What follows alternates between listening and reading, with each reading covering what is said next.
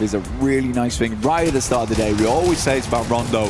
Being able to get rid of a lot of the pressure so quickly in day 2 is so much relief for you as a squad. And for Orangutan, honestly, they can use this now just to kind of feel out other teams inside this lobby, get some more practice in without feeling all that worried. Let's put it that way. Yeah. I mean, there's definitely a lot of teams that are going to be worried here as we get into the rest of the matches, and we'll have those matches coming in just a bit.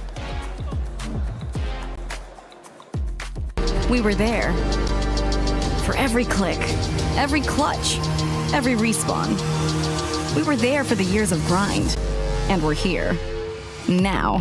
The proud founding partner of EWC, powering the biggest event in gaming, shoulder to shoulder with the world's best, making history.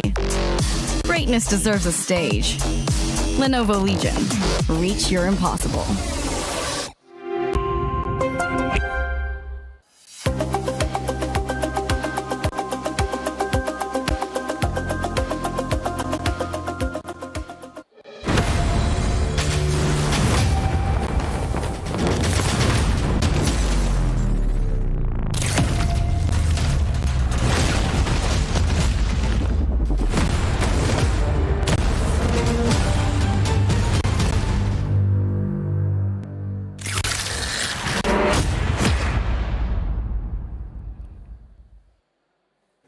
Hi, Kalaris here at PMWC for EWC2026, and I'm with Aru from Orangutan to talk about some of the games from day 1 of their group stage and see how they're feeling coming into day number 2. So, obviously, you guys got yourself a win on Miramar. You were one of the latest teams coming to Miramar, actually. So, is that part of the strategy for you guys when it comes to urban endings, as well as what were your concerns towards the late game of that game?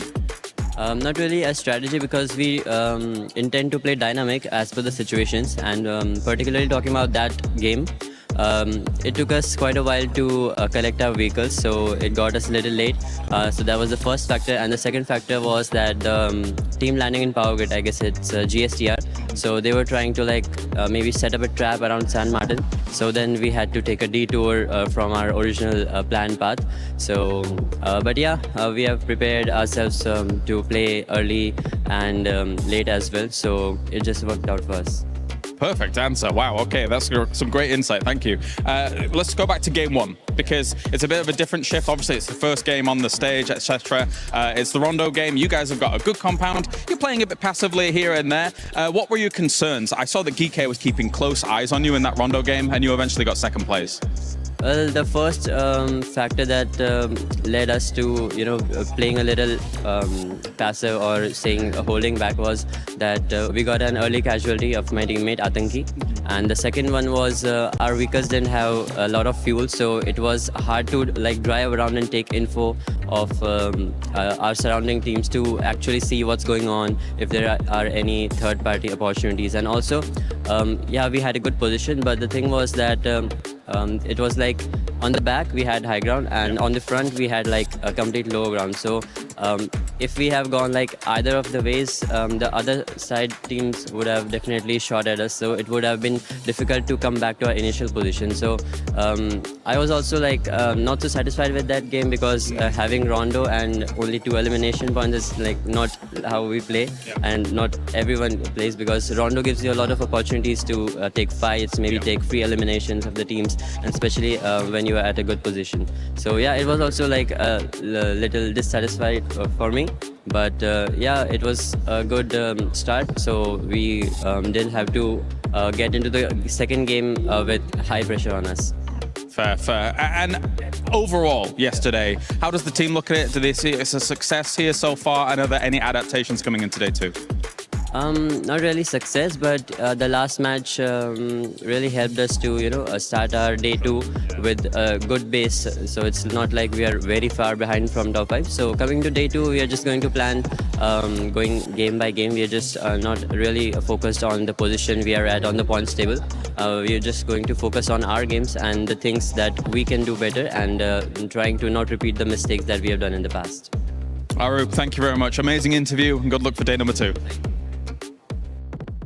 Not only is Aru great at giving interviews, but he's great in the game being the IGL, as he was able to secure 5 eliminations. And when we talk about IGLs that have what it takes to not only go to the finals and maybe end up challenging to do it, he was able to showcase that perfectly here in this rondo. I mean, this is why it's important to have international experience. He played PMGC last year, didn't go too good, but he knew what to expect heading into PMWC, and especially the final fight they took onto Team Flash. There was even Ulf behind them, and even the side of Furia pushing their way. There's so many aspects of the game that were just played beautifully. A few shots missed, okay, if you want to critique, is like a few of the shots maybe should have connected, but you love to see them not just get a win, it's a back-to-back from India. Let's go.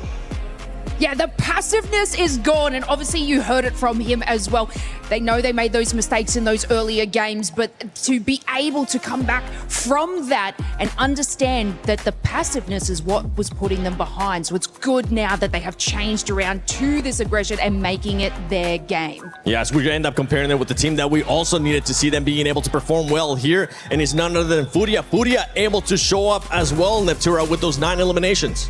Yeah, really, really good stuff. I think we were both kind of talking about this, Max, right? Where they were really hedging their bets throughout the end of this game, right? On either side of the river here. They were going on one side of the coast, then on the other, just making sure nobody was coming up behind them. Then they sweep around. I think it was Ulf on that, or no, it was Ulala. Ulala.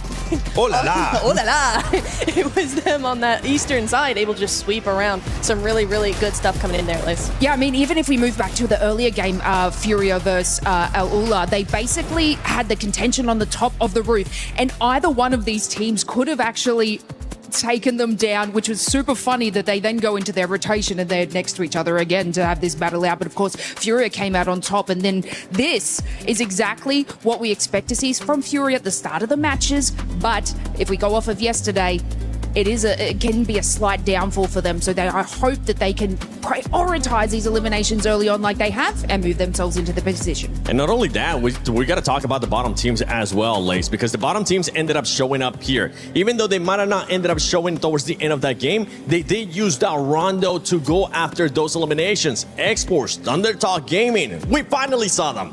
Yeah, I mean, if we have a look at Thunder Talk Gaming, I've sort of placed them, they just need a 5-point average that includes eliminations and placement points to push themselves out of that bottom into that bubble. And I mean, they had 3 eliminations early on in contention, and it was basically, I'm pretty sure it was AJ. He almost got a 1v4 on a team. And I mean, that would have set them obviously into a great motion because they actually had a free path rotating into the central zone. As we see Orangutan take over that first place with 66 points. And the wonderful thing of this is that it puts OG in the perfect situation because OG now has absolutely nothing to lose. And they're currently challenging, and they're currently in a place to go directly to the finals. This is fantastic. I mean, obviously it's best case scenario for any team, but for Orangutan especially, we are looking at a team here that yesterday was, ramping up the confidence, ramping up the momentum very, very slowly. With this game coming in with a back-to-back, they've gone from 0 wins to 2 and top of the leaderboard in just 2 matches, Max. So I really, really like what we're seeing here. It was proactive. They were thinking about not only the next move, but the next 3 moves as well. The timing was really good. They took advantage of third parties. That's what we wanted to see from them yesterday. Yeah. And they really, really did it. And this is exactly what we wanted to see, exactly the kind of result that they deserve now. Talking about things you want to see, I'm going to say one thing we didn't want to see was 4 Thrives taking a massive L here on Rondo. I mean, really, clearly a very big mistake. The mistake that's very easy to avoid is don't drop in Ulf's territory, right? Yeah. You send your recall player and you're surrounded by 4 Ulf players. I can tell you that is not a good place to be. So hopefully, if they do have a bad playing path, they can try and find a better option. Even just go get a car and send it forward, loot, and get your teammates recalled maybe a minute or 2 later on down the line. 4 Thrives on Rondo need to fix that slight recall system. As we're looking at those bottom 3 teams, Gaming Stars, Thunder Talk Gaming, and Exports Rejects, good thing that they were able to get those points laced, as they were able to keep that gap even closer to be outside of the top, out of the bottom 3. But for some of the other squads, the thing is that now you have Alula as well performing. You have Furia being able to perform. They need to continue on with this consistency to try to make it out and hope that those teams that are above them end up getting eliminated early. Yeah, I mean, if we have a look, Aulula got themselves out of that bottom 3 position. Obviously, Thunder took the 3 eliminations, but weren't able to carry on the placements that they had from yesterday. But, you know, in the contention with Fury on the building, you saw Claw sort of taking up and entering that fragging position. And basically, we had, I think it was... Who was I looking at? Oh my God. And then we had the moment move around the back, and there was R8 be able to hold across the building. I mean, they have the ability to be able to get these eliminations, but they focused on that early rotation. They took the fight away from Fury. They're like, okay, we're going to cut our losses. We're going to get back into that position. And this is exactly how they clawed their way. I see what I did there? Claw their way out of the bottom 3 there. And if they can just carry on this, hitting a 5-point average per game, they're safe. Yeah, hopefully that's going to be the case, but we'll see, because right now, I mean, with that back-to-back from OG, India starting to step up, and they're looking to be in the finals, as we're going to be sending it over to none other than Jackie, the man with the coolest jacket, and Kalaris.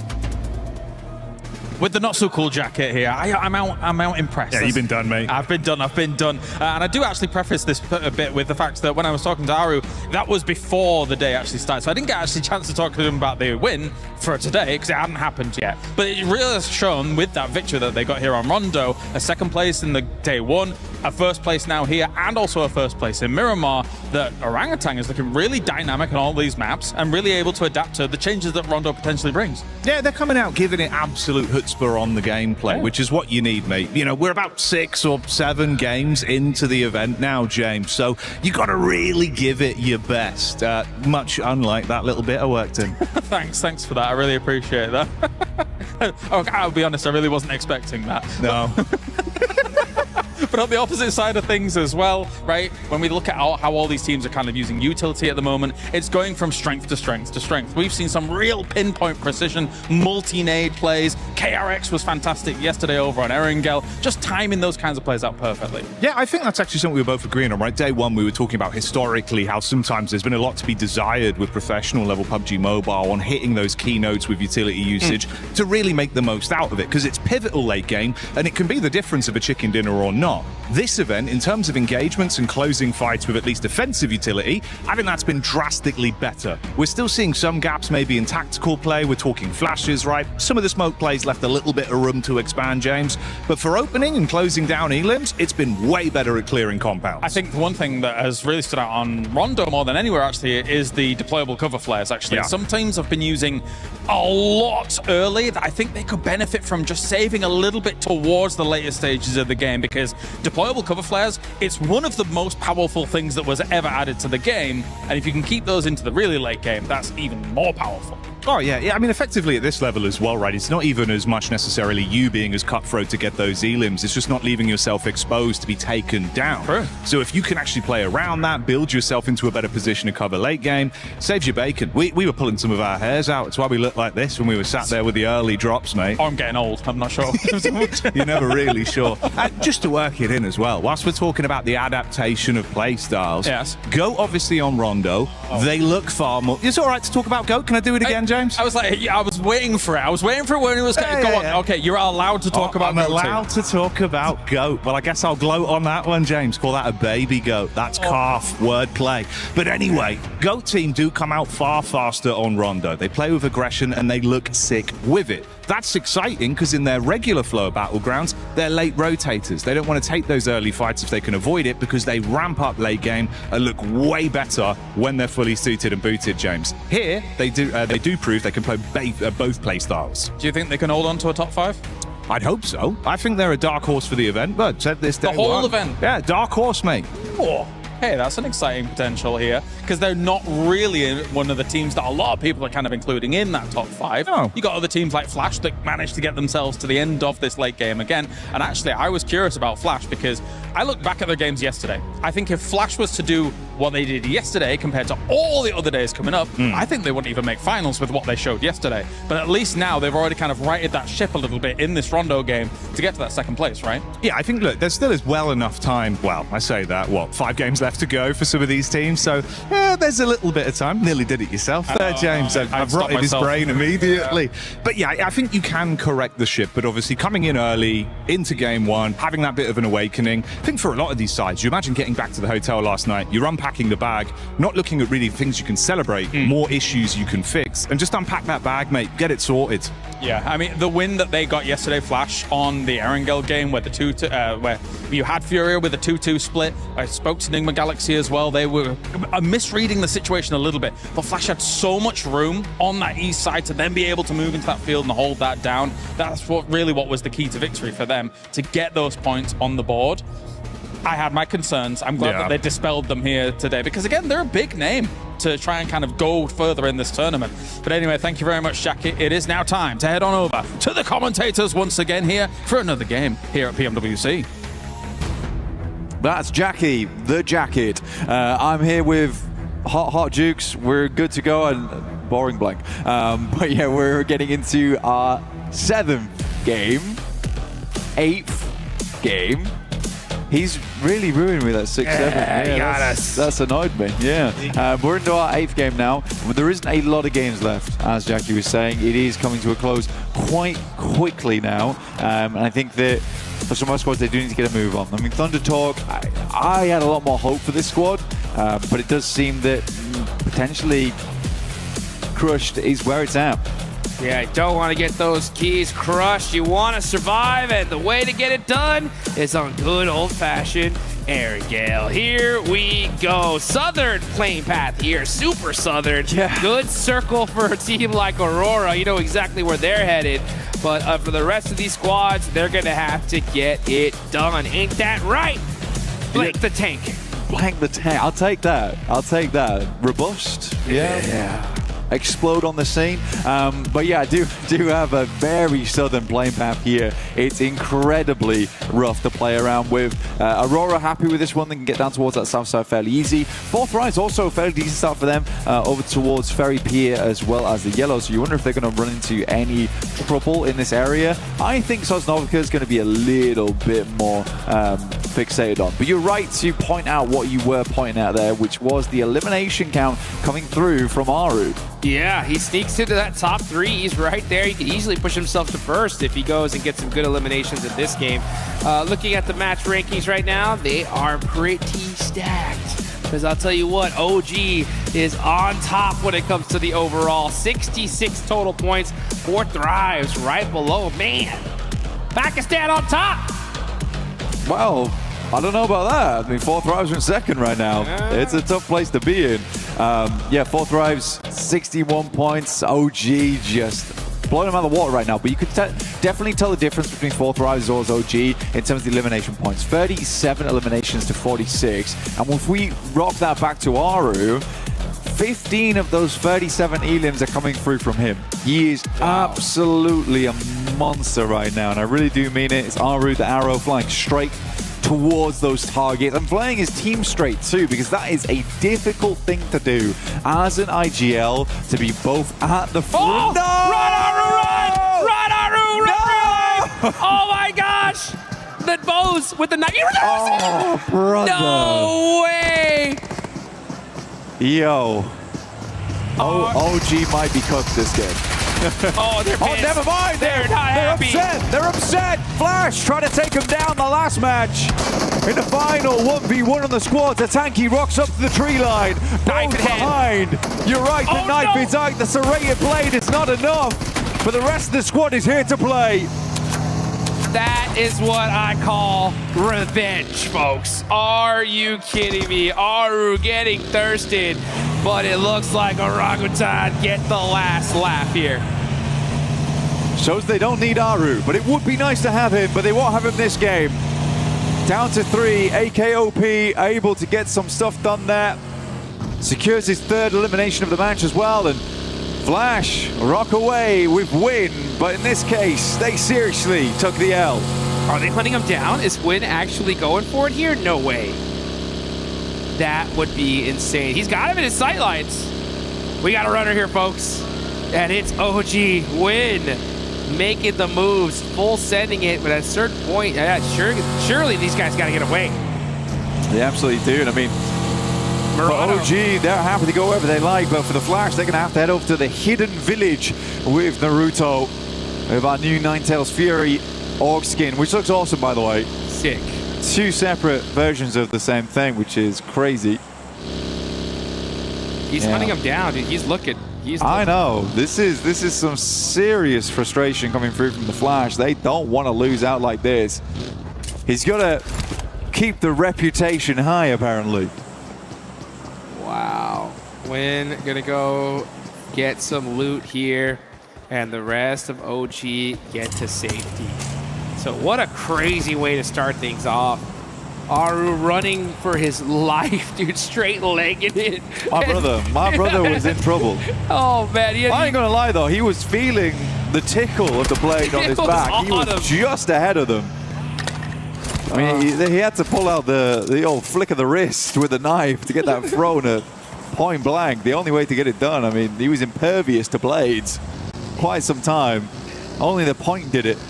Dude, that tickle was so close. He's like, I can't even run serpentine at all. I can't move. I gotta go forward. Just straight away. The boys were coming to support him real quick, though. Yeah, they did. That I respect from the rest of OG. And they came in heavy. But they know how important he is. Yeah, they know dude. just how important he is.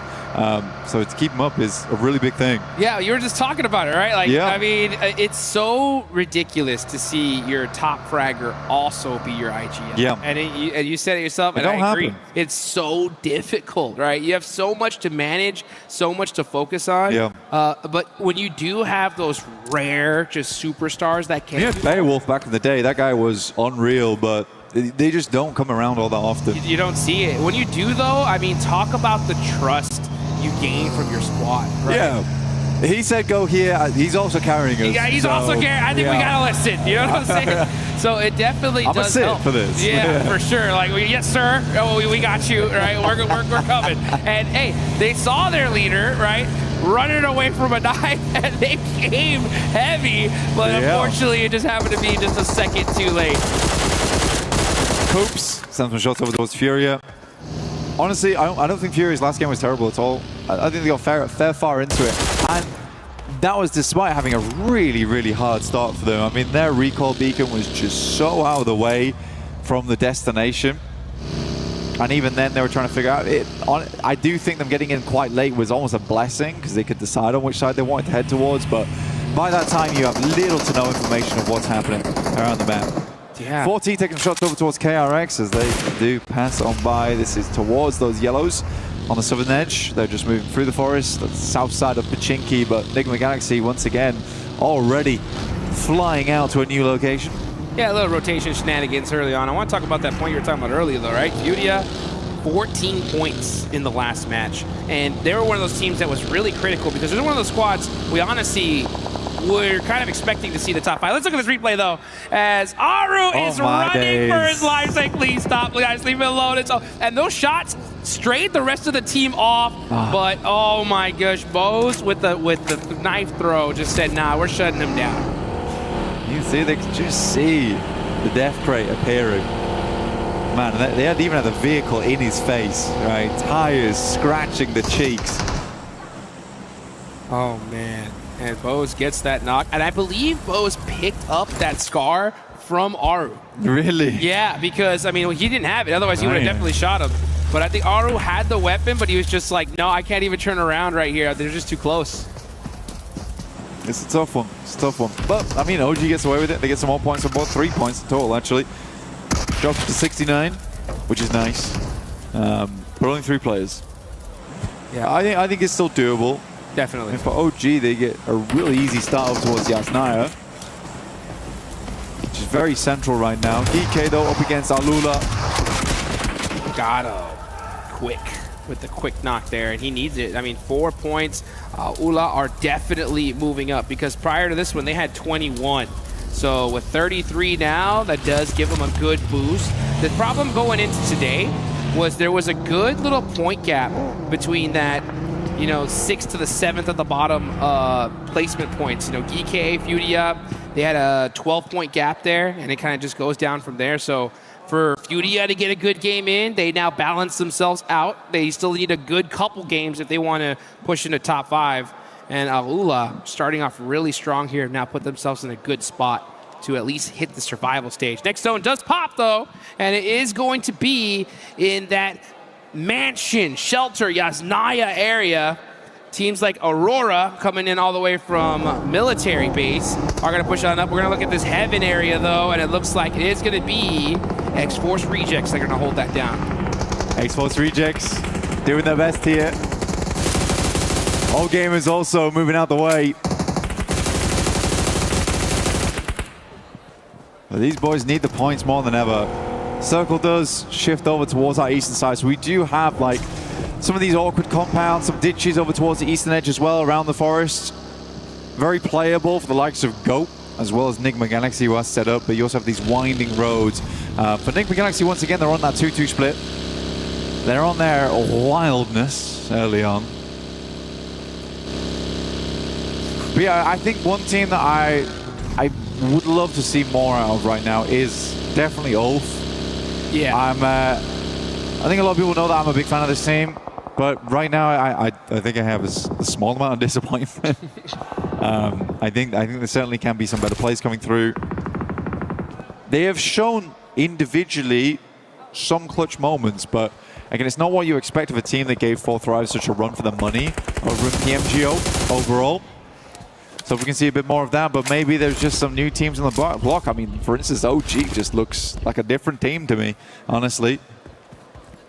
Yeah, you got Ulf. I mean, they're still not in the worst spot when it comes to the leaderboards. I mean, we definitely expect them to always be in that top 5 position. So anything less is kind of like, hey, you know, what's taking them so long, right? But I mean, one good game, we'll see them in that spot. This could be it. I mean, they are in Yasnaya Fields right now. The zone definitely, for some reason, loves to favor that kind of area. So a hard shift goes in that direction. We could see them definitely pop off. But, you know, you are right. There are so many teams right now. Like, in this time, we've never seen the lobby just so well balanced. Right? In years past, we've seen, you know, a few dominant squads, other squads that are just kind of struggling. But now, at this point, anybody can take it. I mean, Thunder Talk's at the bottom. What's happening? I mean, the Thunder Talk, they just haven't played well, have they? I think that's we've boiled it down to that point. There's been some missteps all over the place. I think there's been some bad rotations coming through. And then when it's come to their gunfights, they are being outclassed in some of them. I think Thunder Talk has a lot more in them to give. It shouldn't ever come down to AJ looking to win a 1v4. But again, it just shows that there is that potential there for Thunder Talk. But you're right, it is a fairly balanced lobby, but balanced towards being, this is a high-ranked game. Right? Yeah. It's a high-ranked game. You know, no one's pulling any punches right now. You best get out the way.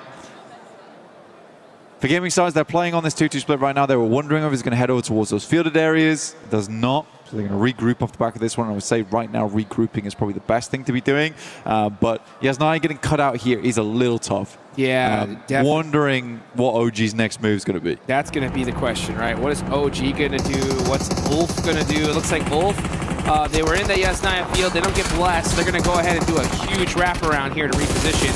Well, let's look at Go. Yeah, Thunder Talk just getting picked apart once again. Awake running for his life here. Does get a little fortunate with that player from GOAT getting knocked. I believe that's from Nigma Galaxy. Moxie up close and personal with Jean, catches him slipping, and that is Thunder Talk out. Another rough game for them. Yeah, I mean, GOAT's just too good of a team. That's all there is to it. Goated. They got the Jackie blessing. That was it, honestly. Once that happened, it's over. He's wrapped them in the golden jacket, and they're ready to go. I think for GOAT, it's been all right. Again, I think for GOAT, the main thing that worries me about the squad is the inconsistency. But hey, if you can have 16 Elim games with a chicken dinner, bosh, you're good to go. Yep. And it was kind of crazy because we saw in PMMI, GOAT, they took the slot for 4thrives and weren't able to really honor it in the way that they wanted to. But they come here into the World Cup, and at least at this group stage, they're looking good, right? Second place so far after these eliminations they have. Hey, just a little bit more work, and they can end up on top. A little bit more work, yeah. I think we really do need to have to wait to finals, though, to see that come through. Because... On top of group stage, yeah. On top of group stage, right? They got a long way to go. Long way to go. They want that. They want that watch, that belt. Hey, I mean, at this rate, though, they would go straight to finals in the current position they're in. They wouldn't play the group stage out. We'd get that direct qualification, which would be nice.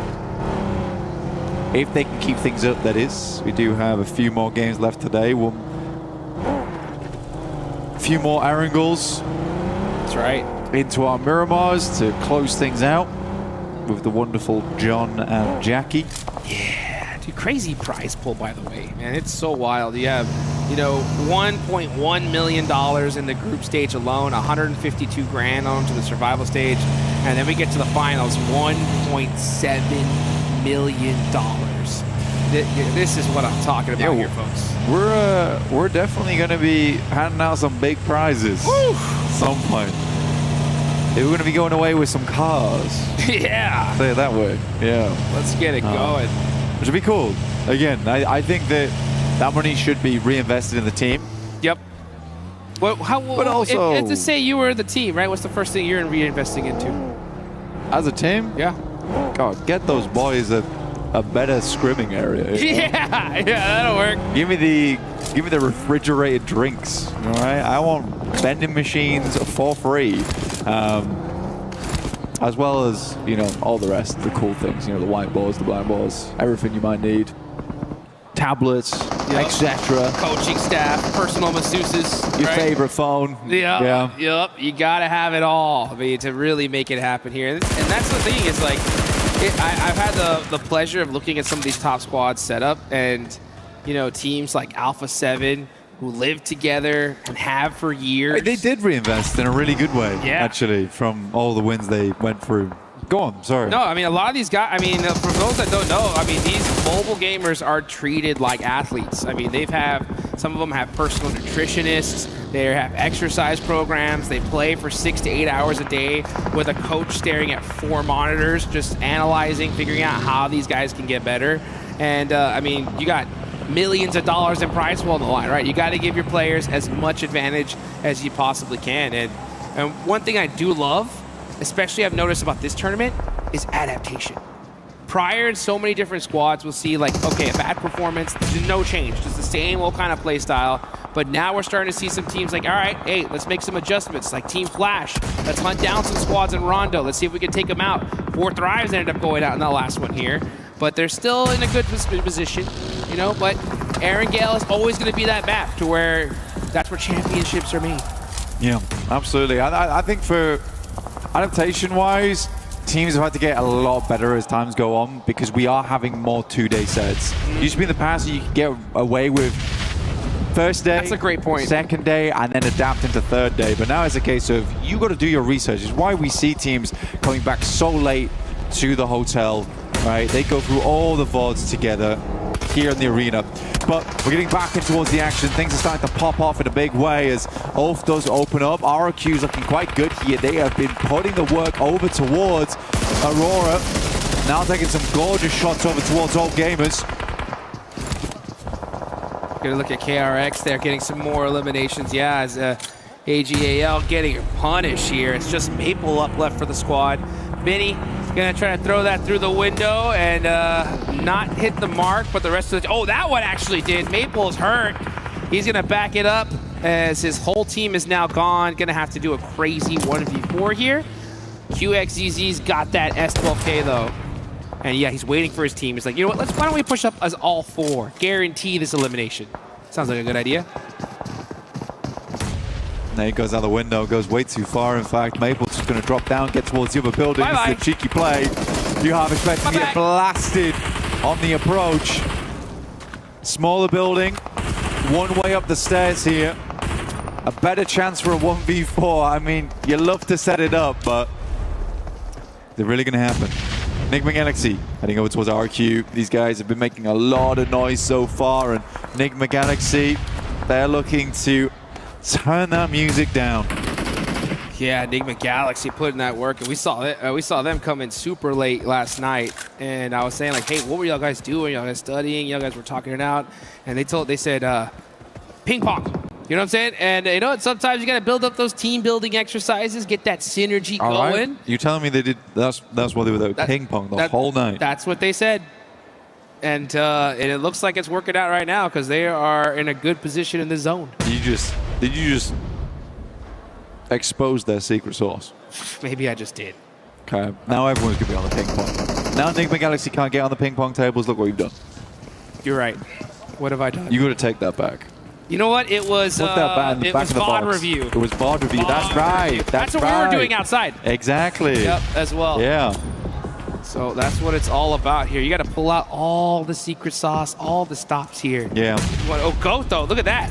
Force on the roof, getting these little bank-nades in, causing a problem for Gaming Stars.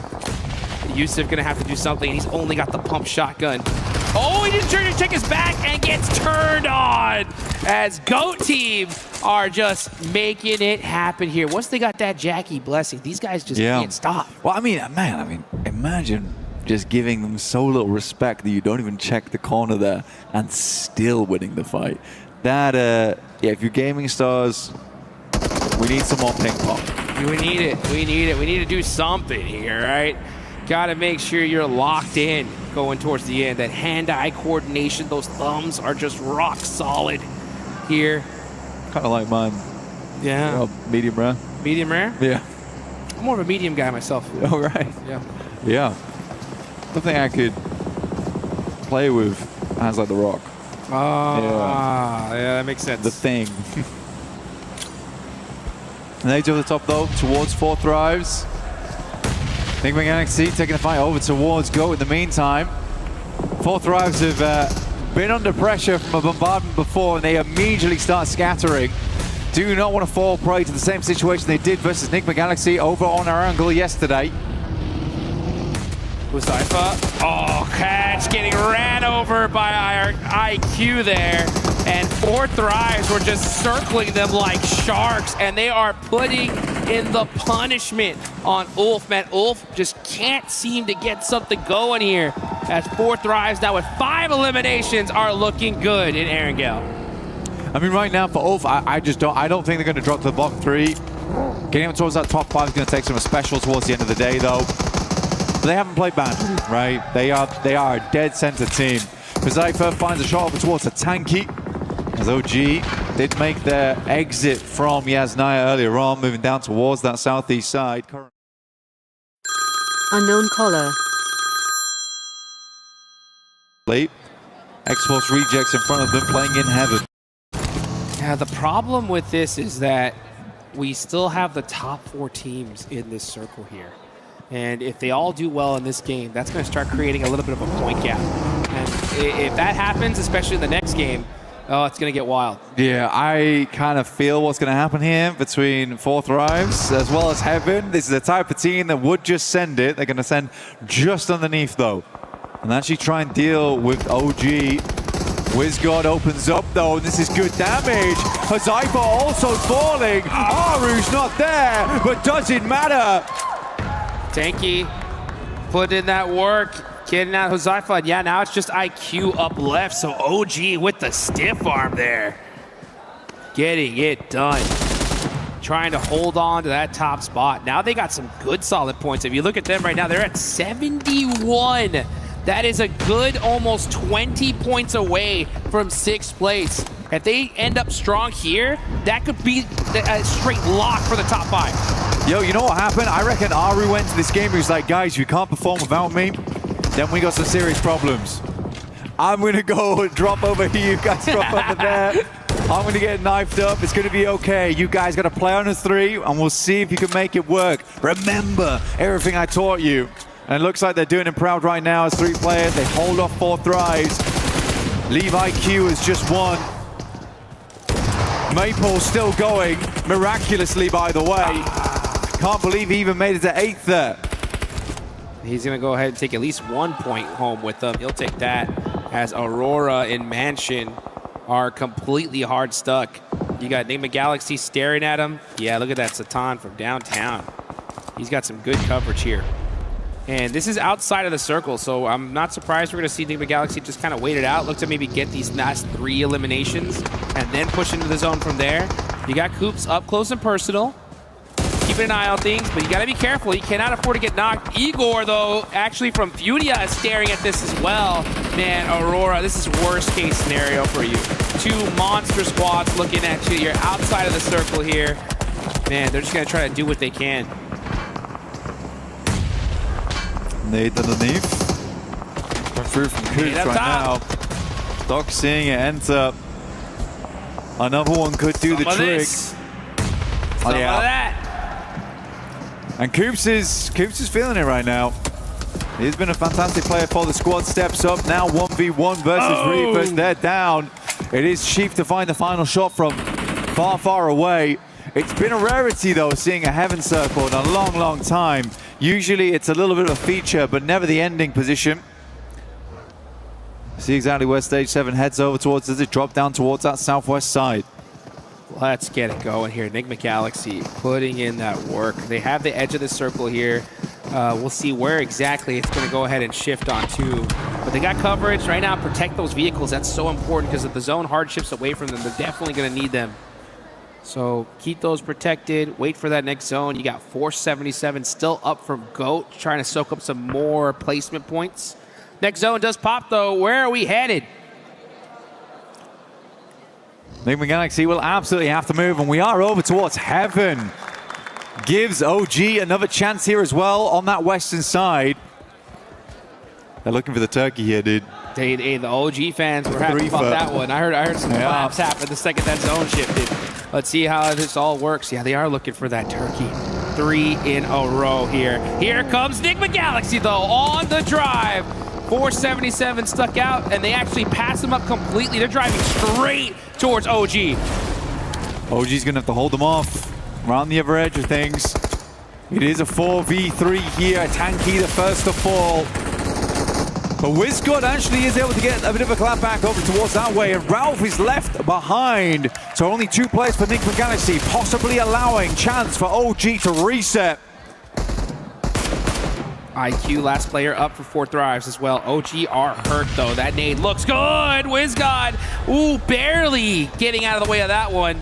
Coop's going to throw another, though. Coop is hungry. He finds a nice headshot there. That one stung. He knows exactly where they are. This nade is an eviction notice saying hello and goodbye. Gets the knock on a Tanky. They're on their last legs right now. I think there was a bare moment where everyone was on practically 10 HP. WizGod will finish off IQ up in the distance. That felt personal. Coop's throwing a quick Molotov down low. He needs to start doing some of that low toss action we saw earlier. But he's got another nade locked and loaded. Let's see if he can throw this heat-seeking missile down south. Oh, he's got to watch his back, though, and he gets him. Coops is doing some damage right here all by himself. The nade goes a little bit too far. WizGod takes another nasty hit. Smoke's going forward here, trying to keep AKOP alive, but a 4th place is still fantastic for OG. Setting goes down, that will give time for potentially WizGod to move up and pick up AKOP in the midst of all the smoke here. Makes the dash now. Devil gets a knock onto Satan. What is going on right here? We got Coops gonna hopefully try to get that res. For demon on demon action, this is crazy. Meanwhile, Furia is going to put in some work, and Silence, he's got that MG3. That's the gun to have here. Furia, man, looking to finally get a chicken dinner as Silence gets another knock there, and the finish, actually. Coops down to his last single HP. Dude's, oh, nice little vehicle switch there. Hops in the vehicle, hits the passenger seat, ejects, gets himself to safety for a little bit longer, but, oh, looks like that nade is gonna do it. They'll take a 4th place, though. OG secures at least a 3rd. Goodness me, AKOP is kind of tearing X-Force Rejects apart, but finally they get shut down, and this is a free game for Furia. That's what you get, Devil. Take down Satan, friendly fire. Game's gonna end just like that. And Furia will pick themselves up a win. And it feels good for them. Coming off the back of that Rondo into this Erangel. A real turnaround today. That is how you get it done right there. Furia, you know, that was just a sigh of relief, because yesterday they were just hunting circles all day long, couldn't catch a break, and here they get the chicken dinner. But speaking of breaks, X-Force Rejects, right? They stopped into Heaven, they held that position. Yeah. Zone ended up getting locked onto them. And for a team that was pretty much last place, right, that gives them an opportunity, right, to make, that could be that door open for them to at least get to survival stage. Yeah. But Enigma Galaxy, though, again, it's a decent move. I mean, Ralph gets caught on the back lines there, but it's understandable. That's a hard bit of terrain to push through. Yeah. Coops does a wonderful job, though. The team's going to be massively proud of him with the way he handled that ridgeline versus OG. Goodness me. I mean, if it wasn't for Furia, potentially takes down the whole team. But yeah, for Furia, they were very quick to the mark. I think that's the main thing from Furia. They analyzed and saw where the opportunities were there, pushed over the top, and as soon as X-Force Rejects pushes out that building, goodness me, did you see how quickly Furia marched to the other side? That was wild. Yeah, they knew that, hey, this is our chance to win it, and they took it. Furia is one of those squads that are so high IQ when it comes to those kind of opportunities. They're not going to miss it, that's for sure. Yeah. And you're totally right. I mean, once we saw that zone shift, Enigma Galaxy knew they lost this game, right? They're like, hey, you know what? We just got to try to do whatever we can. Those kind of rotations, you're going to have a sacrifice, right? Just to be able to even get there. But they did utilize that opportunity to its maximum, that's for sure. That's what it's all about. But Furia, they knew they had that one in the bag, and they took it. Again, it's nice to see some more aggression coming out of Enigma Galaxy. It's nice to see OG on the front lines taking some good fights, and without Aru as well towards that end there. For X-Force Reject, I need a little bit more to be convinced because you are playing from heaven. It's a god compound at the end of the day. It was luck, right? It was luck. But you know what? Sometimes luck is all it takes. It's just what you need. It's just what you need, you know, and they just happened to get it. And it's good for them that it happened now in the second game of the last day, right? So we've seen it in the past where teams that are coming in a little bit nervous, don't have that as much experience as some of these other guys, they get a lucky game, and sometimes that just gives them the confidence they need to actually do something, right? Yeah. But, you know... no, it's true, because you certainly start to play a little bit more different. Yeah, you're like, oh... especially nervous teams as well coming into this, you know. It's a big stage. We have fans from around the world here as well. Sometimes it can be hard either disappointing your fans or trying to uplift them in the process. So you get yourself a lucky win, boom, you're good to go. Yes, indeed. And man, it's so good to see these teams, right, be able to pull out all the stops here towards the end. These leaderboards have been bouncing all over the place here. But you know what? We got Calaris with Flash. Let's go ahead and hear what these guys have to say. That's me. Thank you very much, Hot Jukes. Yes, I am with Top Z from Flash after these two games, because I really wanted to talk to them about very unusual circumstances that have been happening. But first, let's start with day number one and the results there. It was kind of mixed results here and there, but then you got a first place on the Erangel yesterday. So talk to me about the team's approach to yesterday. Are you happy with those results from yesterday? What did you think overall? Ngày hôm qua thì mình đã làm khá là tốt và đang đứng ở một cái vị trí thứ nhất ở cái map là Erangel á, thì mình cảm thấy là cái màn trình diễn của mình ngày hôm qua nó như thế nào, mình có hài lòng với kết quả ngày hôm qua không? Đối với em thì ngày hôm qua bọn em thật sự là chưa làm tốt. In my opinion, yesterday, to be honest, we haven't done a very good job on the maps, I would say. Okay.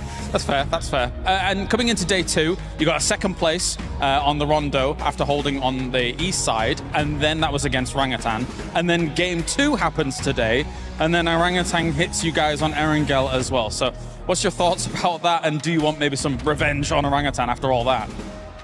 Với ngày hôm nay á, thì mình đã đứng ở top 2 ở cái trận đấu đầu tiên á, và sau đó thì mình lại bị đối thủ là Orangutan á, đã ném bom trúng cho mình á, và hạ gục mình. Thì ở trận thứ hai thì mình cảm thấy như thế nào, liệu rằng mình có muốn trả thù đối thủ của mình hay không? Sau trận 2 thì bọn em cũng rút được kinh nghiệm nhiều hơn, vì trận đó cũng khá là không có may mắn, nên mấy trận sau bọn em sẽ cố gắng đạt được thành tích cao nhất.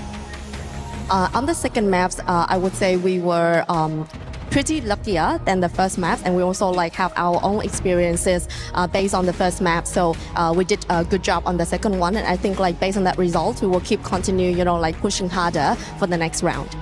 Okay, thank you very much, Top Z here. Good luck with the next games. That does it for us here, down on the stage.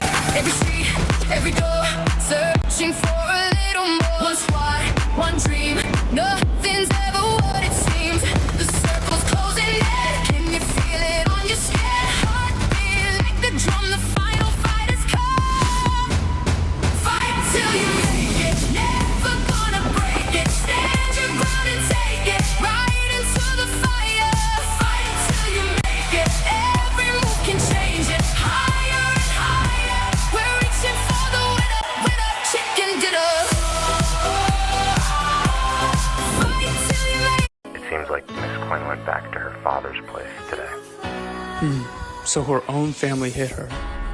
Put some pressure on her father's business. I want to teach him a lesson. Watch full video on Real Short app. Download now.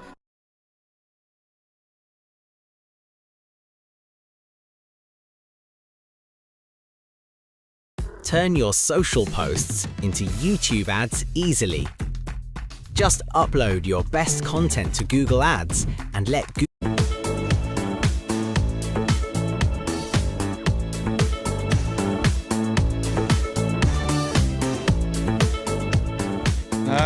Well, John's got quite a lot of energy, I think, still.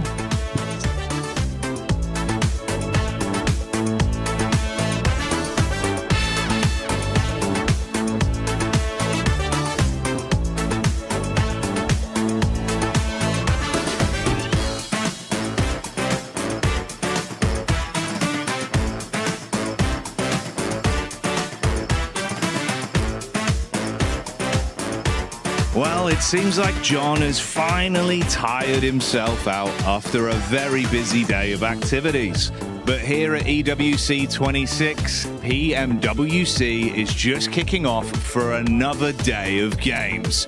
Don't miss it, as it's going to be explosive. There's only one rule: just don't wake John.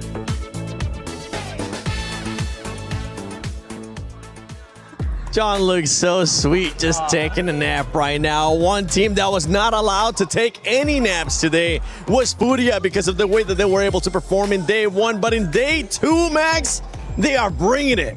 Oh, they were sleeping day one, but now they're wide awake and they're back in the fray. It's so good to see them play around heaven, maybe making sure they clear their backside and then just pushing into heaven, playing the high ground spot. And we'll have a clip later on of how they wrapped up that game properly. But Furia, it's so good to see Brazil is showing some presence here in this group. And 16 points, oh, that's going to put them way higher up on the rankings. And we're looking at the second place, Orangutan, with the points. Honestly, the consistency that we're seeing out of this squad is exactly what we want to see. And if they're going to continue on like this, pretty soon we're going to be saying that that squad is going to be going straight to the finals because they're creating a bit of a lead there all the way down to the team that's in 6th place. Yeah, it's looking very, very good for Orangutan to come in today with a win and then a second place. As far as the match rankings go, right? The second place in terms of points, just 14 points is a big amount to be coming into the first Erangel for. I mean, we got 2 more Erangels for them to come on through here, but yeah, Furia able to really just wrap things up. I do want to say big ups to X-Force Rejects as well. They had Heaven and they kept it. Oh no. Oh no. Oh dear. Yes, the replay coming on through of the oddest fight I think we've had so far. Get him! No! And then the rest of the team going, how dare you? No, we're coming in hot here. Just going to avoid some trees, go around a little bit, and just pile in. It's a very dangerous game of tag with knives. Who does that? This shows the camaraderie, you know? You're like, oh, you took out our leader. How dare you? And this is the energy that I love seeing from OG. I do want to sort of touch on, if we go back to, sorry, oh my God, I'm having a brain. X-Force. Look, they were from the bottom. Now they're here. This was something, okay, this is something that they needed to do, I guess, a little bit earlier on in the stage. But look, you were saying they had Heaven. That was good. They were able to have line of sight. Even when the contention started with for Thrives against OG, they were able to grab a couple of eliminations from that position. But the mistake that led, obviously having that, they were pushing out of the building, which Furia, obviously with their 1000 IQ, were able to capitalize on that. But look, they had 16 points heading into today. So having that game pushes them out of that bottom 3, which is exactly what they need to do. But is it something that they can sort of carry on into these next matches? I do feel that they rotated incredibly early. They didn't really have the utility to sort of back up these fights that were happening down on the hill, which any sort of grenade, I think they would have taken that home. So it was a little bit difficult, too early of a rotate for them. A little bit of luck mixed in between it, but hopefully we can see more of these adjustments going forward. Yeah, absolutely. I do want to jump in here though as well, as I think this is exactly the game that they were needing to now push them forward into the next couple of games. You know, if you've had kind of a rough day, you do just want to get into the top 5, have a survival game, be assured that you actually can get in there, and then you can come into the next game going, okay, we've made a top 3, we've got some decent points, there's a little bit of pressure off of our shoulders, we've reminded ourselves that we're able to actually compete at this level, and we can go on forward now. So I'm hoping for big things coming in from them. Yeah, and for X-Force, honestly, I don't agree with what people were saying in regards that they got lucky. They were able to defend it off against a lot of people. But moving on to some of the other squads, I actually know we got a clip about Furia that you've been wanting to see, Max. Oh, you know what? Before you even show it, let's how about show some stats. They were passive, but the thing is, it ended up working out in their favor because they were playing that to win it. I just wanted to see a win from Furia, genuinely. That's all I wanted They to gave see. it to you. After yesterday, we didn't get it, but here we go, looking at the final clip.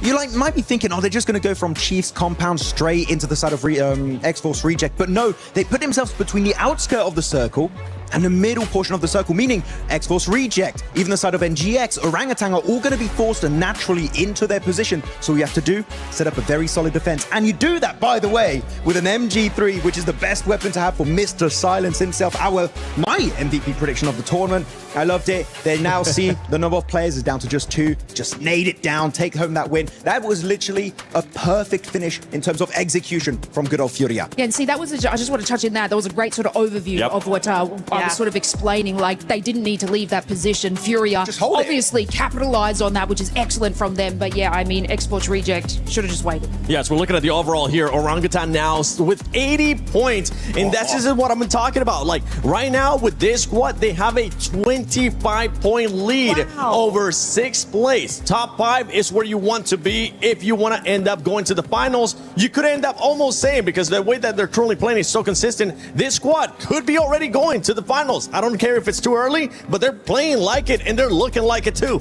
I mean, honestly, I think we get to the halfway point, and I think that statement is going to be very true, just based on what happens in the next game, right? 4th Rhymes as well, they're starting to go down the leaderboard just a little bit. RRQ, I mean, yes, X-Force Rejects have made it out of the bottom 3 by quite a bit, actually, but Team RRQ, that's not a team I was expecting to see down here, Max. Nopeko, please, where is Nopeko? I want to see some presence from him, though we did see a little bit higher up on that second page, this Ulf, and a lot of people would say that's disappointing, right, for a team that was second place back at PMGO Season 1 and did so good, especially during the PMGC finals. Let them cook, right? They're slow starting team. Yang Tashol, right? I don't know how you say in Turkish, but they're slow starting team. I wouldn't be too scared for them, at least as they don't make in the bottom 3. We're fine. Ulf will come back eventually in this tournament. I was going to say, I don't want to flex on my Turkish just yet, all right? We're not there. Let's hold on to that one. But before we even move on, how about we talk about some predictions here? Because for everybody currently watching at home, you can go to the EWC Play app and do your predictions if you haven't already. And if you do end up winning something, make sure you use that hashtag EWC and hashtag PMWC2026. I want you to tell me quickly, predictions. Who's going to be winning the next game? Winning the next game is going to be 4th Rhymes.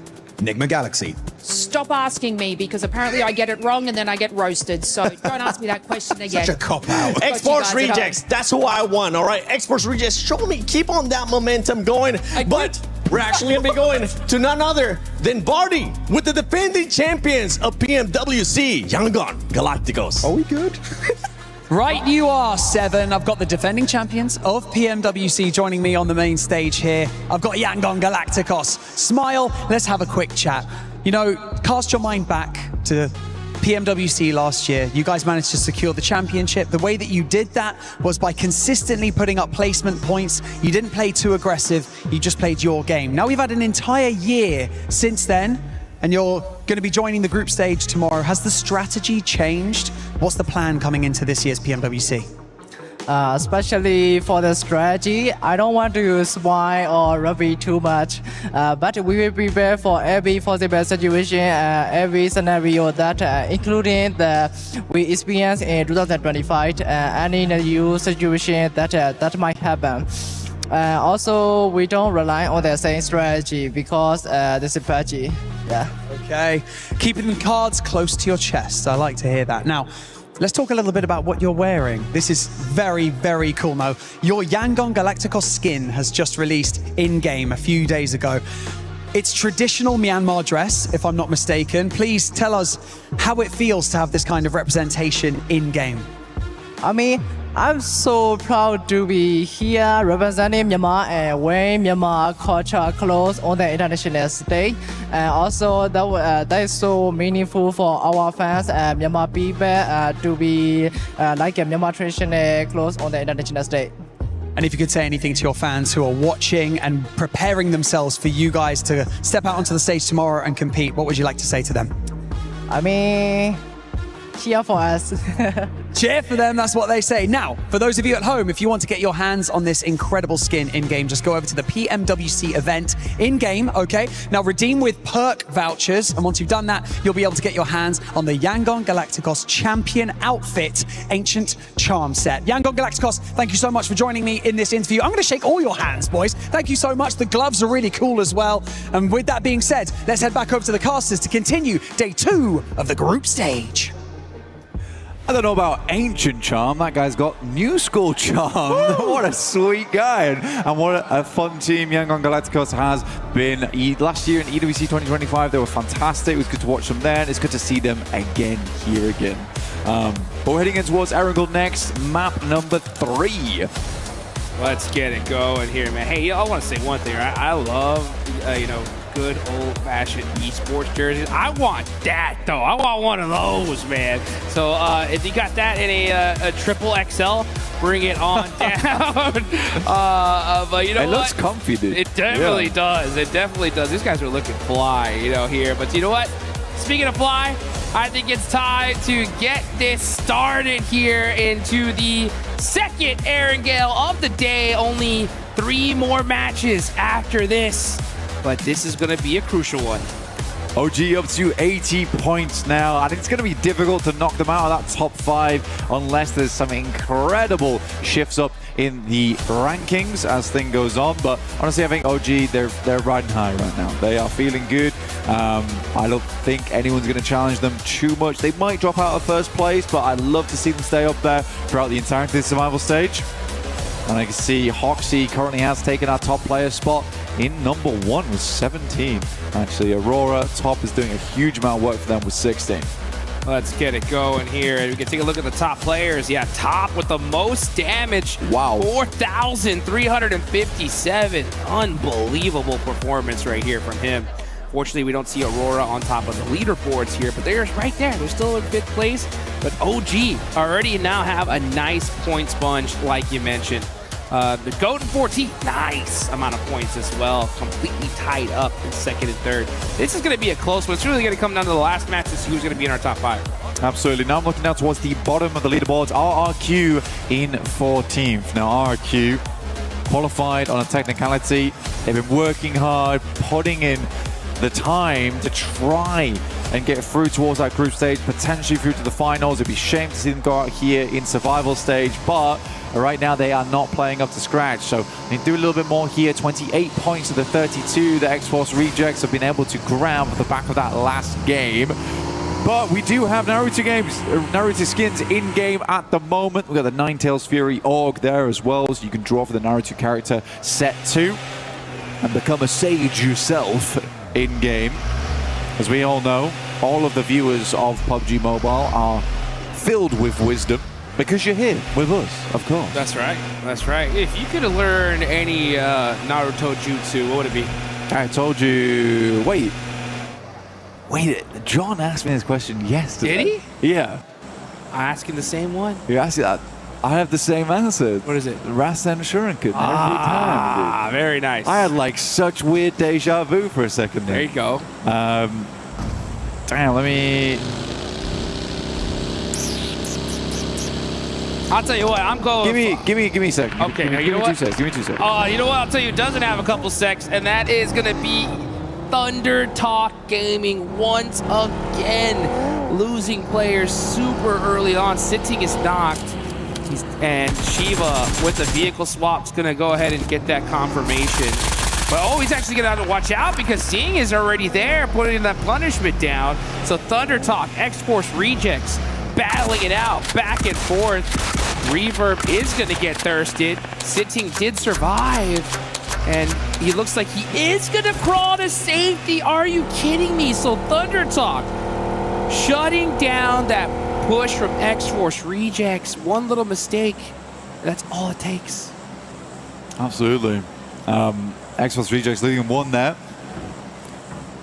I was looking up jutsus in the meantime. All right. Change your decision? No, but hey, I actually have this tattooed on my back, but it's the Dead Demon Consuming Seal. That one's cool. That one is cool.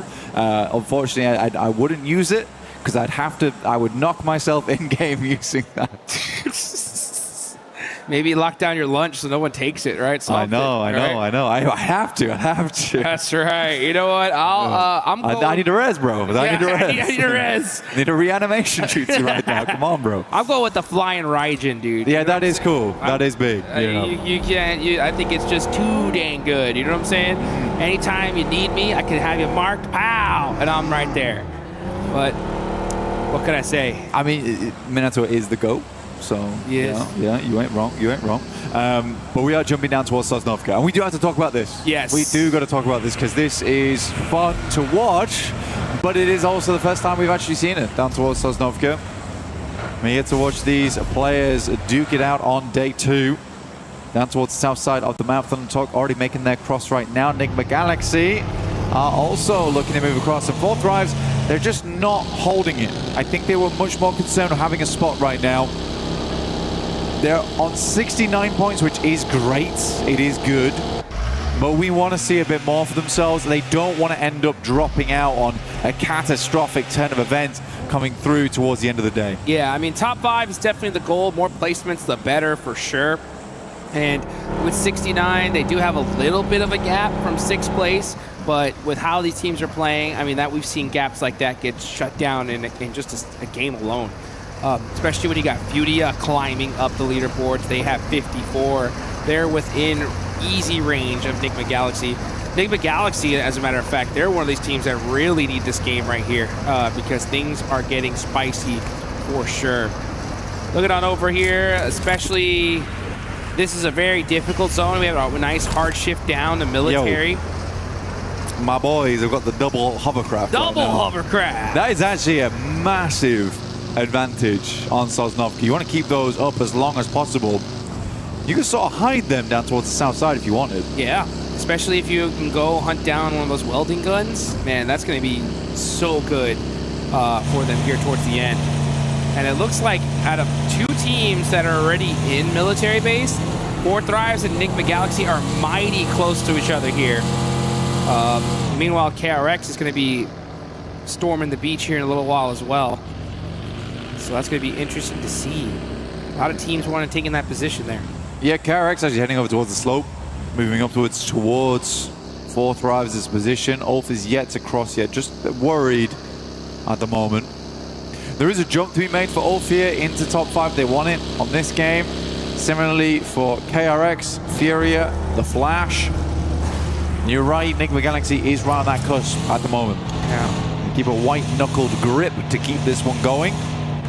Dude, these last 3 matches coming up are going to be so insane. You know what? I'm excited. Me too, and I am just so happy that... Oh, look at this. GOAT going down. Killer Joe is out. Moxie is hurt.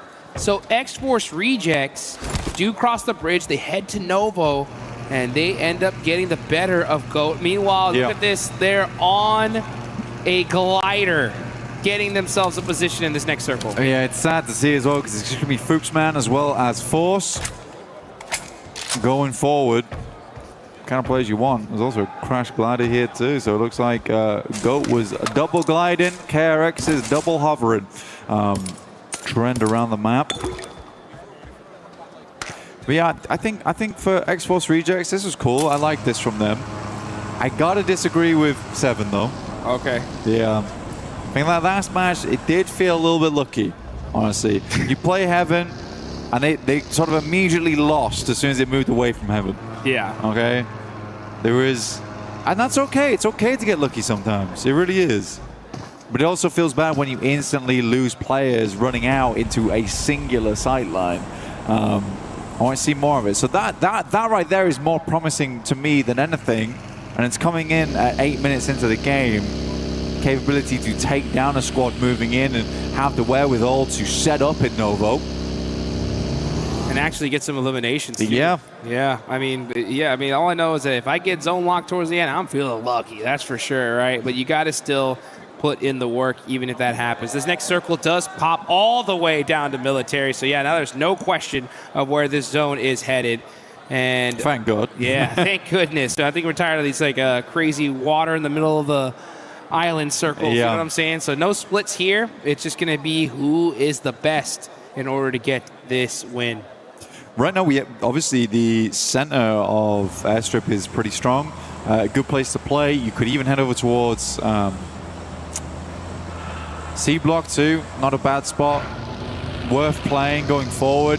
KRX with the double hovercraft have a ton of capability to move in, but it seems like they may have ditched them somewhere.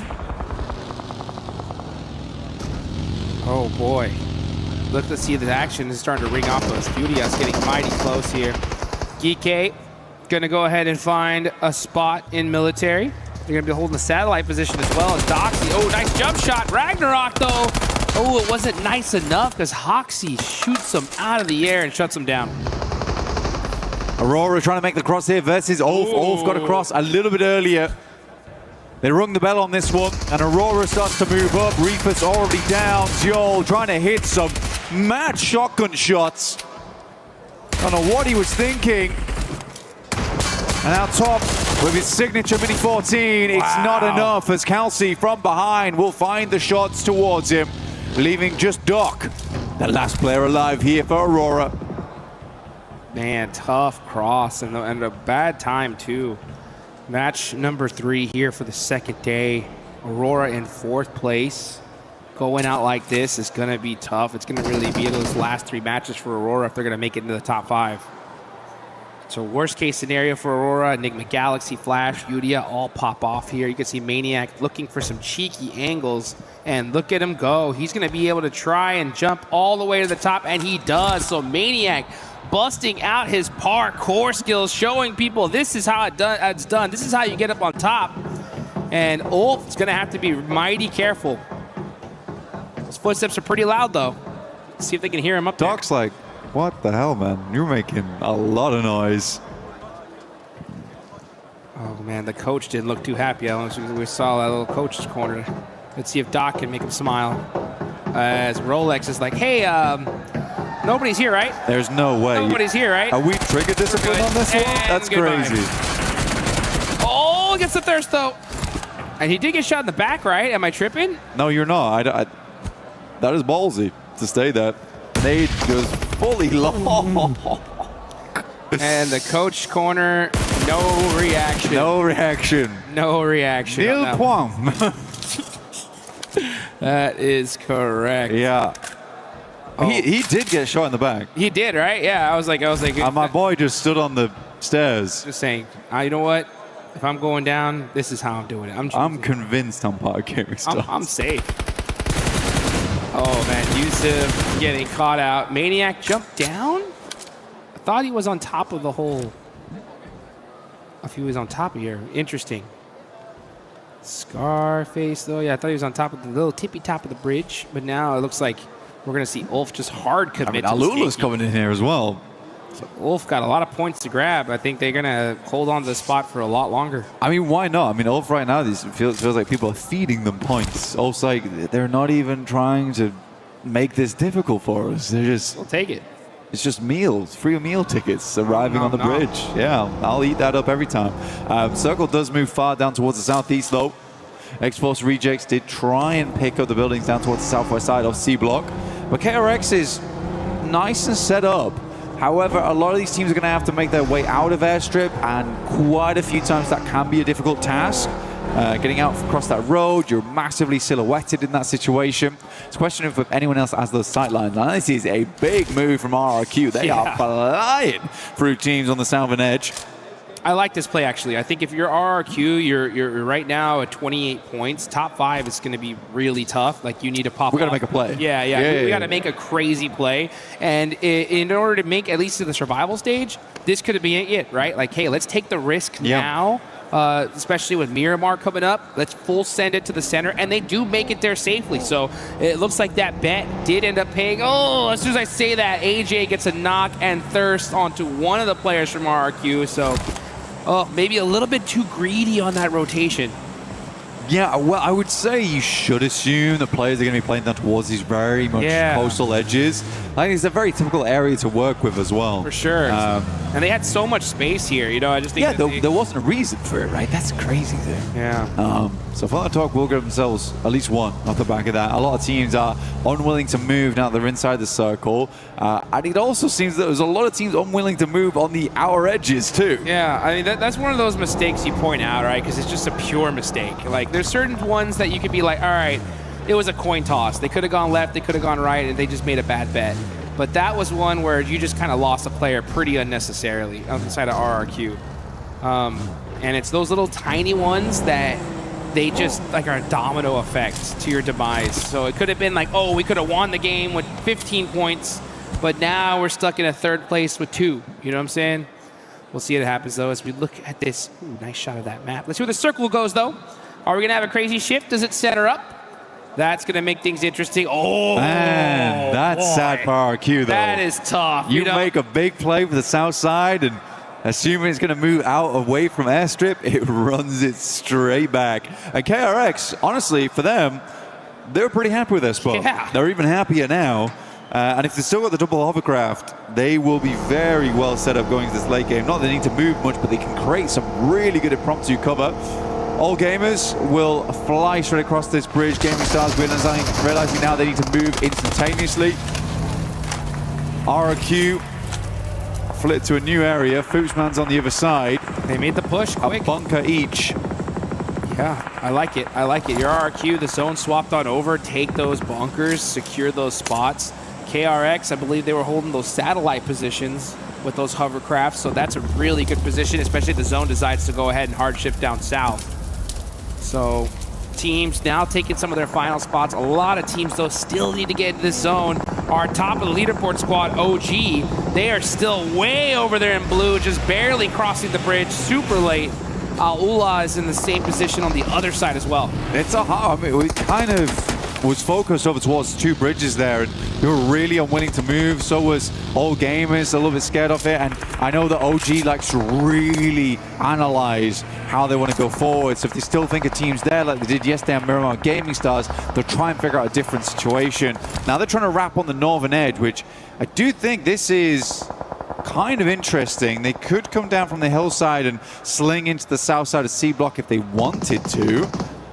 But it's certainly an interesting one. And I think if you can see all gamers flying in towards that eastern side, maybe this is the play, and it looks like to be what they're going for. Yeah, they're sending it right now. Igor is trying to survive this one. Serpentini, looks like one of his tires did get popped out. He's in trouble. Quick, getting a knock on to Aaron. AGAL, yeah, just trying to send it to safety, but Ayala pops him out the vehicle. It's not going to be. Fury has been marshalling this northeast road for a long, long time. Pulling out the badge. Oh, pulling out the buggy. Yeah. That one real quick. Badge has been put away, apparently. Yes, it has. By the Flash here. You are playing on the eastern side as well, so they'll double back the hillside. Again, I kind of like what OG went for, you know, just barrel down that hilltop. You out of the sightlines for quite a while until you in front of C block. It's not the craziest position, but you get a position at this stage. Yeah. It is kind of lit. Yeah, dude, the fact that you even here with all 4 players up, it definitely is going to work out. Their med situation has to be super low. Yes, they blew. Good point. They blew through them just getting into here. But you know what? The fact that they are here and have such a point sponge on top is a good thing going for them for sure. You know what? I want to say one thing. Go on. These next 3 matches, I was talking about it, they're going to be so wild, right? And I'm just very, very happy that John got his rest before them. Oh, he needs that nap, dude. You'll need that nap because you better be bringing the thunder going into those next few games. And the talk.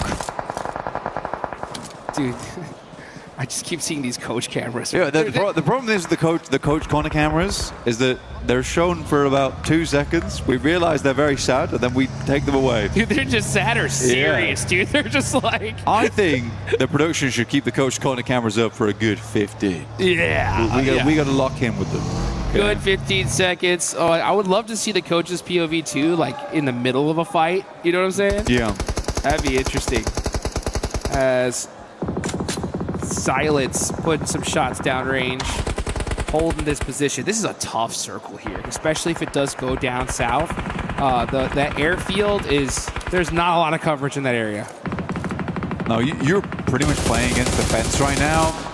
Playing off the back of vehicles you still have that aren't completely wrecked. Dragging the bumper down the side of the road with them. For Enigma Galaxy, this is not a horrible spot to play, and they just have to be absolutely proactive. They're down towards the south side of the fence. But we're here with Furia, looking to crest into the building alongside with KRX. Can QXZ hit a nutty grenade? Pops it back in the pocket, though. And it makes sense. Oh my goodness me. They were fast to this location. But wow, the utility, the vests, the ammo, that don't look great. We got micro Uzis on board as well. Yeah, and the good thing about where Furia is like it's pretty much almost impossible to hit a nade on them, right? That chain link fence makes it so difficult, and you can just see them just holding those utils, throwing it out, going back to that little coverage. So, but Team Flash, full sending it here onto Geeky, a hard commit. It's up to them to win this fight. Oh, great teamwork there with a 2v1. They are fully taking advantage of Geeky, catching them off guard. I don't think they really expected them to push. And if you're Geeky, it's kind of your fault there. You had to make sure that you got at least some shots onto them coming on in. But they were able to fully push this easily. And now with that bounce nade, Team Flash is pushing up little by little. It's a naughty pincer that came in with Zeus around the corner, still on fire. Oh my goodness me. They toast him up a little bit, but he crunches back down on them with a couple of shots through from the DBS. Lovely to see here from the Flash, but yet there's only one stairway to get up on that building. You pincer on both sides. It's hard to deal with if you don't have a player on the bottom floor, and that team was already hurting. So it's a good identification from Flash, a good identification of how that building is best aggressed upon. So yeah, well done. Very, very well done. And now they have the ability to hold up both KRX and Fury in the near future. Yeah, I mean, we had to see Geeky up on that top floor, and you could see exactly that's what Flash is doing. They have two up on top, just keeping an eye out so nobody pushes up on them for free. And that little mistake allowed Team Flash to just push up and get it done. Silence throwing a smoke right onto himself here.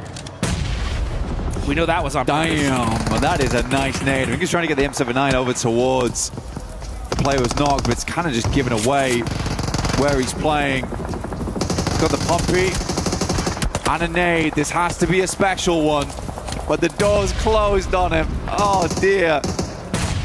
Oh, and that nade's gonna knock him out. It's just up to Chief. Next zone does go on over to the wide open field. Chief barely getting outside of that Molotov range.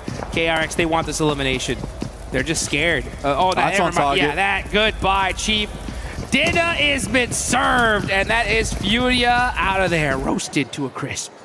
Yeah, I mean, unfortunate for Chief. Was not the chef in that scenario, that's for sure.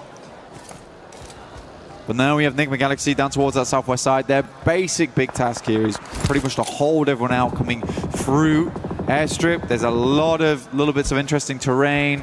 The airplanes themselves as well in the way.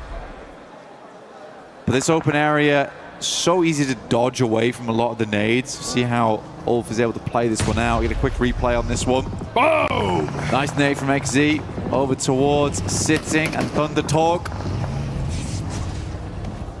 Thunder Talk just can't catch a break here, man. Oh, they need to do something crazy if they want to just even get to the survival stage at this point. Top 5 is just way too far away with only 3 matches left. They'd have to literally win all 3. But let's get into this game here. This is what's important. RQ shutting down X-Force Reject, saying, nope, that is going to be it for you guys. But look at our leaderboards here. We got so many people in the top 9 still alive.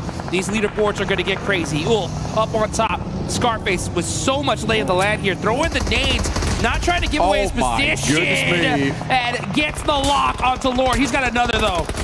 I mean, they must have passed all the nades across to Scarface. He's up on high, he's dropping bombs. At the moment, Enigma Galaxy struggling to hold up. Fourth Rives decide they'd move over in the midst of all the chaos. Satan very low. But my goodness me, 40 bullets left basically. Eren will finish off Satan. Kelsey takes a big hit here. But for Ulf, this is a large game. 8 eliminations coming through. An almost impossible push for them that they're making happen here. Oh, they needed this one. They needed this one so bad. 24 gets the knock on a Scarface, and that is that critical angle taken away. So now they no longer have the high ground. T24 is starting to push those nades through and gets the lock. He's down to half an HP, though. Gets knocked in return. Balak, though, is here, and he came to play. 1v1 situation. Balak up close and personal with the shotgun. He's got the range. He switches to the F4 and shuts him down. Balak with 1 HP, making it happen for his team. 3 legendary players on the same location. It's Balak, Eren, and Coops. And Coops comes out on top. Goodness me. They needed him to dunk it into the hoop here, and he's certainly done that. Looks to move away, but now has to deal with RQ, who rocks up to the location. They're on set, they're on deck, and they're looking to get themselves out of the danger zone. Woo! RQ just sweeping up the dust after that one. That was wild. So many superstars just going at it. And look at our top 3. Still in the game, but only single players alive. Next zone goes on over to the left. This thing is ping-ponging all over the place. The Flash, though, they've got an unreal spot on this one. They just have to deal with KRX in the near future, and KRX, they are low on supplies. Team Flash has got a lovely little watchtower to make sure they aren't rocking up to them too quickly, and then you're right, it is very much open space after then. Likely the circle pulls away from both WizGod and the Flash. No one wants to move out to this open zone. This is a very difficult circle for everyone. I am more surprised that Foopsman has been left unimpeded inside the bunker over towards the eastern side for so long. And it certainly kept him safe. All right. Dude, he be fooping right there. Foopsman just holding it down. He ain't moving at all, I'll tell you that. The second he walks out, he's done. Honestly, just go out the blue zone. He's got a smoke in his hand. He may try, but... I mean, they're not the point. I mean, that run just out. Don't try, honestly. Run out like is this, hellish. I mean, it's over. If he makes it even into that white line of this circle, then I'm talking about GOAT are going to win this whole tournament. Yeah. I'm telling you. It's a hard push. I mean, there's this tiny ridge line you can play, but by the time you show your face, that happens. Yeah, the second he even looked out. The second he even looked. Oh, check this setup out. Oh, KRX. I wish you come to the door right now. Nade goes through, looks to be fairly decent, but Hoxie doesn't jump out the window. But the Flash, they've got a nasty surprise waiting for them at the door. Look at that. And then the nade busts all of those gas cans. They wanted to make sure they had the perfect setup if they did push in. But now we're going to see KRX get beat up by Fourth Rives, trying to make something happen. Team Flash, though, punishing them and wiping them out. KRX not able to make the push. I think Hazypher stole a lot of those heliums, though, unfortunately. RQ still going. Hazypher gets himself up in towards. Strong position in the game here. RQ, Gemforce will find WizGod. Hazypher at least secures himself a 3rd place here. But RQ absolutely will pull themselves out of the bottom spots this game. It's a certainty at this point. But we are centering up over towards horrendously open ground. Zypha, man, last player up for Fourth Rives, does get this just one piece of coverage in this circle. What can he do with it? Especially if he's very fortunate to catch RRQ and Flash fight each other. Who knows what could happen? But Flash are going to have to push on out of that position. You can see him holding that kind of satellite tower position. Get a little bit of coverage here, but there's just nothing. It is all wide open field. Everybody just hugging the edge for the little bit of coverage they have. You can see this is One of the most disgusting areas of the map. Gross, dude. This is play. straight gross. There's It nothing. really is. Yeah, I think gross is a good way to put it. RQ is moving forward, though. They get themselves over towards the ballistics. Flash playing up on top. Oh. It's a good shot from the par. Expect nothing less. Hazaifa, the pile driver, off in the distance. Looking to smash these two teams apart as a solo. Quick tap fire. He's going to have to tap fire. He's only got like 70 rounds left, and to make it even less, trying to get another elimination, though Genfoss actually gets that knock on the bows. He's going for the thirst. He wants all the points here, but it's not going to be enough. That's 4 thrives out of there. Here we go. It's Team Flash versus RRQ. A nice interview with Flash earlier on. They were looking to find some more success today. There was some decent games yesterday. But can they secure the chicken dinner here at our halfway mark of day 2? Try and get themselves towards a position to get a direct qualification through to the finals in the top 5. Zeus playing off the back of the loot crate. Has the ghillie suit. Might actually be insanely important here. But they know they've spotted him. RRQ, a lot on the line for them right now. Win, the final player left alive. It's all up to RRQ here. They needed this win so desperately, especially with only 3 matches after this. They're trying to make that last second run into the top 5. And a chicken dinner here could be the beginning of that. But well, Team Flash, they're pushing themselves big up the leaderboards. Here we go, it's just win. He's got the last rock, but it ain't gonna be big enough. It's RRQ getting the chicken dinner right when they needed it. Playing off the missile, they certainly will rocket up the leaderboard with that one. It's an important moment for this team at this stage of the day, but the fight is not done yet. They do not want to drop back down towards that bottom 3. There is still a chance of it happening, but right now they could breathe a little easier. Ooh, yeah, I mean, they definitely are. They didn't breathe well enough to where we saw no pop-off right from that win. It's just like, I know. It was just, woo! All right, good. You know, we're alive. Okay, let's see what we can do, though, before we really get happy. But Flash, honestly, they played well. I think the aggression onto that compound versus Geeke, it was gorgeous. That was gorgeous. Really well set up, honestly. And I think there's been multiple times we've seen Flash where they've demonstrated just great map knowledge, but more than that, great tactical knowledge of how to play those moments. Dude, not to mention we saw those beautiful setups with those gas cans, right? It just goes to show. They're cheeky guys. They're doing everything they can, right, to make sure that they win those games, and that's how you get it done. That's the Flash field. They'll do whatever it takes, and if it means playing off the back of a loot crate in Miramar to qualify for one of the biggest tournaments, they'll do it, all right? And I think that's what I like about Flash. They really take any opportunity, any moment to make it happen. And honestly, it just goes to show, like Geeke, right? I don't know how you let them push up on you without getting one shot down range. But Team Flash, that's that, and the fact that they're able to take that risk, right? They see that spot open, they're like, you know what? Full hard commit. If we can take it on the way in, it is what it is. But if we do get it, we get the win, right? Possibly. Yeah. And honestly, with that many eliminations, that's a W for sure. It is a W. And that's what all the teams have their sights on this tournament. The gorgeous PMWC EWC trophy right there in front of our eyes. But a small break for us all, really, coming forward. Yeah. And I think that as we get to map 3, you got to take a breather here, reassess what we're doing going into the next 3 matches, because they really do count. And again, a lot of teams, they don't technically want to head through over towards that group stage. No. They would much rather just go straight to the finals. It's so much easier, so much more prize pool there as well. But again, it requires you to make those moves, make those moments happen. But yeah, I do want to see more on Enigma Galaxy. I think that they're a team that absolutely can secure a spot in top 5. For sure. There's been moments where we look across them and like, oh guys, you kind of look a little bit sad after that game, but they're playing well, man. They are playing well. And hope they can continue to do that, because we'll be back very shortly, and we'll see you soon with JJ, John and Alan.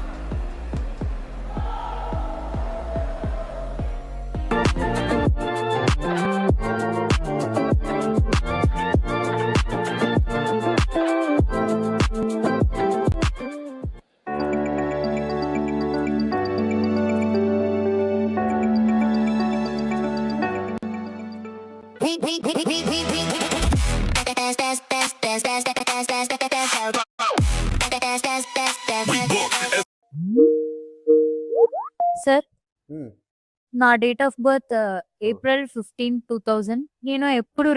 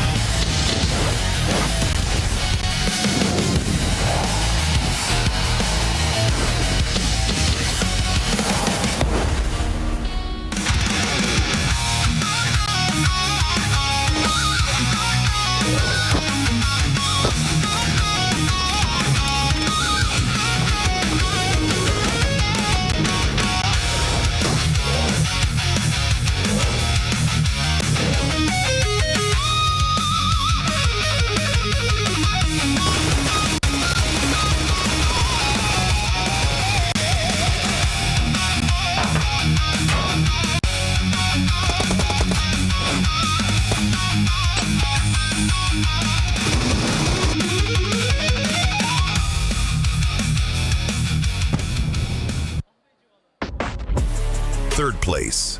Close enough to see the trophy, but never close enough to lift it. For Aurora Gaming, the road to the Esports World Cup is about more than qualification. It is about finishing the story this roster started last year. At 2025 PMWC, they established themselves as one of the most mechanically gifted teams in PUBG Mobile. Their aggression was fearless, and one knock could quickly become a complete squad wipe. Doc, Top, Zeol, and Refus could all take over a fight, but at times, they looked more like a group of incredible individuals than one fully connected team. Doc was named MVP, but they still finished third. За бидрийг одоо төрүүлэхэд зогсоосон зүйл нь гэвэл миний хувьд бол яг тэр үеийн яг сэтгэл зүй жоохон тийм байсан болоод тэгээд ер нь зоонч тэр rotationч тэр ер нь тийм болоог байхаа. Then came PMGC, another huge international performance, another MVP level showing, and another third place finish. Two of the biggest tournaments in the world, 2 podiums, but still no trophy. За өнгөрсөн жилийн үеийн бол бас 2 том тэмцээнд 3 дугаар байранд орсон. Тэгээд энэ жил одоо тэгээд чадхаараа чэндэ. Now, they return under Aurora Gaming with a new organization, the same firepower, and another opportunity to finally win. The question has never been whether they have enough talent. Their MVP titles have already proved that. The real question is whether multiple stars can now play as one complete championship team. Their qualification run showed promising signs. Aurora still played aggressively, but their rotations looked more controlled. Their pushes had more support, and the team appeared more connected. That growing coordination was on full display in the final match. Oh, the nade of Refus, the 1v4 from a range! They wiped out the last team and won the EECA finals by the smash rule with 145 points and finished first in the regional qualification ranking. That will be the tournament going their way. They've done it. Aurora are your champions. За өнгөрсөн жилээс энэ жил нь ондоо зүйл гэвэл одоо манай багийн хувьд ер нь сэтгэл зүй уур амьсгал багийн тоглолт ер нь нэлээд өөрчлөгдсөн. Одоо яагаад гэвэл өмнө жил одоо 2 том тэмцээнд 3 дугаар байранд орсон болохоор одоо жишээ нь авраг авахаас одоо нөө хой суугдсан алдаануудаа ер нь тэгээд бүгд засч орж ирсэн. Тэгээс авраг авахын төлөө ер нь чадхаараа хичээнэ. The MVP awards are already there. The international podiums are already there. Only one thing is missing, the championship. Aurora Gaming arrive at PMWC 2026 as the uncrowned kings of PUBG Mobile, ready to break the third place curse and finally become global champions.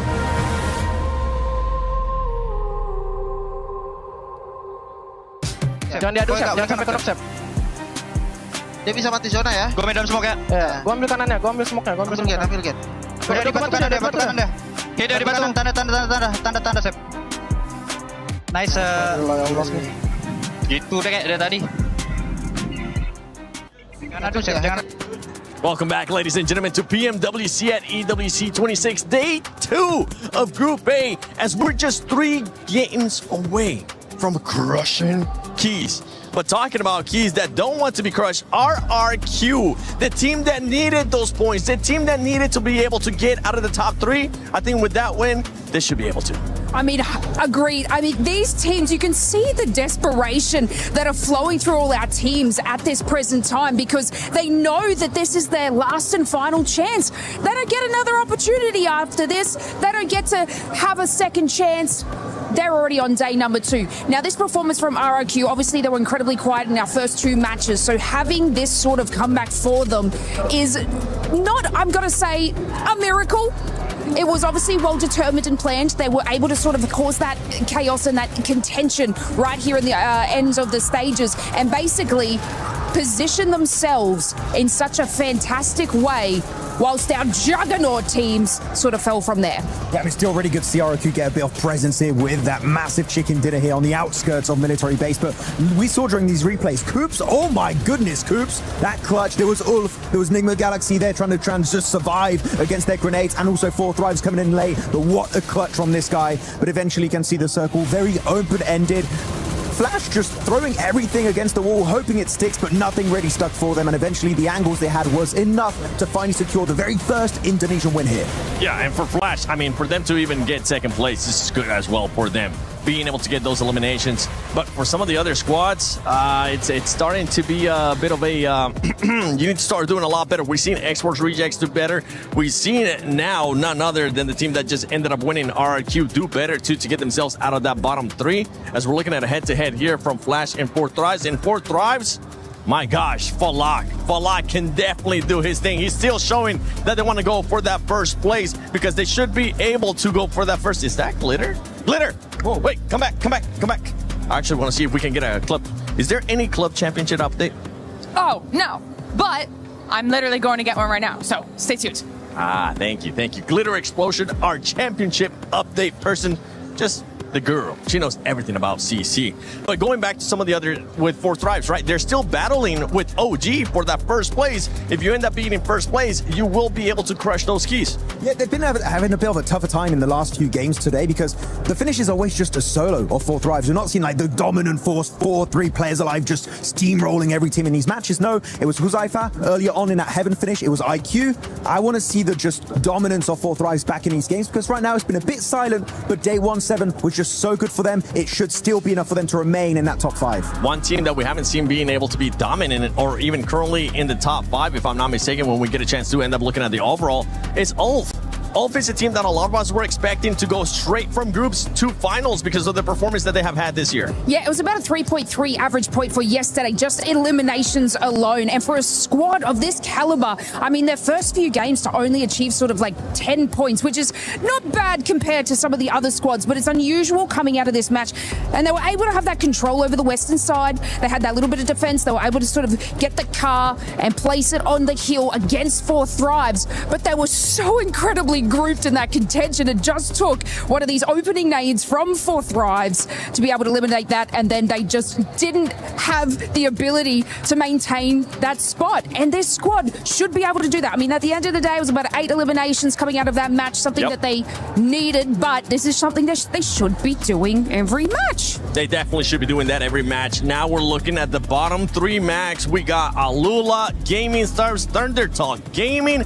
Thunder Talk has been pretty much non-existent, so I'm sorry, Thunder Talk fans. I'm just gonna skip it. Gaming Stars as well. Alula at one point showed us that they could maybe even try to push for the top 5. That's not the case right now as they're currently sitting at the bottom 3. I gotta say, unfortunately for the side of Alula Club, it's just 2 players doing most of the work for their side, so I need to see presence from the other 2 players. Hopefully it'll be enough, because right now, 7, it's a 2-point difference between those teams in the bottom 3 and the teams just above them. So Alula, it's not game over, but they need to get these points on board right now. Their non-games literally are 0-pointers. You can't afford to do that at PMWC. Yeah, you cannot afford to do that kind of stuff at PMWC, especially with 3 matches left. You can either make it to the grand finals, you can make it to survival, or you can end up going home, going into this final 3 minute. Oh, what is this? Oh, bro, thank you. What's this? What's this? What is? Thank you, James. I will not throw my even card give us a thumbs up. I threw my card. I've learned my lesson. Oh, sir. Wait. This is a PUBG Mobile blind box. There's something inside. Let's open it. There's a Giga Rare one. Oh my gosh. The mysterious, the joyful. Wait, y'all ready for this? Is that the clan or clan? Lace, wait, you ready for this? I want the pink one. Max is already going. Oh my god, you guys are already ripping it. Sorry, we're littering right now. Don't worry, we'll pick it up after this. Oh, there's more packaging. Oh, I thought I got the special one. Oh, there's a card in there too. Oh, did I just get the one I wanted? Oh, no. Hey, I got the pink one. That's the one. Is that what we get? Let's open it. I got the. Gonna have to put this down I think I got the pink one. Sorry, spoiler alert. What did I get? We're clearly not good at opening blind boxes. If you like ASMR, here you go. El Clasico. Yeah. Wait. Boy. Wait, did we get twinsies? Twins! Wedding. Ah, please let me open this. Yes. Aww. Yes. I like this. You know what? I'm this the rest of the day because we're now heading to the final 3 matches of PMWC at PMWC2026 Group A. Who's going to be making it? This is awesome. I'm loving it. Some excellent blind box openings coming there through from our analyst desk. And they're having a good time. Our teams probably less so because it is getting sweaty. Yeah, that's the thing about blind boxes, John. You never really know what you're going to get outside of the predefined list of items. But obviously in PUBG Mobile, kind of similar. You always know what you're aiming for, but you never know if you'll get it. Some teams definitely getting more than others.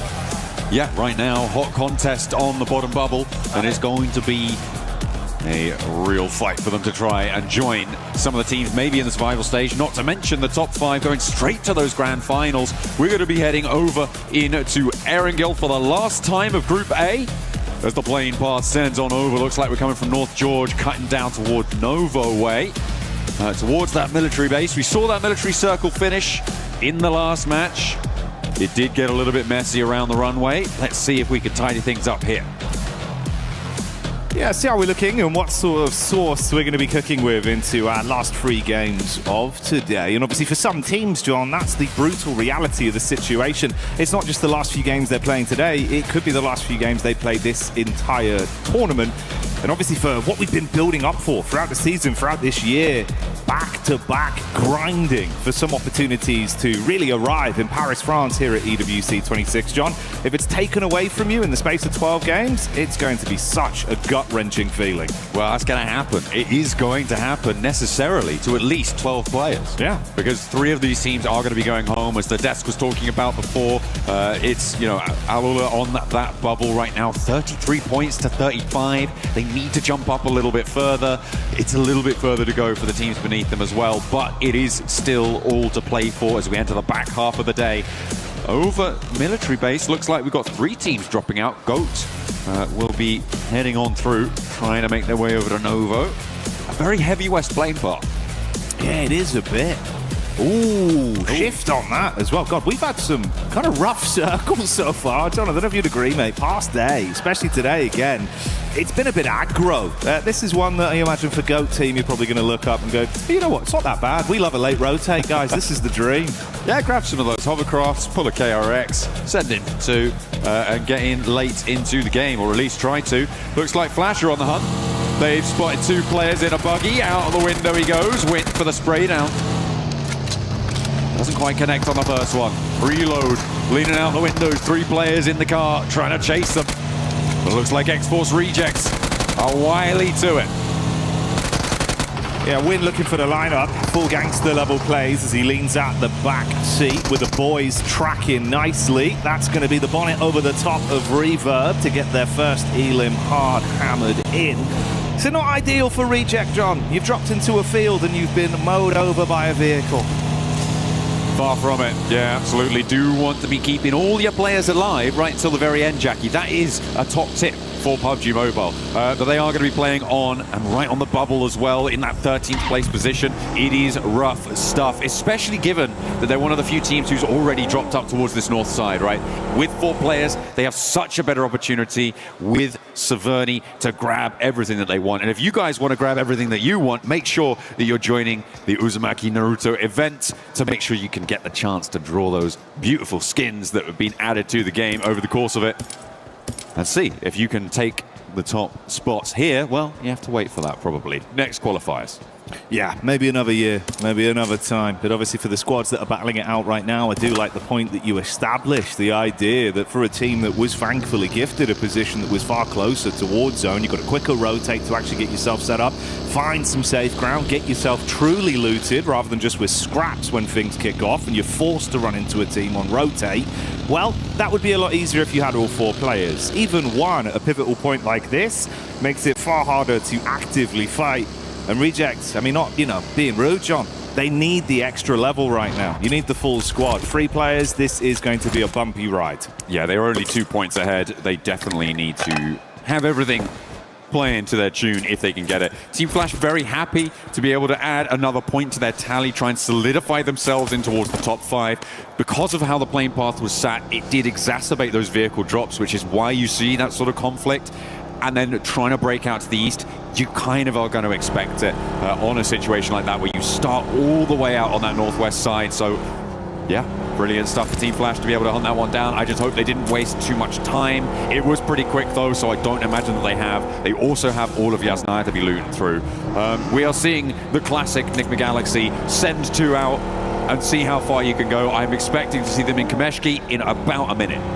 Yeah, this has been, relatively working for them. It's been something they've adopted far more with a 2-2 split, being a bit more proactive. We've seen that over the course of the flow of games today as well.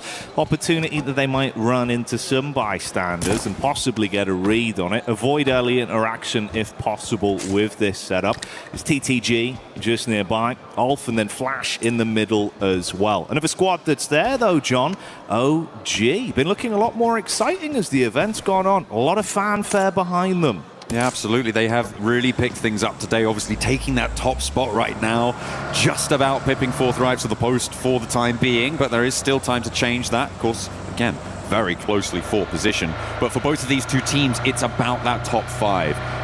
It's brilliant that you have that sort of step up for Orangutan, for 4th Rives. They have really been putting that pressure on towards the top of the tables, and it's been great to see they've been able to ascend to such heights. But yeah, for Orangutan, they're looking much more coordinated today. They're looking like they really have it figured out in a lot of situations, I think it's safe to say. Quick refuel there for 4th Rives as Aaiye getting some target practice in. Getting ready for it. And I'm assuming, yeah, I'm just going to top that one up right to the tippy top, and off he goes. Falak on the road again. Falak was kind of crazy with it at the end of that last match, right? Sending forwards over towards, I think it was Nigma Galaxy to try and sweep through, obviously. No, sorry, it was Coops who took him down from Nigma Galaxy. Yeah. Yeah, it was really quite nutty what they were able to pull off there. Unfortunate that Coops did roll them down, but you can see why people talk about Falak the way they do from the play in the end there. I would say a little bit too much risk for my liking, but that's why I'm not in his shoes. That's fair enough, man. I think, at certain times you've got to dial it on, right? And if you can wreck yourself in those moments, we've seen when he does need to sort of realistically understand it's time to play a bit slower, be a bit more defensive, he can hit that switch. But he's so damn slick with it in firefights that, honestly, I'm pretty excited seeing him giving it. He started off day 1 with an absolute fanfare of performance, and that's not gone anywhere. Chance they might run into some uncomfortable water, though. You got this wrap over the bridge from Aurora, KRX just up ahead, and 2 with a 4-man split from Nigma, not too far away either. Yeah, still in Pachinki though, and if I know anything about them, they're going to stay there until Zone 2, and then see where they can go. Okay, no, they are on the road now, so they have finally looked to leave Pachinki. As we hop over on board with DK, they are currently moving out towards the east side of Roshok, trying to find a way to maybe have a chance to cross the river later on. It looks like Orangutan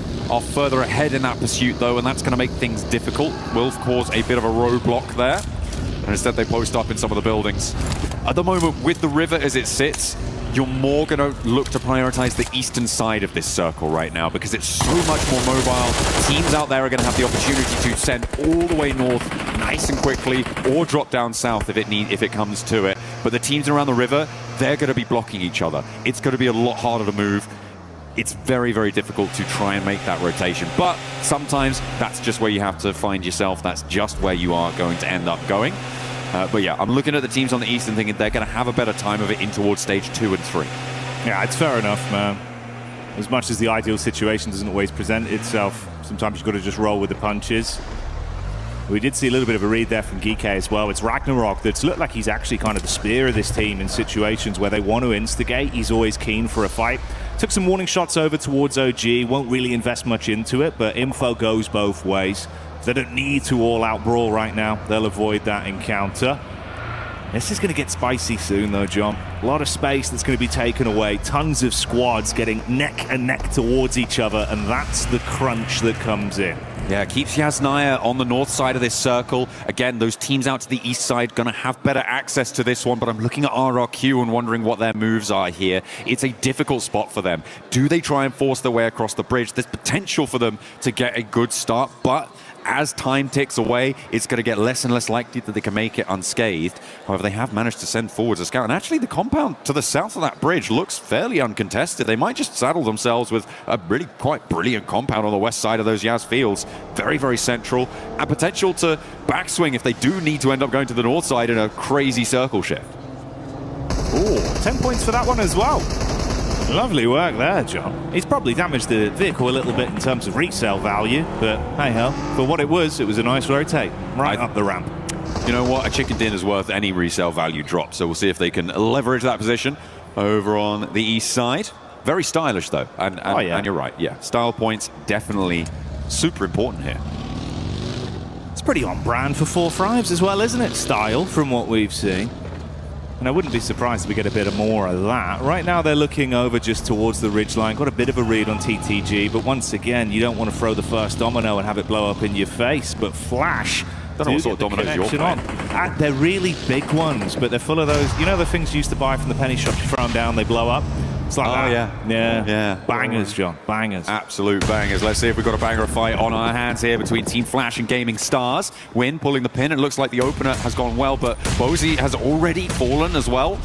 So it is not looking super healthy. You've got KRX also poking their noses in from the south side of this fight, Jackie, which is going to potentially force it into an uncomfortable scenario. Well, more uncomfortable than it already is, to try and find themselves locked horns now. Gaming Stars trying to rebuff Team Flash.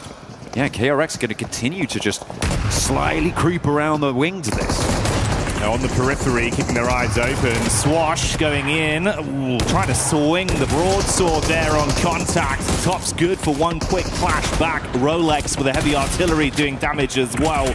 So trading blows right now, but this is looking like a pretty good recovery for Flash, John. Yeah, it looks that way indeed as Gaming Stars go down and Flash hold their nerve in the fight. Some really cheeky angles being held there. The 2 ghillie suits on the inside of the building, not going to matter too much, but it does probably feel a little bit more insulting when you see a little bush Wookiee coming around the corner, taking those shots at you. In the meantime, we saw a player earlier drop from X-Force Rejects. It looks like they may not find too much more luck out in the open as they rotate towards the Wizard Tower here. This is very, very central in those Yaz fields. It is completely isolated, and SafG has nades for days. He's got one more, and he puts them to bed. Man, that's clean. Straight on target, lines it up, knocks them down. 10 points for that one, as he'll be walking away with his head held high if this was basketball. Right now it's PUBG Mobile, though, and they're living their movie. 2 elims chimed in. They did lose easy for Bad Boy, so it's a 3-man squad from this point forward. See what they can get done with that. I was keeping track of the Enigma Galaxy rotate that we saw, the wide split. The forward duo actually rotated back around the side and re-injected from that south edge. And now Enigma Galaxy sit on the south side of this one. Should potentially have a pretty good position into the circle, but 4 Thrives moving in from the east side could make that difficult. This is an interesting rotate coming through from AGAL, right? They are actually going over the north side of the Yaz Lake, followed by Alula, but they're going to have to try and cross the bridge. It looks like that Roshok bridge is going to be available for them, but are they going even further west? Okay, fair enough. If they don't have the scouting information, you might expect that Roshok bridge could be sat underneath. Yeah, I suppose the paralysis by analysis on that one, overthinking it just in case. We'll see if they take a bit of time for a slightly longer rotate on it. Right now, more of a scouting party mission to read things. Alula going to double back as well towards Yaz as they don't overcommit on the chase. I'm looking at this very slow rotate we've had from GOAT as well. This is more classic GOAT, John. They love just wasting the time, dialing it down. And a potential fight versus 4 Thrives is something where Killer Joe loves to stick his face into the mix. But look who gets the first knock. Falak out swinging. And the flush as well comes on through. Falak on the broadside though, and a team flash to crack him open. And it will go down. Not quite getting the flush, but he's very, very low. Immediately IQ swings on wide. The spray down needs to come through, but the rest of Flash not quite in position. It was a cheeky pick, but I think they're going to be able to get Falak back to his feet. Zeus moves into an off angle though, and that could be the high ground they're looking for with GOAT in the wings. 2. There is danger on every front. Falak will be back though, and he will look to get some healing done. 4 Thrives look to maintain position on the east side. Yeah, I want to see if they can really dig their heels in and hold on to this. Tops attempted to get a large dash on the nade, but not enough distance to hit that one. And on the double back, he's spotted out. Easy connections from Hooksy and Tree. That's going to be in left. Banged out in the field, John, as KRX clean up on that free elim. No possibility of recovery there. Playing a player down now as well. 2 players down now for Flash. KRX looking to hunt down a third as Zeus heads out into the blue with his comrade. On the east side, really getting hounded out of town now. 3 circles in. We're about to see that next stage coming through, and as soon as you start getting knocked in the blue zone, it's not going to work out well for you. This central area, Ulf's compound, super important. With this next circle shift coming on through, if it heads out to the east, okay, it's going to guard a lot of access for the teams on the north, out to that west side as well. But I'm looking at Enigma Galaxy here, and I'm thinking, they found themselves in a pretty solid spot, as have 4 Thrives. Geek as well, holding down that area, could potentially be on to a winner. But Thundertalk, slap bang in the middle, might just have what they needed, because X-Force Rejects, they're down and out already. We'll see if they can make it happen. Pot shots being taken towards RRQ as well, with Alula finally making their push down. We had that split from either side of the squads with AGAL. And Alula being thrown into the blender. RRQ attempting to get the shots on target. Furia third party as Chief starts to strike, and they might be able to clean up onto this as well. Force the issue back onto Alula following the damage they've taken from that investment, John. Trying to recoup some losses. See if they can consolidate, re-engage a little bit stronger. That north side does need to conclude fast though, because the circle has just started closing. AGAL on the west edge, that slow west side swipe is going to work out well for them in terms of staying alive, but the west insert may be a little bit more tricky. Ooh. On board with Furia as they take a tumble, but it's 1-for-1. R3B, what can he do here? Closing the gap with the shotty quick switch to the primary as well. Tracing not quite on point to get the back tag off as Furia do dip out. You can see the damage is already done. It's only a solo that barely might survive. Survive being the operative term, and not this time. Alula wave bye-bye to Furia as they are down and out. And they say hello to the top 13 with that as well. The 7 eliminations they found, they are making that break for the survival stages here and now. In match 10, takes until double digits apparently, but an inch is as good as a mile when it comes to qualification. And that's what they're looking for. As far as they can go in this match, they will start to put a buffer between them and the 2 teams beneath them who have already been eliminated from this match, which is brilliant news for them. And they might be chasing down Geek and potentially RRQ off this match. Exactly, see how far you can force this one. Do not leave fate in the hands of the other squads that are nearby you, vying for survival within today's games here at PMWC. Give it your absolute all and write history for yourself. We've got the POV of Force right now. There was that 2 split players at the further backside from Foops and Moxie that were watching the rear. They're going to move up onto him safely in the compound. AGAL not too far out either. Been a whole lot quieter from 4 Thrives, sitting pretty for some time. Alula, meanwhile, has been forced to fight. And it seems like, again, they are willing to do so. Brief opportunity to loot. Yasser further back, vehicle taking some shots. Do need to get that healing done nice and quickly. It's just not going to be quite enough. The play zone takes him down. Some tags coming on through. And he will fall. Unfortunate there to lose one. But yeah, for Alula, this may be as far as they can go. I was hopeful that they could find something maybe against Ulf pushing in nice and quickly from that north side. But yeah, the doors are starting to close. The windows too, locked and bolted. They're going to have to smash something if they want to break their way through. Falak now in contest again, peeking over the ridgeline as KRX may have their attention diverted down to the south side. Oh, they're so low, though, from the sustained damage they're taking from outside of the blue and the pot shots. Even with R3B getting that tag into the back of KRX, they don't have the gap closed to get in their face and convert from it. It's just one man left effectively. R3B, try as he might to get anything more here. At least make it a dire game for KRX. That was the closing play. He does manage to get the knock onto Hoxie, and Binny, hang on a minute. Is he just, he's taken quite a hefty chunk out of the team there. KRX going to have to try and recoup something out of it because they do only have 3 players now playing into the match. The circle's going to push them away from their position. Ulf on the north side is a major roadblock for them as well. This 2-1-1 split that Ulf are holding right now, it feels a little bit greedy, but with Eren on the oversight, they know those knocks have come out to the east side. With Kalsi on that west side, they're trying to guard out Orangutan. I think the Kalsi will be the first to move if it comes to it, but Eren also needs to jet on in. Once they consolidate in their position, they're going to have a pretty good time on the north edge. GK getting backstabbed as well from Aurora. Good shots there to be able to split the squad into only 2 effective players remaining alive. AGAL hunkered themselves down towards the ditch after taking a few shots on target from Nigma. Ooh, backstab though as Joel gets eyes on Ralph. This could be interesting, John. You've also got Goat Team out in the southwest of this to potentially play spoiler to Nigma Galaxy if they get into embroiled to the north side. Ralph also does need someone to move out and pick him up. The rest of the team are further out to the northwest, and it might just be too far for them to go. Giving up on their compound, that's a really tricky decision to make, and Aurora and Goat are going to fight for the opportunity to take down the rest of Nigma Galaxy.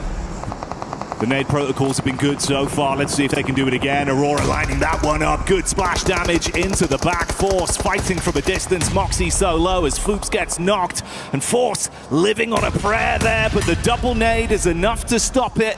Only really Moxie that remains alive, but the nades don't stop, John. Oh dear, that old Goat does need to try and stay alive as long as possible, but the bombardment continues, and Aurora stay alive with all 4 of their players. They're going to swing up towards the north side because Reefus is engaged now with Gike over the top of the ridge. Doc wants to get stuck in too. Maybe a little bit more reticent now, though, as Reefus does have the challenge. Steps forward, SAFG wins it, and Doc just wasn't there. The rest of Aurora, they weren't there either, and Reefus will be the price that they pay. But is there an answer? Is there retribution? Zol looks to try and find one, but Gike managed to get back behind the headland. An aid on in. Let's see if it's good. It splits the difference, takes down one more, and SAFG now fighting for his life. Anything but safe in the position he's left in. Trying to clamber over the top of the bonnet. Low on health, about a quarter of his HP remaining. Shots on target as well to keep things uncomfortable. No moment of respite. No opportunity to catch your breath. Gike gone. Silenced on this one from Aurora. But other sharks are in the water, John, and they smell that blood. Eren out in the open. Not going to matter, though, because they've got backup.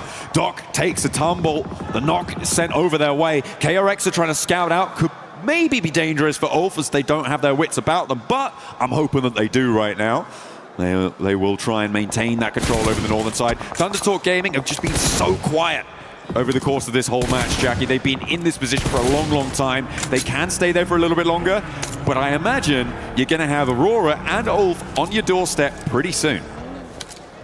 And that's not a collective that you want at your front door. It's going to get messy pretty quickly. Top with the eyes locked on as well for the exit side towards Ulf. TTG just trying to keep their tails tucked between their legs, sitting pretty for at least an opportunity that's given to them. KRX that suffered heavy damage from that backstab. Alula making it uncomfortable did result in the downfall of Binny. So only a triple threat left. Vehicles for the rotate, but smoke coming out the bonnet. Not the best of health, but you'll take it if it's the only thing on offer. KRX in probably the most difficult position here. Depending on their timing, though, because Fourth Thrives and Ulf are both going to have to move. The question is, where do they target? And if you can find a cheeky little insert into the back of a third-party fight, something like that, KRX might have a better time of it. But it looks like Ulf are much more preoccupied with clearing out that backstop because they haven't taken that move just yet. And KRX might just be walking straight into the fight. They want to try and take it down, Jackie. They want to get stuck into this one, battling down the ditch, but let's see if they can withstand the blows from Ulf. Scarface lines up one, Kaus buckles to Oxy. There's a reply from Falak as well from range onto QXX, so he's able to steal away some points amongst the interaction between these two squads. Panic stations now for Ulf. They've got to play medic, John, and 4 Thrives, their eyes are lighting up. 4 Thrives are already setting out. They are on the hunt. Zypher and IQ following this one down to the bitter end, as only remnants of these two teams on the north side will still be in action. And Zypher is all too happy to take those points, push OG off the top spot as well, and they are back in first place. On board with them, they got 4 players alive, playing from outside the circle. They'll need to find a route in. Living the dream right now. Further damage done. Meanwhile, we switch over to the POV of Aurora. Nice nades on target. Satan takes the brunt of the damage. Ulf still attempting to fight versus 4 Thrives, but they're silenced as they cut their way through them. Lord battles back on the top, up close. Ralph can't withstand the fight from Joel. Good play with a shotty, and he's got space to be able to calm this one down, John. Tuck into the limited cover. AGAL from the sideline, though. Oh, getting stuck in. Sure, why not? Aurora down to 1. Just Joel remains. Doc is a goner. There is no way that he's going to get that player back up. Surely not.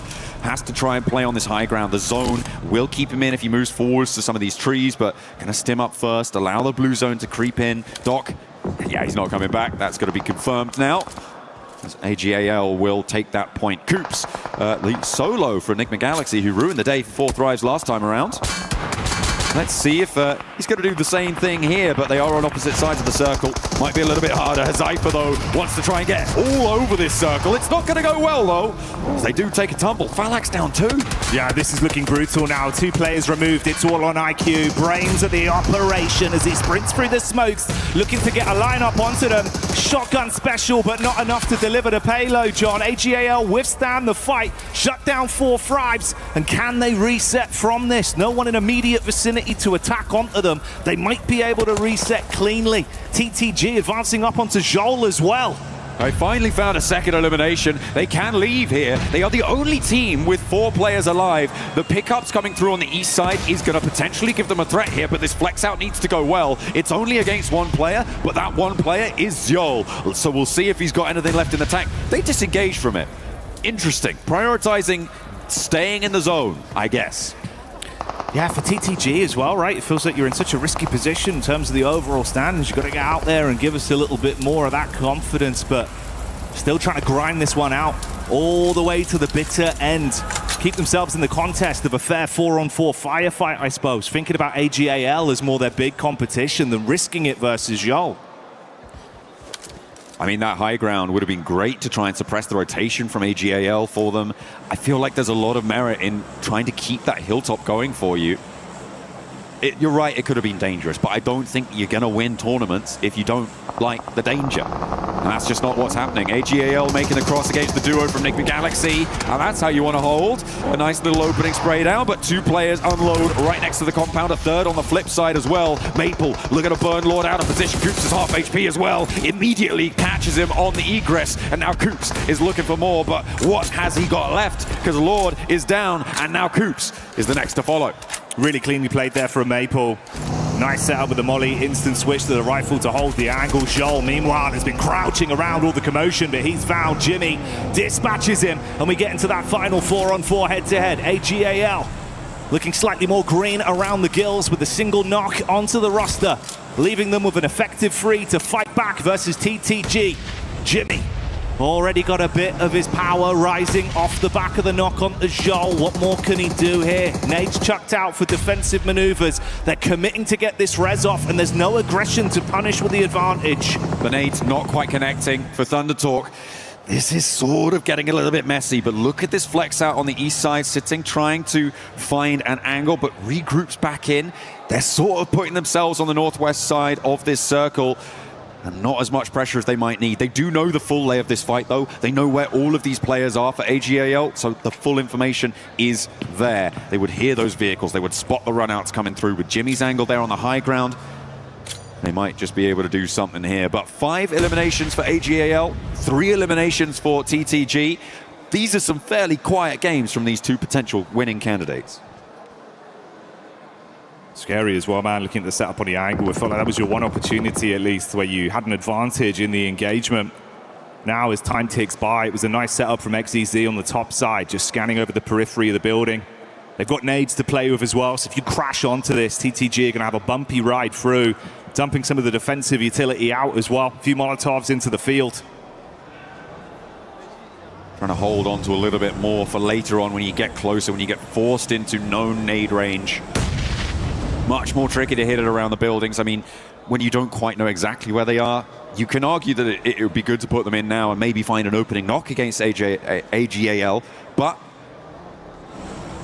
they're going to look to try and levy that later on. Liu getting rezzed up there was a massive benefit for them. It means that they have this outpost all the way on an off angle. It's covering off so much ground and limits ThunderTalk's position really heavily. Not following through for that flush may have just been a crucial mistake for ThunderTalk.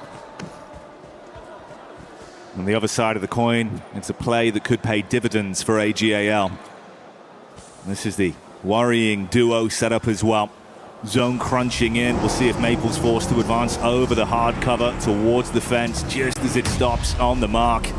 XZZ still looking on the top side for the peek up. Sitting on the door. That's the nades in as well, and you're starting to take damage here. The shoe could be on the other foot, John. It looks very uncomfortable from TTG, and the double nade on target. Flower and Maple blowing away too. Suddenly you were at panic stations. Down they go with their backs to the wall. What more have they got? It's all up to Sing for ThunderTalk, but he does find an answer for one. Let's see if he's got any more. A 1 versus 4 would be necessary. He's going to start out well, but it's not going to go his way. ThunderTalk cower on the northwest side. They just are too timorous to take that one down, and instead, AGAL take the top spot. 19 points, 9 eliminations. A nice close down for them. A big result in the final fight, and it felt problematic. TTG paying for placements for so long, hoping that it would pay off, but that one moment, John, where it felt like you had a chance to commit to it. It was the biggest opener they found in the space of that 5-minute final game sequence. Didn't commit to it, comes back to haunt them. Absolutely. I mean, not committing to trying taking down Zjol's position out on that west side. I think that they could have done a lot more there to use that high ground. They would have been able to spot the AGAL run up towards the Nigma Galaxy duo. They would have been able to do so much more damage, maybe even flush Liu out, and then flex out towards the east side. They had such a massive opportunity to do that with Sighting moving into that area earlier on. It felt like they kind of threw that one all away, to be honest, Jackie. And when you're at the bottom of the tables, you need to be throwing caution to the winds, not throwing it into the bin. Yeah, it's brutal, man, because obviously that's the thing, you know, it's everything to gain, nothing to lose in those kind of moments with how close we are towards the end of day two, being down towards the bottom side of the standings. An opportunity present itself, but the indifference there, that paralysis of just overthinking the situation twice towards the mid-game, and then, like you say, with the late game as well. Yeah, it feels like that's kind of the difference maker, man. You know, hindsight's 20/20, John, but in those moments, a new pair of glasses may be needed. Absolutely, or at least contacts at the very least. Yeah. Because they need to be seeing clearly. Some shifts coming through towards the bottom of the tables as well. Some players, some teams rather, jumping up to try and get into the survival stages. A couple of our teams towards the top as well, making a bid to confirm themselves, to lock down one of those 5 direct Grand Finals qualification spots. So really interesting. Moving out of Erangel now, we're going to be moving over to Miramar. I'm very excited to see what our teams are going to bring to the table on this one. The desert is going to be more rotationally focused. We say that all the time, right? So hopefully the smarter players are going to be able to bring something to bear. Who has got the brains behind the brawn? Yeah, exactly. You're going to need that large IQ to help you get through these kind of games. These are our replays from the final moments on that one as well. Of course, ThunderTalk, like we said, you had one opportunity on the engagement, though. It was a nice knock from AGAL, and then they just ran through with it, John. The nade opener absolutely crippled them. 我投进一个和右手一个，可以控，我能过来，不要扫倒，右手倒，最后一个，我右手倒，重新追一个，不用急，他没去，他是去，过来了， Solid comms, they knew what they'd done already. 我来。 As soon as the comms go silent, you know that they've got it locked down. Yeah. Seemed happy, seemed confident with how they played it overall. good shutdown towards the end. I like the position as well, where we had that 2-2 setup. XZZ basically just on the top side, looking over the ledge of the hut. The way you had Liu as well further out, like you mentioned, just giving them so much more map control that really did give them that extra edge. Yeah, well, that is what you need to try and find. I mean, how many nades were in the pockets, do you reckon? For TT, right, when they went down? It felt like they could have used that utility a little bit earlier on. Sure, it's not like the perfect place, but I don't think such a thing really exists when it comes to this. You do just need to be throwing those downrange. There was more that they could have done. It was not to be.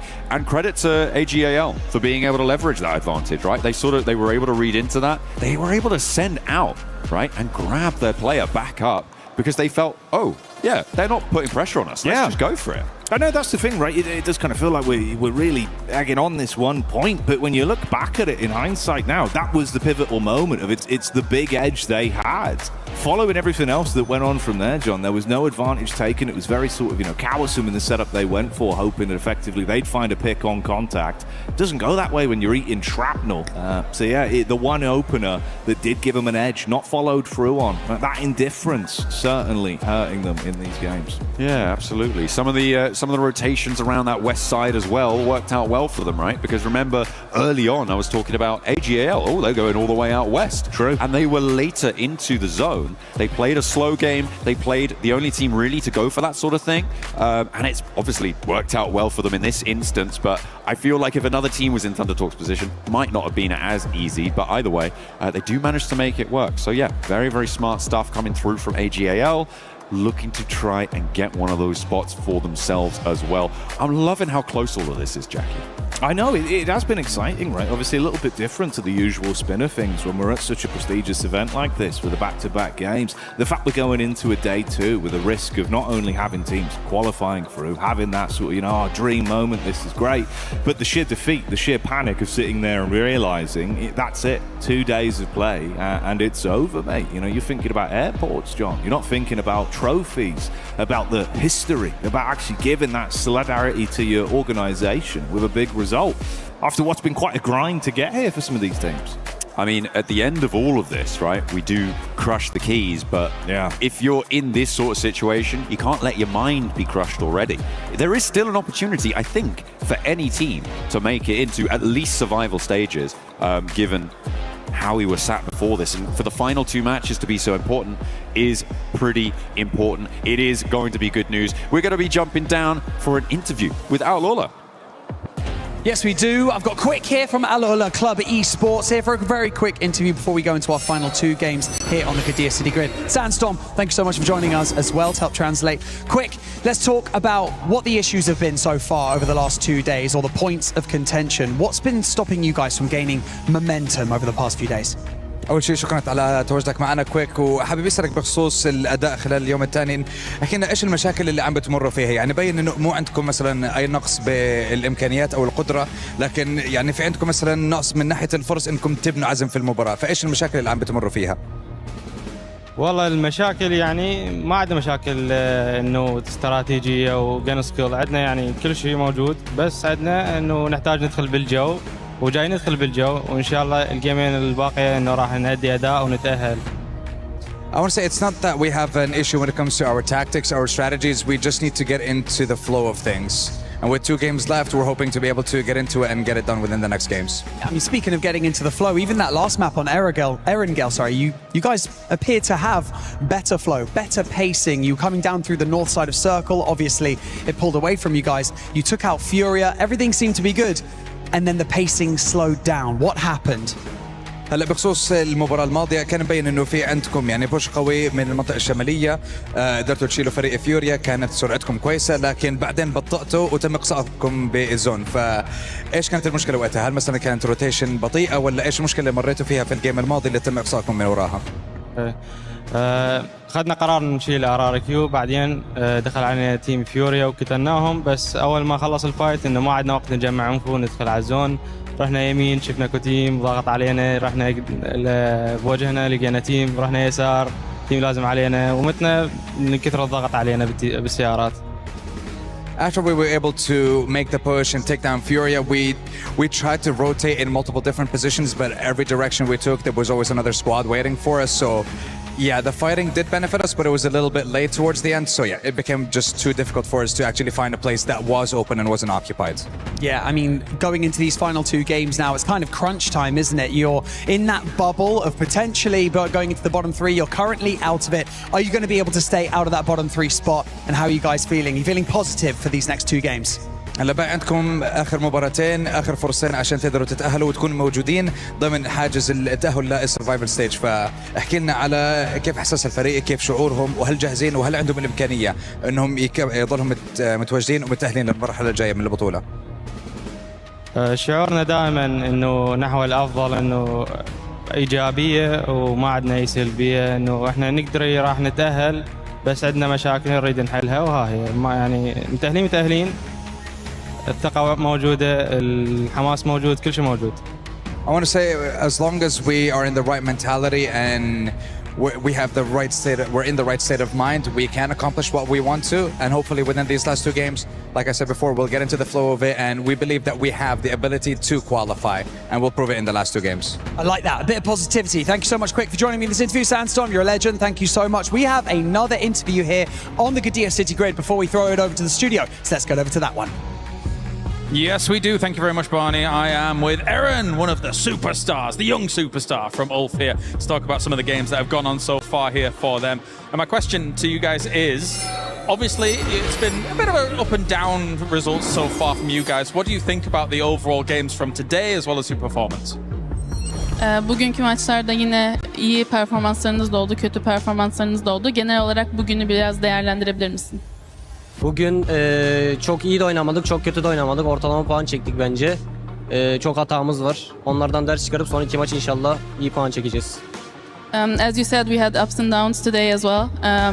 But we know our mistakes and we hope to learn our lessons from that and finish on the top in those last 2 games. So let's talk about that then a little bit. Obviously, a lot of top 4s from you guys so far, but no wins, no chicken dinners just yet. But we're used to knowing that Ulf is always a contender for number 1 and always able to get them chicken dinners on the board. So will there be any adaptations in these next 2 games, or what are you expecting?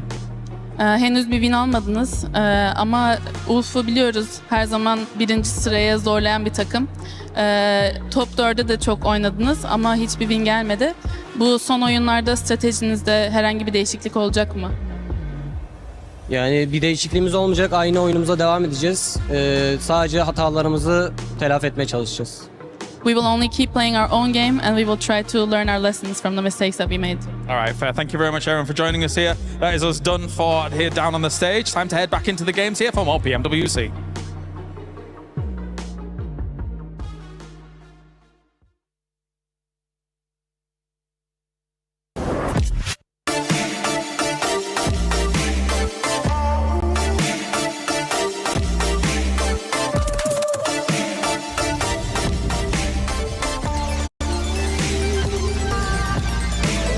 शहर के सबसे महंगे 5 star restaurant में आलिया और दक्ष ने अपना VIP card दिखाकर तन्वी की टेबल छीन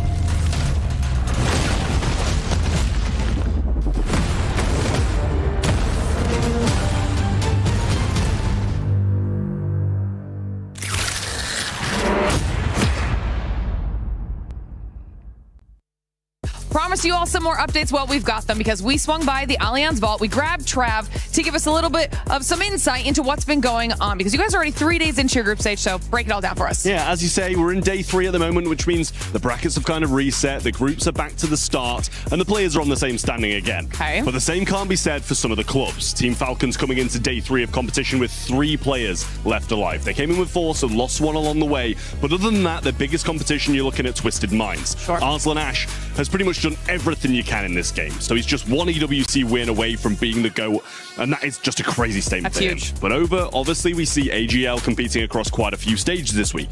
Zubair is one of the favourites to take this competition now. Ooh. He beat the favourite in his group. So he's kind of taken that pole position at the moment, and I'm really liking AGL to go far here. That could be massive. Exactly. And like obviously in the position they're in on the club championship leaderboard as well, a couple of big wins, they'll be leapfrogging above the rest. Vitality, however, haven't had the best couple of weeks, to be honest with you, and they've put all their faith in one player, Jean Ding. So it's a question of whether or not he's going to be able to get it done. He's been looking kind of hit or miss so far, but obviously with it refreshing and being now in the similar standing, he might have a chance. So this could be really interesting when it comes to our club championship standings. Obviously, like you mentioned, we've got AGAL in 3 out of the 4 stages this week. One of the teams we're paying attention to in PUBG Mobile, you mentioned Vitality. We've got them. We're going to see them tomorrow kind of to kick things off for their group as well. So lots of these clubs could get some massive points this week, kind of shake up the overall leaderboard because so many clubs are chasing Falcons right now at the tippy top of it. So still lots of action left in store for all of you at home. And of course, when we have some winners, some more points on the board, or some big changes, we'll make sure we're keeping you updated on all of it.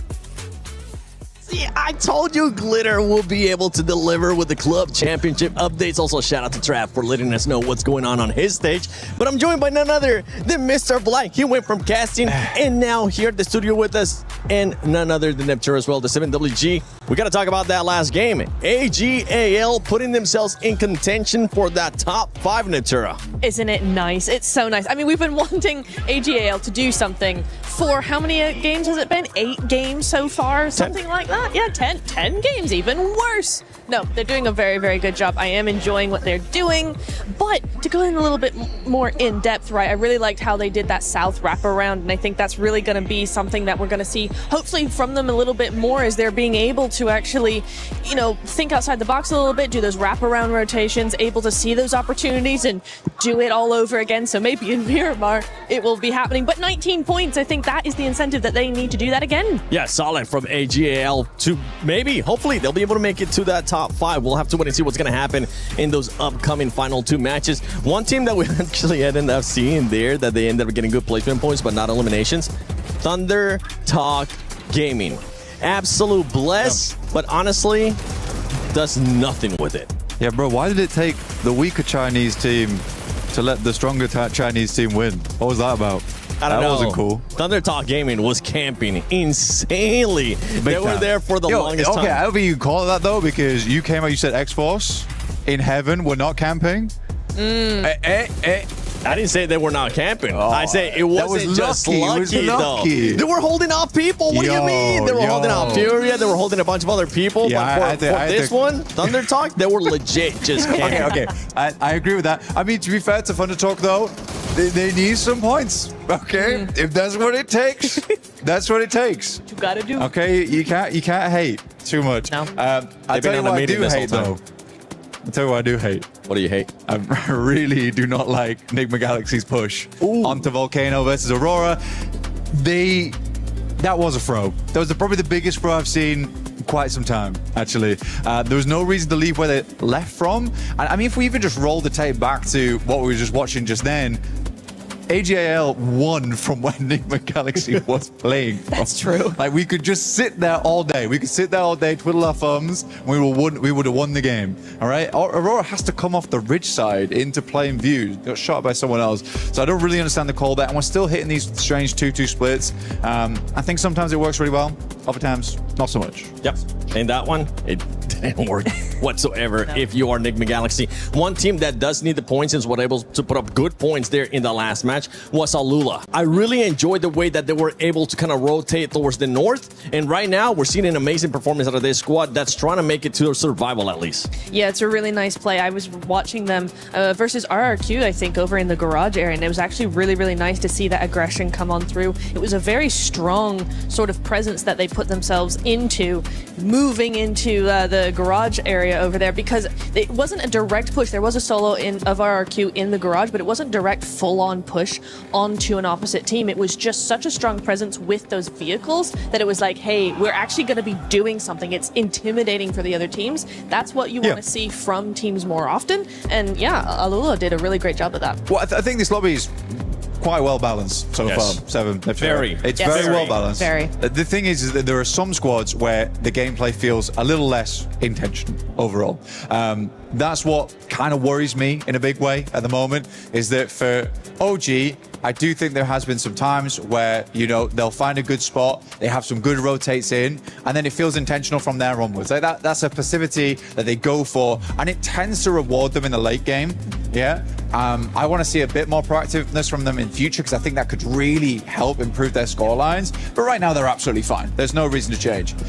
There are teams, on the other hand, like we're looking at RRQ, they feel like a team that's been forced to make plays. It doesn't feel intentional, and then they're winning off the back of some gun skill. And I think, honestly, Lepar is massively propping up that team at the moment, because he has some really good clutch moments. But it comes off the back of, ooh, did we really want to be here? Now Lepar's going to have to clutch up. Yeah, it's true. I think you're right there. It's like, and I'm seeing it from a lot of teams. I'm just trying to think of like all the lobbies that we've seen, all the groups, all the teams rather. It's kind of a lot of the same thing. I think OG in the beginning were doing it as well, right? Not so much today, but certainly yesterday it was a little bit of a, let's see what happens if we go here and then see what happens. You know, it's not proactive. Yeah. It's not, there's no plan to it. It's just kind of a bit random. And I think a few teams have been doing that. Like, For OG, they're not going to be that upset, all right? They ended up with the first place, third place, fourth place. This is just something that they're going to keep on improving. And going back to Alula, something that I actually really want, I was hoping you would end up pointing out. I really enjoy how long they took to rotate in, because they were making sure that there was going to be nobody behind them. I really enjoyed that out of them, which kind of allowed them to do that fight that you were talking about with RRQ. Another squad that we actually been seeing now step up, as we're seeing the battle there for first place, is 4Thrives. 4Thrives with those 2-2 splits. It was very nice, and 2-2 splits are their big thing. The 1-3, the 2-2, they love doing it, and we saw it in some really good form there in that last game. I really enjoyed that. Very strong. Again, the same point I was making about Alula is the same for 4Thrives. Again, they're intimidating the rest of the teams. They've woken up in this game and gone, right, there's 2 games left. We would like to be in first place, so we're going to be more intimidating, playing those mind games, being very strong, not necessarily going full aggro, but being intimidating. Look at what intimidation gets you. 4Thrives, 92 points. Not even just intimidation, just being proactive and making sure that they don't let anybody push up on them, as KRX was trying to. But 4Thrives right now overtakes that first place. Orangutan still in that second place. Congratulations, Orangutan. You're going to be going to the finals. Aurora Gaming there in that third. And now we're going to be looking at that 5th place and that 4th place, because I want you to see how close it is from 4th place all the way down to 8th. It's just 11 points, which honestly, it can, even through this, even through Ulf as well, they can make that jump, Blank.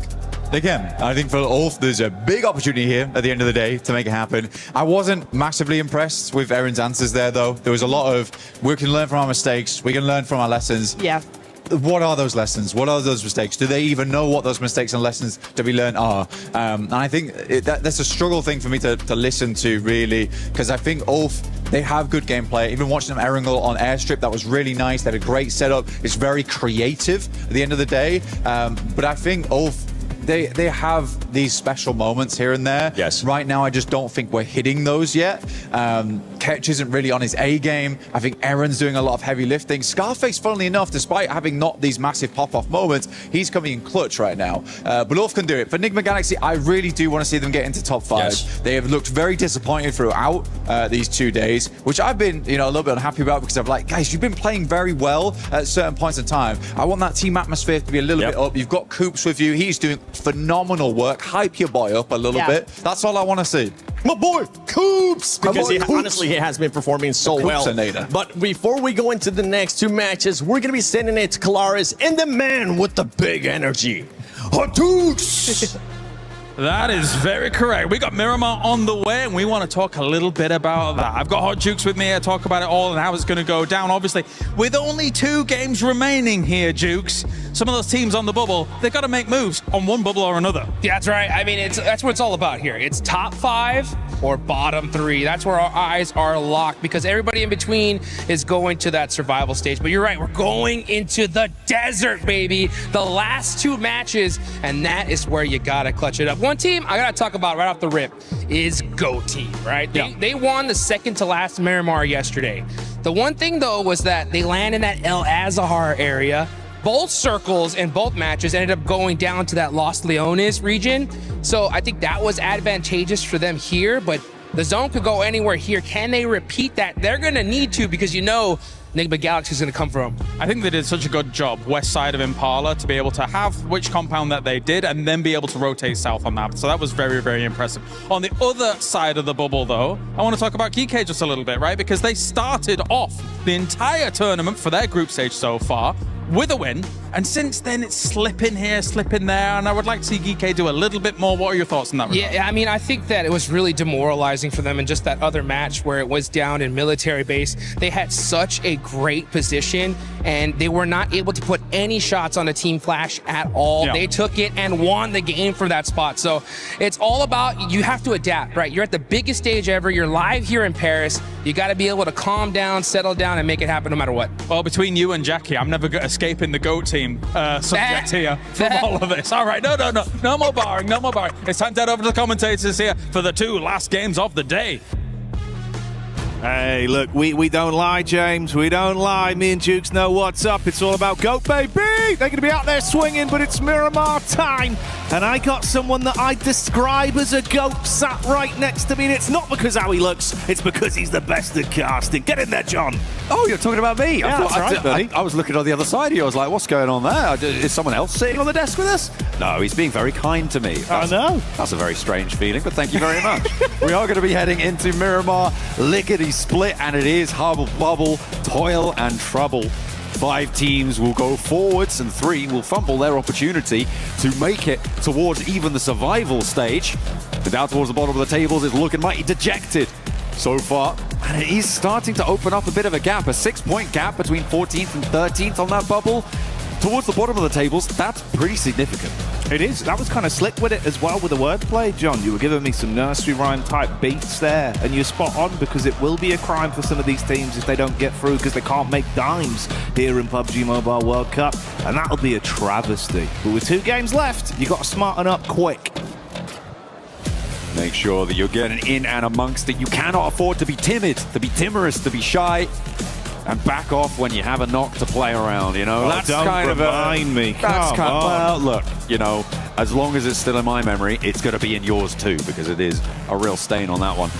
Plane path goes from Minas del Sur over towards La Cobraria up on the northwest side. Fairly chill on this one, waiting for the circle to come on out, and I'm waiting to observe any hot drops, but it looks like for now, we're going to be kept kind of chill. Picardo, though, could be dangerous if Thundertalk do drop down, because 4 Thrives are on top of it, in and amongst it. But no, Thundertalk, we know what they like to do, and it is get away from other players in the lobby.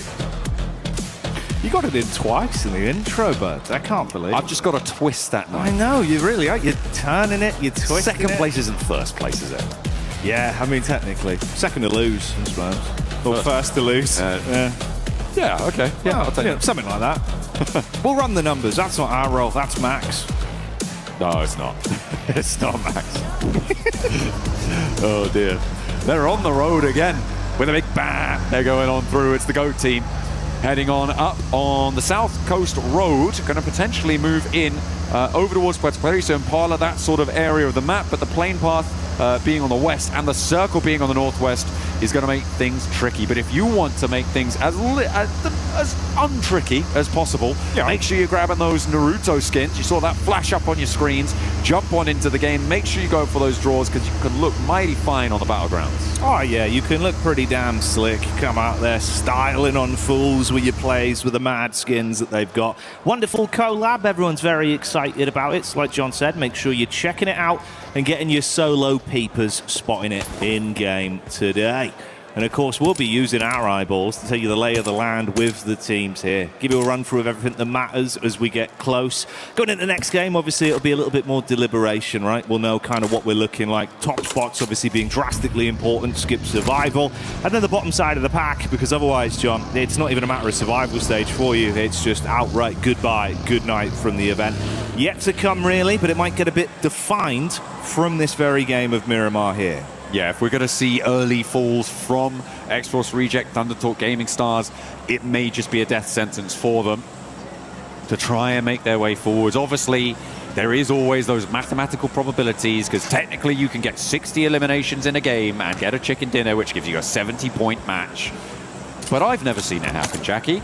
Not legally, anyway. No, but you can't see air, and they say that it exists. So you never know, John. That's the funny thing. But hey, probably not, eh? Because that would be crazy. I hate that you've just said that to me. Because it's right. But only if you're talking about the visible spectrum of light. Yeah, I mean, like, we can prove it exists, but... Yeah. Can you? I guess. Can you prove it exists? There's a fan next to you. That seems to be moving somewhere. You don't know what it's doing. I can feel it. If you can't prove air, how can you prove fans, you know? You've got to start from the basics. 1 + 1 = 2. Thunder Talk Gaming can't close out a game. That's the sort of situation we need to be starting from. That's the foundational elements of this universe. Well, someone's giving you some funny juice today. Hey, you know what? I had to do a lot of exercises. You did actually, yeah, fair play. I'm going a little stir crazy with it. Yeah, you weren't normally do cardio, mate. You know, no one saw the full takes of those as well. There's about half an hour of unedited footage of John getting that clip done. So I was rehearsing as well. You were.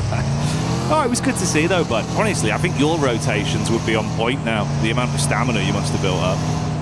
I've lost it all. I used it. I burned through that candle very, very quickly. Let's take a look at the lay of the land now, because it looks like X-Force Rejects with a chance to take a fight against Ulf. And remember, X-Force Rejects, one of those teams in danger. Reverb is down and out of there. So already a poor start for our bubble team. Yeah, not ideal. That one's going to get popped instantly. Akin to bursting in the verbiage we're using here, which isn't what you want if you want to try and rise up and actually get yourself out of that danger zone. Devil up top side with the Mini 14 as well. Alula, we were singing their praises previously. They started to build a good amount of energy. Some of the fights we saw from them actually look good as well. R3B, that awkward encounter versus KRX, so far away in terms of distance, but hitting beautiful shots. So mechanically, individually, John, he looked like he was hitting some great form. Rest of the squad comes alive into this one. It could be a good reset. We heard in the interview as well, you know, yeah, there were mistakes, but we can fix things. We're going to come out on top. Would love to see that proven true. They definitely want to. A lot of power from that last match to see themselves up towards the survival stage zone right now. On 41 points, they're in a decent spot on this map, up towards La Cabrera. They do need access to the hills to their south. And if they can win a fight with X-Force Rejects, that would probably be one of the best case scenarios for them, right? If they can take control of the Crater Fields area, get some of that high ground under lock and key against one of their main rivals, there's very few better positions for a team to be in than to be able to find a little bit of confidence right now. That is going to be weighing heavily on the minds. Everyone sat around them. Enigma Galaxy moving in from that western side. RRQ as well could potentially try and jump into the mix there. Orangutan as well have access to those Crater Fields hills, but we've got a little bit more time before we see things go really to loggerheads. We've only had that one casualty so far. Yeah, crew moving up. Obviously, from what we saw, it was a little bit stale from some of the hits, more just getting stuck involved into fights when it was forced upon them rather than taking the initiative necessarily themselves. We'll see if that will change here with the approach. Down towards the compound now, having a bit of a loot up. Satan not too far away. No real read or need to engage onto each other yet. So opportunity to at least get themselves armed without an overinvestment. Visual contact there as well. You can see the vehicle driving away. So Satan will clear distance. Gets a little bit of a wider berth around the roadblocks. For Enigma Galaxy, they're very central on this already. Goat team, really not so much. Already out in the blue, over towards Impala. Coming in from that eastern side for Goat team, they are going to need to get towards it, but it's still very, very early days, especially here on Miramar. Waiting for the second circle can often be pretty impactful on a Miramar. Wait for that small shift and try and play for it later on. Get a little bit more looting done out on that east side. We saw Goat team dropping out and moving quite early on, so the looting phase will have been a little bit offset. Hopefully now, though, they are on the road, and I believe that they are, to try and move in, potentially sweep all the way up to that north side. Could inject towards water treatment, over past Cruz de Valle. But there is Geeke in the way in El Azahar, so it could potentially be an unexpected blockage in the system for them. The next zone will reveal itself fairly soon, though, so we'll see what they opt to do with that new information once it's revealed. Let's see what we're cooking with if this one gets a bit of a shift on the go. Obviously, those later rotates coming up. Condense is relatively central, filling slightly down. So most sides still within a fairly comfortable amount of territory. Water treatment going to be cut out, so you're going to be giving that up for KRX and looking for an advanced path. You can see GK advancing a bit quicker now as well, speeding up on their rotate through the roadside with GOAT in relatively close by contest. And then that chance for AJL to potentially bump into Aurora on the late advancement. Trying to push in on that south side. There are other options for AGAL here. Maybe not wanting to go past Montenuevo. They could send up, maybe try and play up towards El Pozo or swing even further north. But you know this side of the map's going to be really heavily occupied. It's a difficult approach. So going straight through may just be the best option available to them. Geeke sort of slowly trundling over the hillsides, and GOAT have spotted them now. Moxie hops out, looks for the shots, but doesn't quite take it. Doesn't have the lineup with the rest of the team to confidently get a knock, and you don't want to overexpose here. You don't want to be losing players like this, especially with how tenuous GOAT team's position is in 5th place. Yeah, and it's not something they generally tend to force the issue on either. Historically, even with the roster being a little bit different to what I'd seen in the past, on Miramar, they were pretty good with late rotates. It's something they really enjoy playing, right? If they can avoid early game fights, they're going to be building into a big finish. It tends to work well for them. That sort of situation, maybe with the tumble from Ragnarok, if he had a clean shot, could have got an opening pick there, tried to build off it. Not worth the risk from the angle they were left in. So late chase, calm it back down. That's more the GOAT style. It'll give Geeke a window of opportunity to get into the zone. Is that Reject getting a knockover onto 4-5, John? There we go. I believe it was, yeah, but they're a little bit too far afield to really confirm onto this one. And not only that, but X-Force Reject really cannot do too much to get out of their position now. This is that high ground position that I was talking about, with Alula atop it, but actually Enigma Galaxy kind of in the way of it as well. Yeah. You can see there is this this cabal of 3 players very, very close by, but they are still downhill from that super duper high ground. For Alula, this is a brilliant spot to take points, to try and extract value from this early to mid game. Interesting lineup, and like you say, obviously not the best position to try and get that follow-up from. So reset from 4-5s, they're going to be more aware and paranoid about the potential angle and not expose themselves. AGAL were slow on the rotate, they were trailing behind Aurora. That started to turn a little bit with them actually pulling up very close towards the Aurora squad, looking to blot out the sun. It's a nice angle on the peak from top. A weapon he's very comfortable with. Takes the pot shot, but not quick on the response. XCZ with a knock, John. Damn. Now Aurora can't really roll forwards. Doc and Zhol immediately rolling back around to try and keep things together. Reapers with some good suppressing fire. There are off angles as well against this position that could potentially be causing worry for AGAL.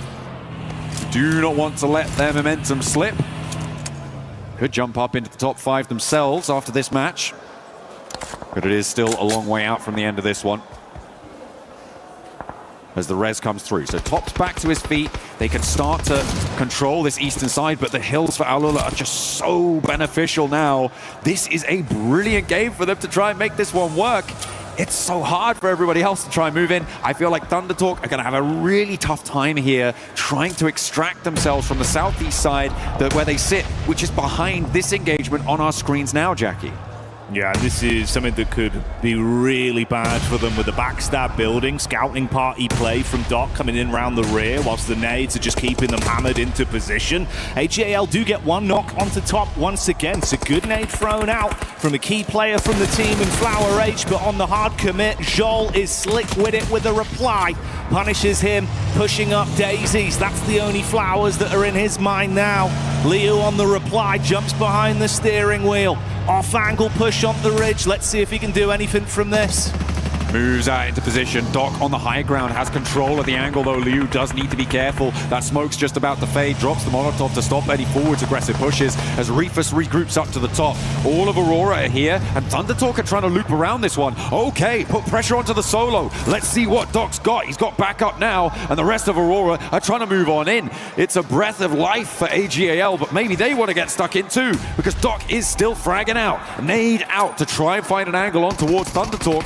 And this is a little bit more aggressive. This is a little bit more dynamic. That's what we wanted to see. But do they have the skills to back it up? Not stepping in fire. Kind of rule number 1, though, as Jimmy takes a turn around the corner. Doc on the move up as well, once again armed with a shotty, but it's Joel with an SMG that puts AJ to sleep on first contact.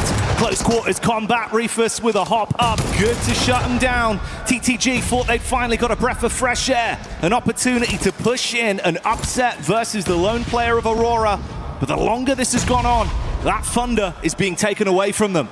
AGAL moved up towards this fight, but actually took a harrying from KRX. That backstab that you were talking about, making itself known. Maybe AGAL overextending in that scenario and losing a player here, but they are in the zone. KRX not so lucky. They don't really have that sort of foothold. So for AGAL, all is not lost, but the fight may be coming to them from KRX on the north side.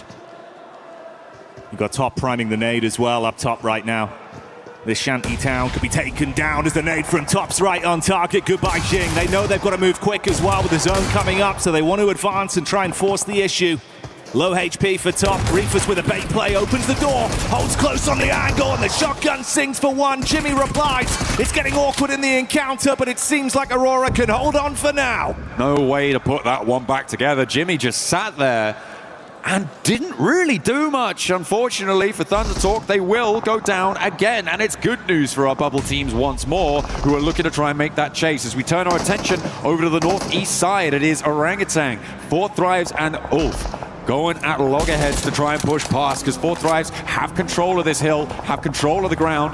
It's going to make things tricky in this area.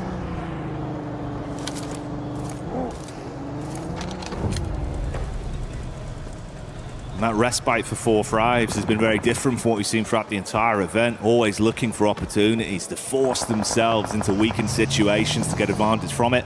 Here, thinking about the big picture, knowing they're relatively safe, they're comfortable, they're happy. They'll see if a mistake is presented towards them before they play their card. AGAL on the wrap back up. That three-man squad that got away, realistically, John, with Liberties in that situation versus the crunch in from Aurora. How long can they survive, and how long can Nigma hold off potentially this crunch from GOAT?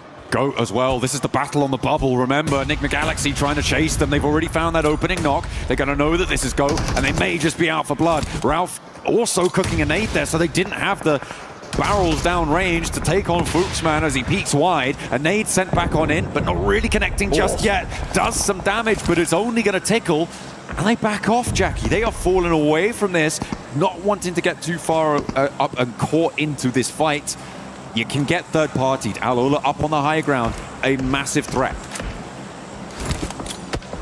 That's the thing. Killer Joe, usually so keen for the close quarters engagements as well. It feels like he's your entry fragger, someone that's going to take those risks. Being knocked early left them more susceptible, so they attempt to backpedal. Lord resets, very elevated angle to peek down.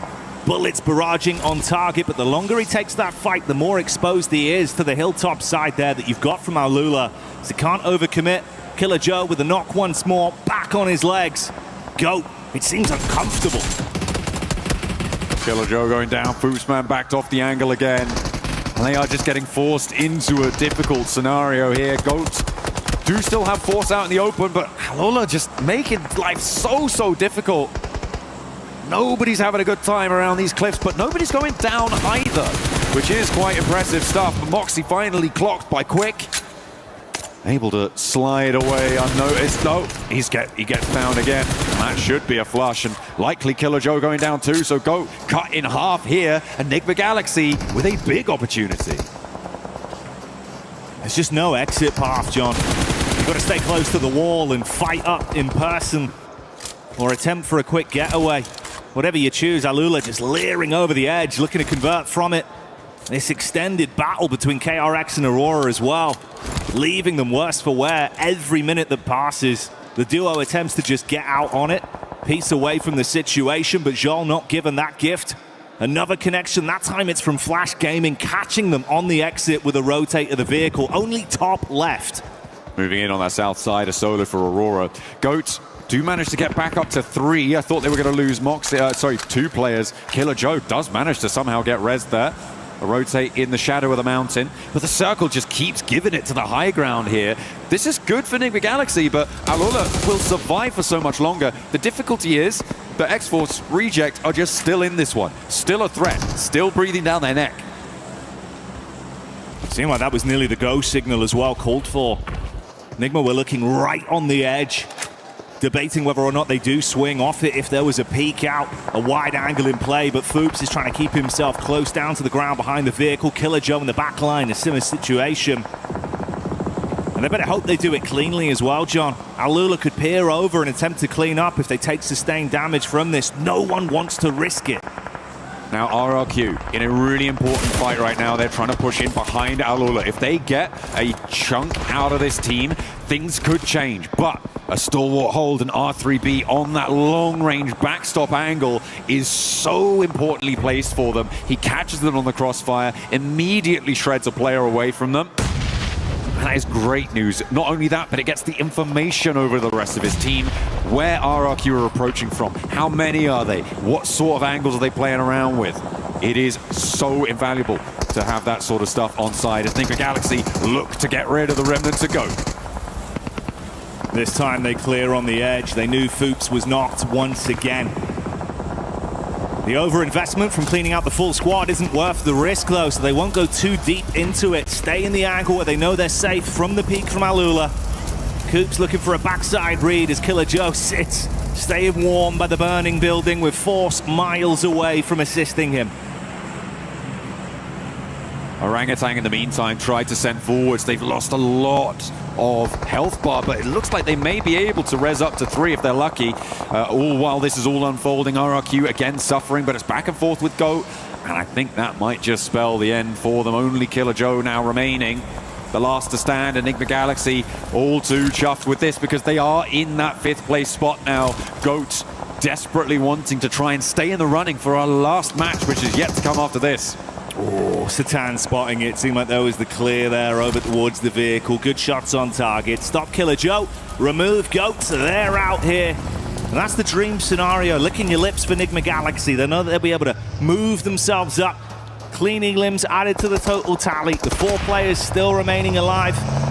We saw Force falling to RRQ that are trapped down in a divot right now. Resetting, playing inside of the smoke. Such a wide berth of space, though, with Silence keeping his sights on this position. A lot of open angles for them to play around, but leaving this building is going to be so hard for Furia. With the angles that Nigma Galaxy, maybe not Alola, I think they're a little bit too far away to take shots out there, but the position that Nigma Galaxy have on this, they'll have the information. Actually, it might be pretty difficult for them to actually compete on that angle. So maybe AGAL could be more important on suppressing Furia's route out, but a swing down to the south could definitely be on the cards for Furia if they're able to find an opener, get rid of top in the process, maybe find a shot over towards Team Flash. So they do have options. But again, it just slaps bang on top of Nigma Galaxy right in the middle. And there's a big focus on the 5th place bubble with GOAT and Nigma Galaxy, but AGAL are there too. And they are right in that bubble contest as well. And considering how this one potentially could have gone for them with the run-up onto Aurora as well, could have been a very different game for AGAL. Surviving far later than expected off the awkward encounter with the nades that came their way. The backline play from Doc that could have spelled defeat. But ironically, it's Aurora that are down to just a solo outside of the zone, and AGAL that still look to fight on for another day. Top trying to creep up towards the hills here, but has to go open broadside towards Team Flash if he wants to make it. Furia up and into the foothills now. Yeah, I don't think the angles are there. Alula picking up more points as well. They're finding shots left and right, doing a lot of damage, but they have to crunch down south now. So leaving that position has kept them safe for so long. On the north side. Oh, continuing to just lose a player. Now they're down to 1. And they may not last too much longer. Indeed, they will fall. And it's Ulf out in 9th place. Finished off there as Devil from Reject gets that last shot in with the Mini 14. KRX being shut down as the zone nips at their heels and the fight breaking out all across the battleground. 4 Fribes coming alive once again. See you later, top, as that's Nigma Galaxy with the spot from quite some distance. Up on top of the rock, Lord, living his movie. There could be so many free points to steal from the position they've got themselves into, John, and you can't get them out. Just not going to be available to you, not on the cards. 4th Drive still taking a little bit of punishment on the off angle, but They do have to make a move fairly soon. They have to get these reses coming through. Tops for Flash is doing a little bit of work at suppressing Furious position, but we're hopping on board with X-Force Rejects. This is the team looking to try and displace Al-Ula, or indeed anyone above them, off of that top 13 spot, but they have to lead here with GK in the way. That's made very, very tricky. 4 tries of the long-range angle, but Kevin opens up the bidding. There is damage pouring in, but no knocks are sticking. Not just yet. Finally, the first falls, and now it's 2 of them left to try and put something together. So many of our squads going at each other right now. 4 Thrive seems to be taking the brunt of the damage as they fall one by one. Goodbye, good night. Reject could be going the same way as well, as GK have overwhelmed them on the close quarters engagement and picked them off. In the midst of all this, we saw some pot shots hitting onto Enigma Galaxy and leaving them down to just 1 man. It's only Lord that remains up on top of the high ground. Some big shifts when it comes to the tables. As you say, Enigma Galaxy going down to 1, and AGAL breathing down their neck on location and on the points totals now. GOAT dropping to 7th place as 2 teams have now pushed past them. Al-Ula continue to climb, and they make sure that RRQ is now a buffer place behind them, and GK could be next up on the chopping block if they can transition towards this low ground. So a lot of really important dynamics unfolding here when it comes to moving into this final game, and that is a helping hand of a circle towards AGAL. The benefit of Al-Ula for so long finally starts to slip through the fingertips. Lord still in a position to play off the angle he secured for himself, whilst everyone else fights at the bottom of the tower, looking to climb over one another to guarantee themselves more from this match. Trying to stay as tight to the wall as possible as to not be shot from below or above. Ayala with a vehicle looking for the move round. Al-Ula having to advance as well. You got the split on either side, it seems. A stereo rotate for Al-Ula and GK. A 2-pronged approach. See if the horns connect. Ooh, OG losing another. I feel like for the teams in 1st, 2nd, maybe even 3rd, they're going to start to feel safe moving into this last one, but everybody else playing for keeps here. Furia wanting to find these shots, but not quite connecting. The nades not quite getting the distance on the arm there for Flash. I mean, it's a bit maybe overzealous to try and connect onto this. But both teams out of the zone need to try and regroup. And AGAL want to be the lobby commanders to make this one work. And Nade downhill has a little bit more legs to it, but doesn't quite find the target. Now Flash are up and into the hill, so it's just got a little bit more dicey. Keeping the pressure on either side. Nades towards the top for a peek over from Lord, making sure it's uncomfortable for him, and the solo from AGAL that's looking to defend that engage from Furia. Surprise Flash are still alive, and Lord actually does get the peek in onto Furia. Still no trade back towards him. So although it's only a solo, Enigma Galaxy being a thorn in the side of the squads beneath them here. Al-Ula on that north side, looking to keep the pace going. Coming off of a strong game on the last one. Now they're up to 9 elims again as well. And on this north side, they've got that high ground command that they were looking to try and sequester away. How high can they climb, though? Furia backs to the blue. They're a little bit more desperate now. And around the corner they go, locking themselves into the vehicle. Team Flash suffering, trying to find a challenge, but it doesn't connect. Is there a third party from AGAL? Doesn't look like they find anything, but Bose steps up. It's rebuffed by Lord. Enigma Galaxy up on high, still here to play. Stealing away elim after elim in all of the commotion. That puts him up to 6 individually, 3 to his name. Make that 4 as he continues to spray. Lord with the eyes in the sky, punishing down now as Enigma Galaxy keep the heat on Furia. Switches his attention round to AGAL as well. They're coming in to close the gap. Goodbye, Flower Age. It's uncomfortable. Ayala holds his own. Good defense. Damage done. XEZ trapped. You've also got Igor to play on the angle as well, and there goes AGAL. Dropping down. They do manage to ladder up, but remember, the placements haven't kicked in for Enigma Galaxy just yet, so they will be in the top 5 going into the last one, and Lord is not done. Is there nothing this guy can't take a chunk out of? Everybody stepping forwards, and everybody wants to find out just who's up on that high ground. The Lord of the Mountain. Anyone that dares to challenge him has been dethroned. And the longer he lives on, John, the less ammunition remains. running low. The economy now playing a pivotal role. How much more can he squeeze out of this? Switches to the Mini 14, bang on the head. Goodbye, OG. Wow, goodness me. They eliminate themselves up another place, and 4 teams remain at this stage. It's Aaiye who have done bits now here to solidify themselves into the top 16. They've almost, so the top 13. It's fairly certain that they may have done enough here, which is a great relief for them, I'm sure. Guaranteeing themselves a solid double-digit game coming on in. As Geekate try to crawl their way around the edges. Quick, oh, you can't be going out that far in the blue. Goodness me. Loses his footing somewhat, and the most of his health bar too. More of their utility force to be reinvested to get themselves healthy to contest from here. Furia somehow living on borrowed time with some of the awkward fights they've had to even get this far into the runnings.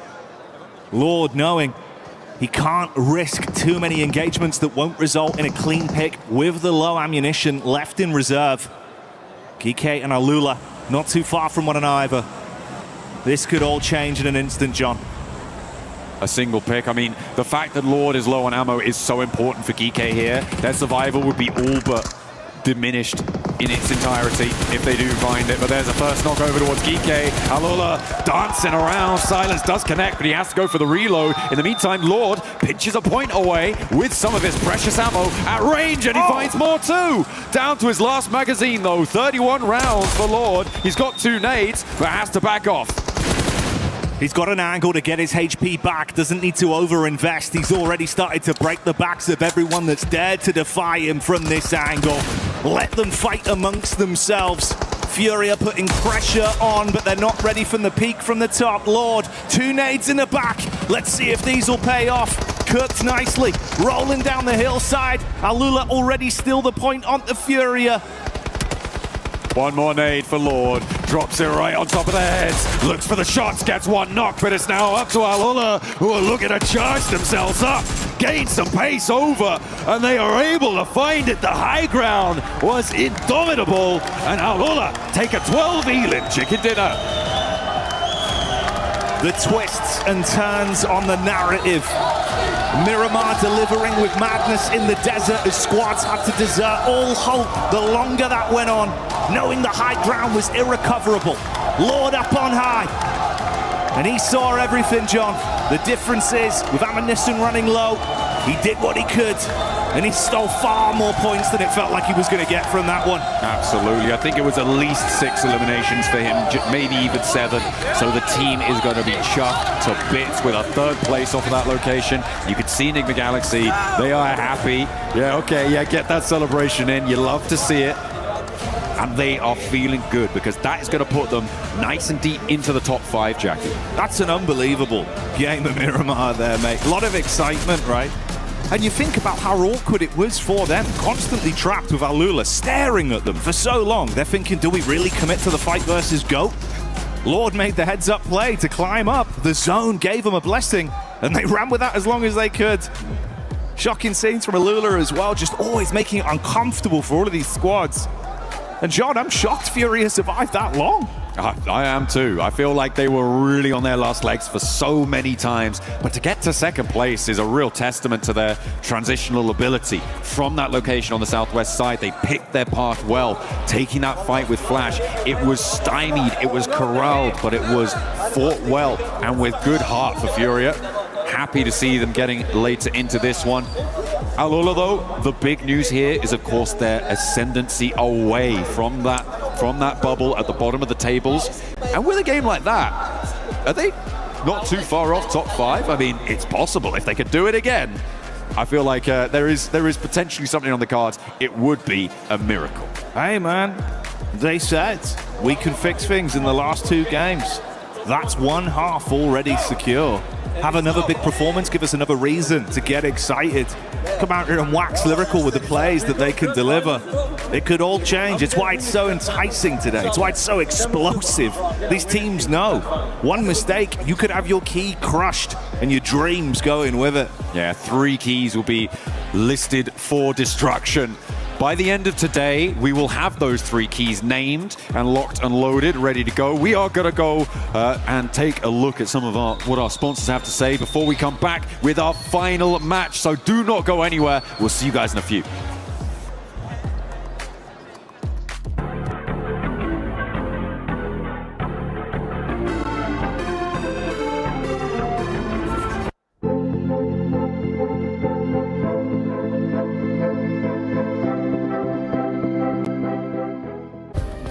Play is in our DNA. Whenever we let it out, it becomes our superpower.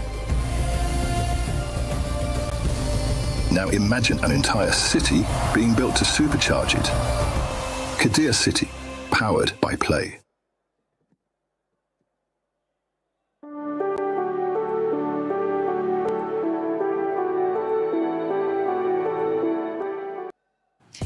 All right, we popped on over to the STC Arena for our final CC update, and I managed to grab 2 people to help us talk through everything that we need to. Of course, we have Ginny, but we're also joined by Blaze. So, Blaze, let's start things off by breaking down what's going on here on your stage. I mean, so it's absolutely insane. You know, when it comes down to the CC, you got 3 teams here that can really make a run for those club championship points. You got Falcons, 100 Thieves, and FaZe Esports. So when it comes down to those squads on your stage, they're going to be getting some help over here.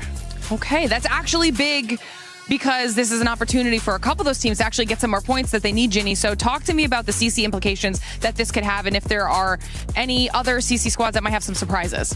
Yeah, so when it comes to right now, we have 4 out of the top 8 that already qualified. So you got FaZe, you got G2, you got 100 Thieves, as well as Falcons. Very important to note, however, that G2 is not CC eligible because of the fact that they made too many roster changes after the deadline has already passed. They did knock Gentlemates into this lower bracket, and Gentlemates has competed before on COD, where they got 200 points. They competed in Valorant, where they also got 200 points, and they are yet to compete in Rocket League next week, where they have a pretty good roster. So for Gentlemates side of things, like, they have to win this lower bracket game today to even be in the top 8 and get some points. My question then for you is, how realistic is that, considering what happened yesterday with the 3-0? I mean, it was a 3-0. It was crazy. You know, I talked to some of the players, and they felt like they were playing a God squad over there. Oh, wow. But don't worry, the Gentle Suits are in the building, and if I've seen anything out of that amazing group, is that they can wheel their team through some crazy series to push them into the finals. I love that. I love that, which means that there's definitely going to be some very exciting matches coming up over the next couple of days. Yes. So, of course, as we know more, we'll keep all of you updated and see how everything plays out. Thank you, Genie, Glitter, and Blaze for the update with the CC, because things are getting spicy here at PMWC at EWC26 as we're going to be heading into our final match of Group A. We will end up eliminating the bottom 3 teams. And talking about those bottom 3 teams, Lace, one team that was able to push themselves out of it from the beginning of the day, Alula ended up getting that win as well. Yeah, I just want to obviously mention to you guys at home, they started today with 21 points in the bottom 3. Now, they've had a nice trajectory so far and being able to sort of keep themselves within that middle, but then to skyrocket to a chicken dinner. And not only that, managed to get about 10 eliminations just before the fight with Furia when they're moving their way down off that peak onto the hill, and then they were able obviously to get that. But that wasn't without some help from one of our teammates who was sitting on the top peak there. But for this team, they clearly understand that these last 2 games are incredibly important. They have had a steady run throughout this. I mean, looking at this position here, they are actually sort of moving their way down on top of GK, which I thought, oh, okay. Obviously, they weren't sort of putting out that scout to see where Furia were at that moment. Furia were able to get like a couple of knocks on them, but they were able to reset and then get that win. I have no idea how Fury just kept getting back up. They get knocked back up, knocked back up, knocked back up, and they got really deep in that game. I did not expect them to make it actually to a top 2 finish. That is very impressive. Just highlighting how relentless Fury truly are here, representing Brazil in Paris for PMWC. But the finishing moments here, Yasa giving it his best shot. But Lord in particular, here Niptura, oh my goodness, making it rain from this peak finish with that mini 14. He was holding on to his resources for as long as he really could, but eventually the circle had a different plan in mind. No, he was exactly the right teammate to be up on top there, right? I think he was really, really good at sussing out exactly where everybody was. He was really good at getting those nades. Some of them went a little long, but a lot of them were right on target. I love the mini that he had as well. That was a fantastic weapon of choice to be up there. So all around, a really, really, really, really good play coming in from him. Really? Yes. Really. But really. And really, Lore was able to put up good performance for Enigma Galaxy, being able to secure some extra placement points as well, putting up those. Oh man, look at us, Tomash. Let's go. 8 eliminations there from Lord, and the damage there as well. And this is a squad that's currently in contention for that top 5, and they were securing the top of that mountain. Yeah, I mean, it was great to do that 3-1 split. That's what they had in the mid game. 3 players down below in the thick of it, fighting all the teams. There was Alula. There was even a side of Go at one point just coming their way. But no, Lord was trying to keep his teammates safe, but he could only do so for so long, right? Eventually, teams are going to be encroaching on his 3 teammates. They get eliminated, and then Lord is alone. But I like what he did because he knew he was limited in resources, right, Niptura? He was not able to really take too many shots. He just held onto those resources until the very end, where he could maybe convert that into a chicken dinner. As you know, that didn't happen. But podium, as a solo, that is huge regardless. Huge indeed, as we're going to be taking a look at the overall. And I want you to keep in mind, top 5 go directly to the finals. Bottom 3 gets in home, and the ones in between get to go to survival. 4th thrives, still in the first place, but just like actually, let's just focus on 4th all the way to 9, because 4th place with Aurora Gaming, they have been playing great today, but they just haven't been able to create such a big gap, as they only have 82 points, 4 points more than AGAL in 6th place. No, they do. It's going to be interesting. I have noticed that Aurora have been stepping up, right? They felt that pressure a little bit. They've realized, like, oh, it's not really going our way. We got to up our game a little bit. It is working now. So they are at 82 points. Yeah, it's still going to be all down to the wire in this last game, but at least they're already there. You know, teams like Team Flash are also already there, but 2 points ahead of AGAL. GOAT team as well. Furia climbing up those ranks. They were not in 8th place a few games ago, Max. Yeah, I mean, really looking at the teams in the top 5, 4 thrives, they're safe. We know they're going to make it. They're going straight into your PMWC Grand Finals. Orangutan, I would say, also somewhat safe, right, going out to this one, because right now they're above the likes of Enigma Galaxy, Aurora, Team Flash. We're looking at Aurora Gaming and Team Flash in particular here. They need a big game, Lace. If they do not get that performance here, all gamers, GOAT team, Furia, you know they're going to chase them down for that top 5. Yeah, they need to make these opportunities for themselves. And what we're seeing a lot of teams do is kind of letting just the cookie crumble how it will. These players need to start obviously creating these opportunities and making the lobby play to their way. And I must say that from that game, Furia did that. I would kind of call them like the mountain goats of PUBG, because what is with them being able to scale up a mountain, absolutely decimate in every way, which form. But it's good to see Alula here, obviously moving up with 63 points, definitely securing that place out of the bottom 3. Now, I do want to sort of touch on, I guess, a little bit more of like Thunder talk. Out of that game, this is crunch time for them. They're under pressure. And look, they had a push from Aurora in the building, and they showed no presence, Max. They just sat down there. They didn't create any space, no presence, and got absolutely rolled by Aurora. Yeah, they have the cloak of invisibility, but no one told them to take it off right now. It's time to take it off. They're looking at this one. The point gap is 12 points between X-Force Rejets and RRQ. I would say you are teams in the bottom 3.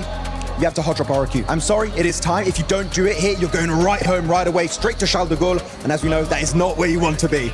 We usually hate to see the hot drops, but in situations like this, do it. You gotta take destiny into your hands. And yeah, you're absolutely right, Lace. They have to do it. Yeah, and look, this is what I'm saying, where create your game. Make these plays to position other players into moving and having you create that space. Like, even if they were to look at, you know, players like Alula, who were in the bottom, they actually forced GK to rotate into Furia. They made that play. And these bottom teams need to be able to do that as well. Yeah, they need to be able to do that, and they need to be careful with teams that are going to be towards the top, like none other than... Who's that? Who's this? Oh, it's the best content creator for PUBG. Come up here, baby. Come up here. You know what? You don't even have to go that way. Just step over the chairs. You got this. Hey.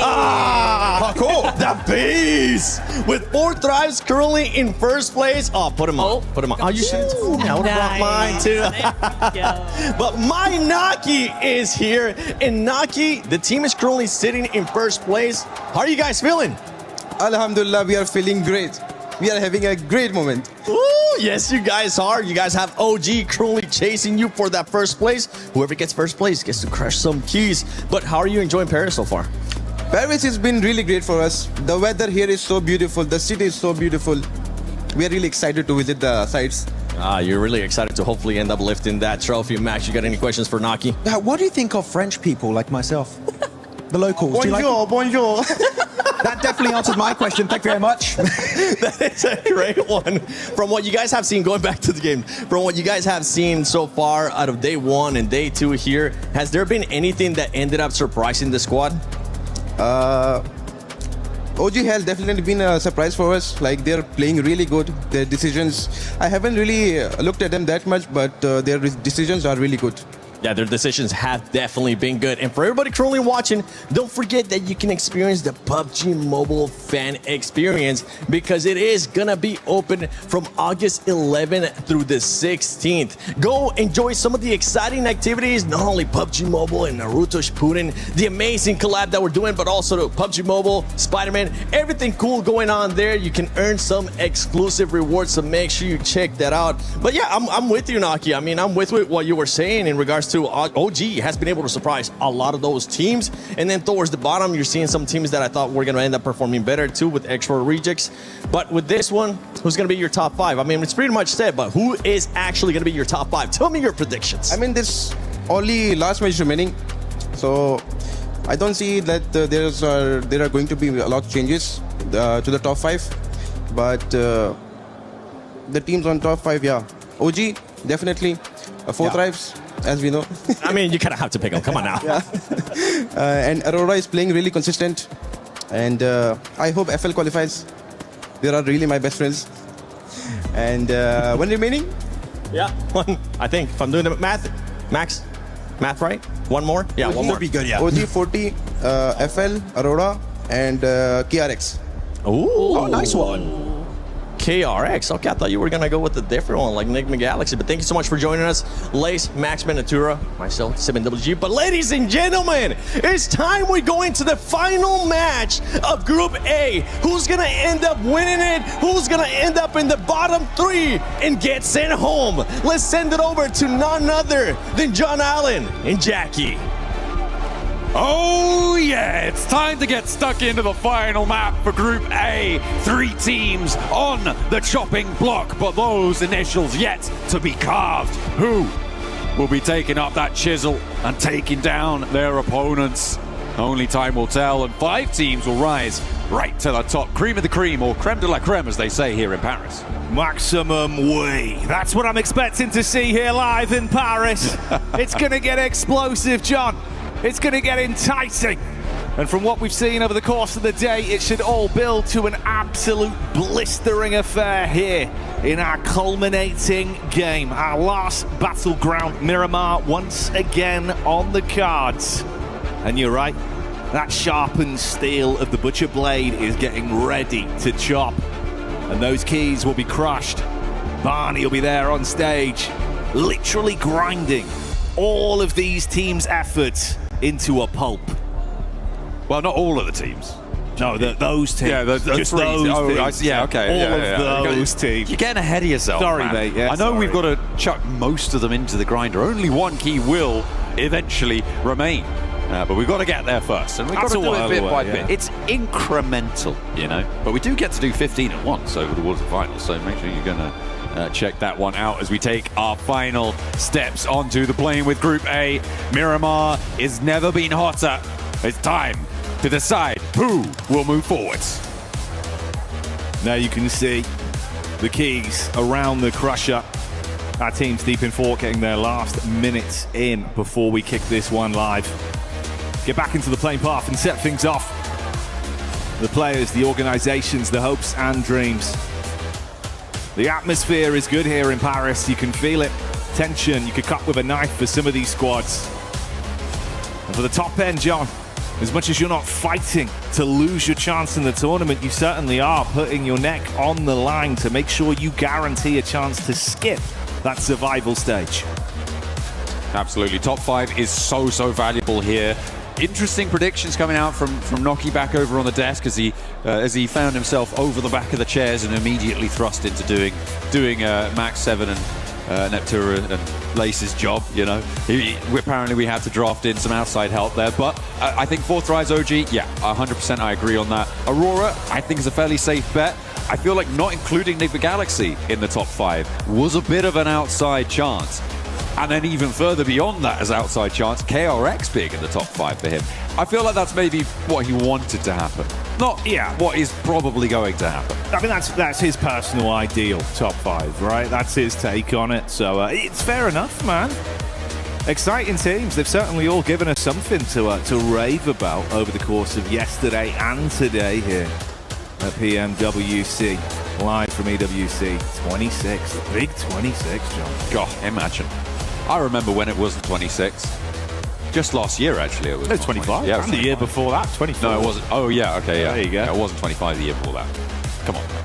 Don't be silly. Southwest Circle, as the plane path goes straight down the middle of this one from Partona up towards San Martin. It looks like we are going to be heading down towards that Chumasera Hills area, the Ladriera dual peak lines over on that western side. Going to be a major feature there. So transitional areas around there, highly coveted. A lot of ground on the south side is slightly treacherous. Potential to see teams rotating down through Partona, trying to get access to the west, but more than likely, we're going to see a long rotate over on the north side, coming down on that west edge, past El Pozo, to try and push themselves towards those Ladriera Hills.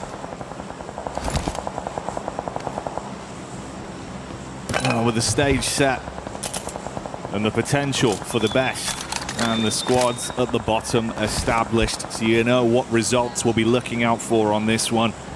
We'll delve into it and get an eye line. We heard the analyst saying at times like this, you need to really invest that risk versus reward. You can't play it overly safe. You can't leave your fate in hands of other teams. That goes both ways, John. If you want to try and push into that top 5, or if you're looking to actually keep yourself in the competition, not lose those keys, we'll see if there's any forced fights, if the early game is a bit different. Some of the indecision we've seen from squads. You look back, right, what we saw from TTG, moments of difference where maybe if they just committed that risk factor, could have given themselves a little bit more stock to play with. We'll see if that changes here and now. I mean, right now for X-Force Rejects, they're sat 12 points behind RRQ. That is a big gap to make up. It's going to be very, very difficult to do that, and even further behind for the teams behind that as well. So I'm really not holding out hope. I feel like we may already have our top 13. I don't want to jinx it for RRQ, but I feel like I'm fairly confident in saying that, especially given where RRQ are on the map, down towards Biodemar already, pretty much slap bang in the center of this circle. Yeah, it's going to be pretty difficult to try and jump up there and change things on that front. Would require something quite special, but there are quite a few teams, I think, who could realistically jump into the top 5 here, depending on how Flash, Aurora, Enigma Galaxy do in this game. There are potentially opportunities to jump on through and see what you can get done for maybe, I mean, maybe down to 9th, but maybe even Ulf could give it a fair crack, if not Alula, which is a very outside chance. But 17 points, as we were saying, you know, the 12-point gap feels pretty dastardly to try and get past, but with the form that Alula are on right now, it might be doable. 17 points. Yeah, they've been looking far better, been hitting some good strides, and definitely guaranteeing themselves at least more of a safety net to play with from slipping deeper down into the depths. Rising, though, and attempting to climb does kind of rely, like you say, on a few of our squads that have been those point vacuums, those absolute hoovers towards the top side, effectively just falling early, having some kind of breakdown that opens that door for an overlap for a squad to find a way in. So a lot riding on it on the individuals. A lot of small storylines in this one. We'll keep you dialed in with the narrative.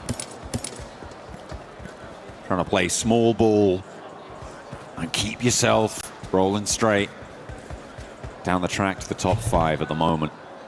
I mean, the differentials between these teams are really quite small. I mean, even up towards OG, an 8-point difference between 2nd and 5th is very, very much surmountable. A 10-point difference from AGAL up towards Orangutan to jump up towards that top spot. So very volatile, even at this late stage.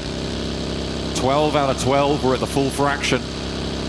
No more matches after this one, and it is still very much all to play for. Unless you're 4th drives, then you're pretty much guaranteed to be in already. They've done more than enough with the plays that they've made over the course of the past 2 days, John. Looked very, very exciting to watch. It would be a real shame not to have them there, to be honest, mate. I feel like it would be a big blunder. So glad they've already proven just how hard they're willing to play here live from Paris. We've heard the arena getting absolutely ballistic time and time again when you see pop-off plays. Hell, even just from one individual, right? Falak starts to go huge. This place gets loud. I feel like Falak does anything, this place can get loud, I think. True. That's, you know what? That's exactly the sort of support that has seen them into the top place right now. It's exactly the sort of support that saw them to first place back in PMGO as well. A global title spurring them on. And a second in their sights. We'll have to wait a little bit longer to see if they can do it, but it's almost certain that they're going to have a crack. Aurora, in the meantime, a lot less certain, but in a scrap with RRQ and Furia. RRQ, remember, the bubble team at the bottom, do not want to be going down early. No, you could see that kind of kicking in, the immediate reaction when they thought, hang on, I've got a line of sight to try and take a pick here over onto them. Throws a few bullets out, but doesn't want to overcommit. Far riskier for RRQ than it is for Aurora. And Furia, if they see weakness, they might attempt to dogpile on top of that and backstab towards Aurora. It's calmed down off the initial shots that were fired out. But you're still nearby.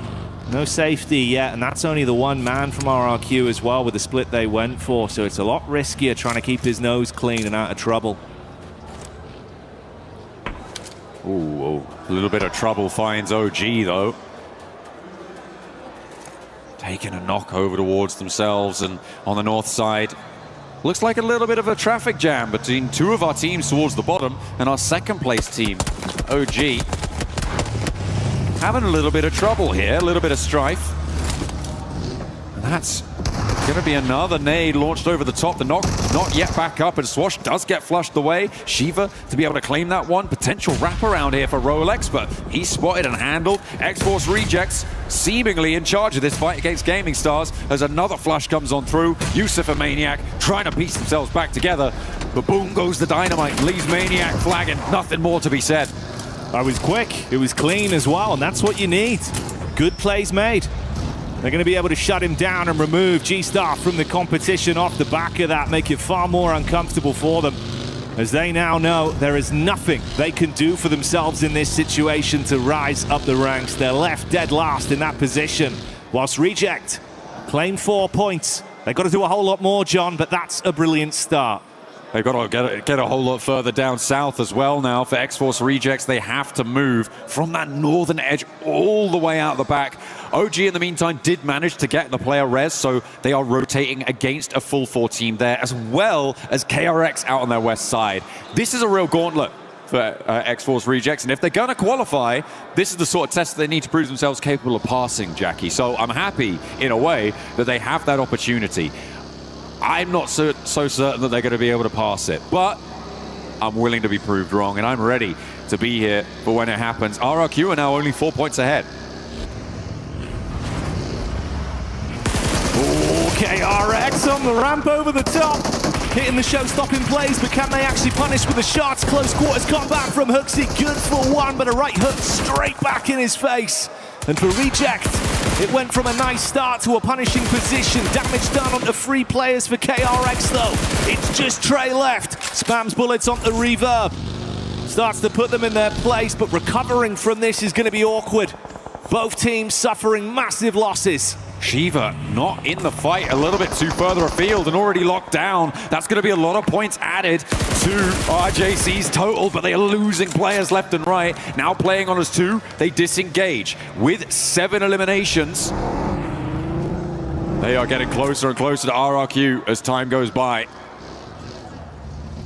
And X-Force Rejects with a chance, but yeah, that gauntlet, like I was saying, is such a tough pass. The third party coming through, it's pretty impossible to make that one work. But KRX falling in the meantime as well. A little chime in coming through from OG, helping them out there, adding some more points to the RJC tally.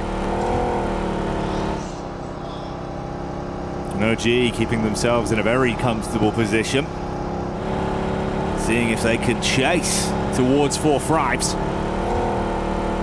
See who remains at the top of the plinth come the end of today. It'll be exciting to see who our lobby leader is when it's all said and done. TTG here as well. Another team that it feels like even the potential of them really grinding from the spot they've been left in, John, is unlikely at this point.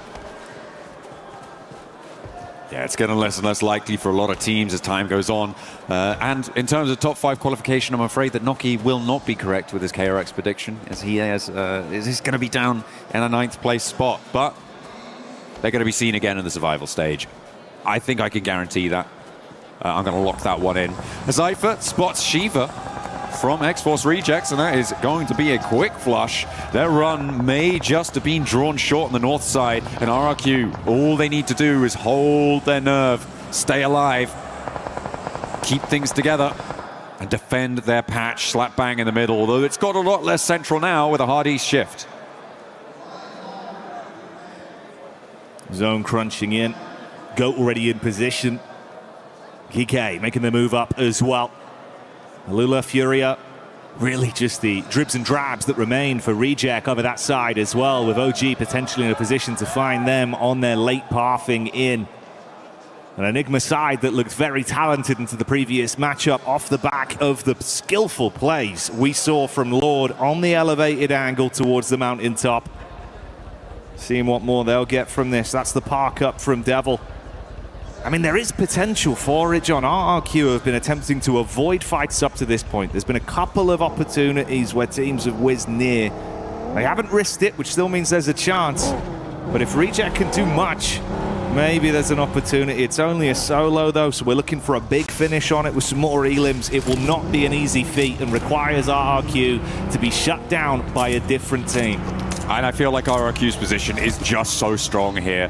It's such a difficult position to try and get up on towards against a full force squad. If they're reactive and fast enough to respond to threats as they come their way, that is the major downside for RRQ, right? You have to play it fairly split in this location. And it looks like they are going to be, I mean, they're spiking out. They are making themselves known, which I think is the right play. Force teams around them to fight against each other as they try and ascend towards it. This is what you need for RRQ.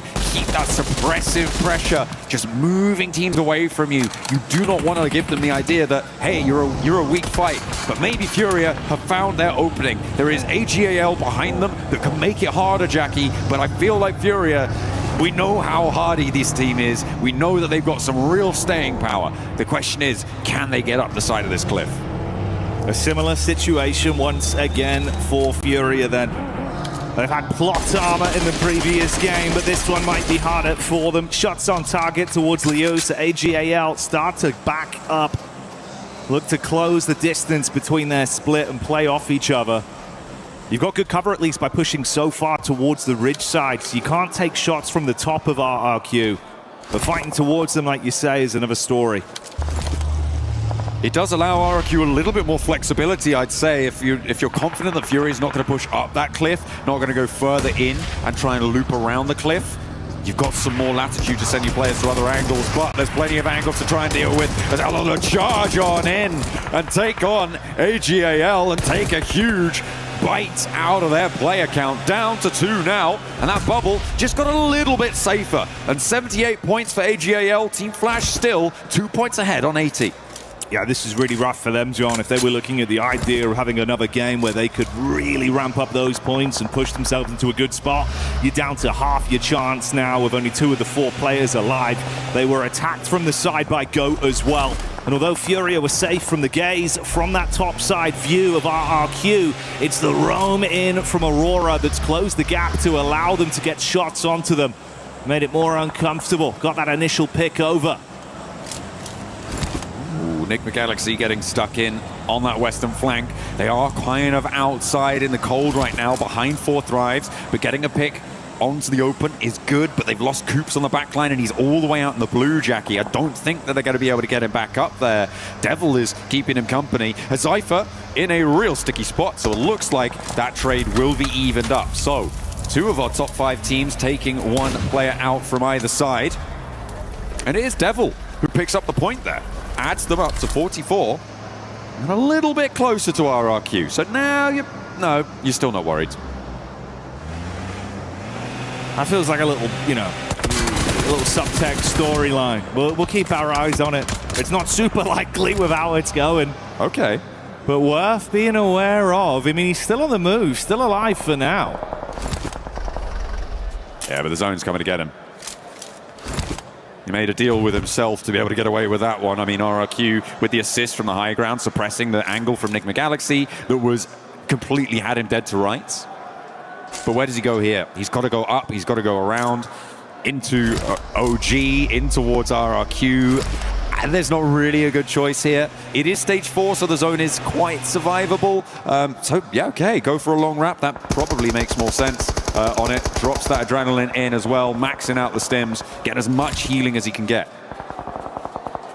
We'll see how that pathing goes for him once he gets himself back into the zone, sustaining a decent amount of damage, but he had a few meds to try and buffer it out. Not easy though, not comfortable. 4 Fribes with IQ getting line of sight again to re-engage, so a bit of pressure applied from them.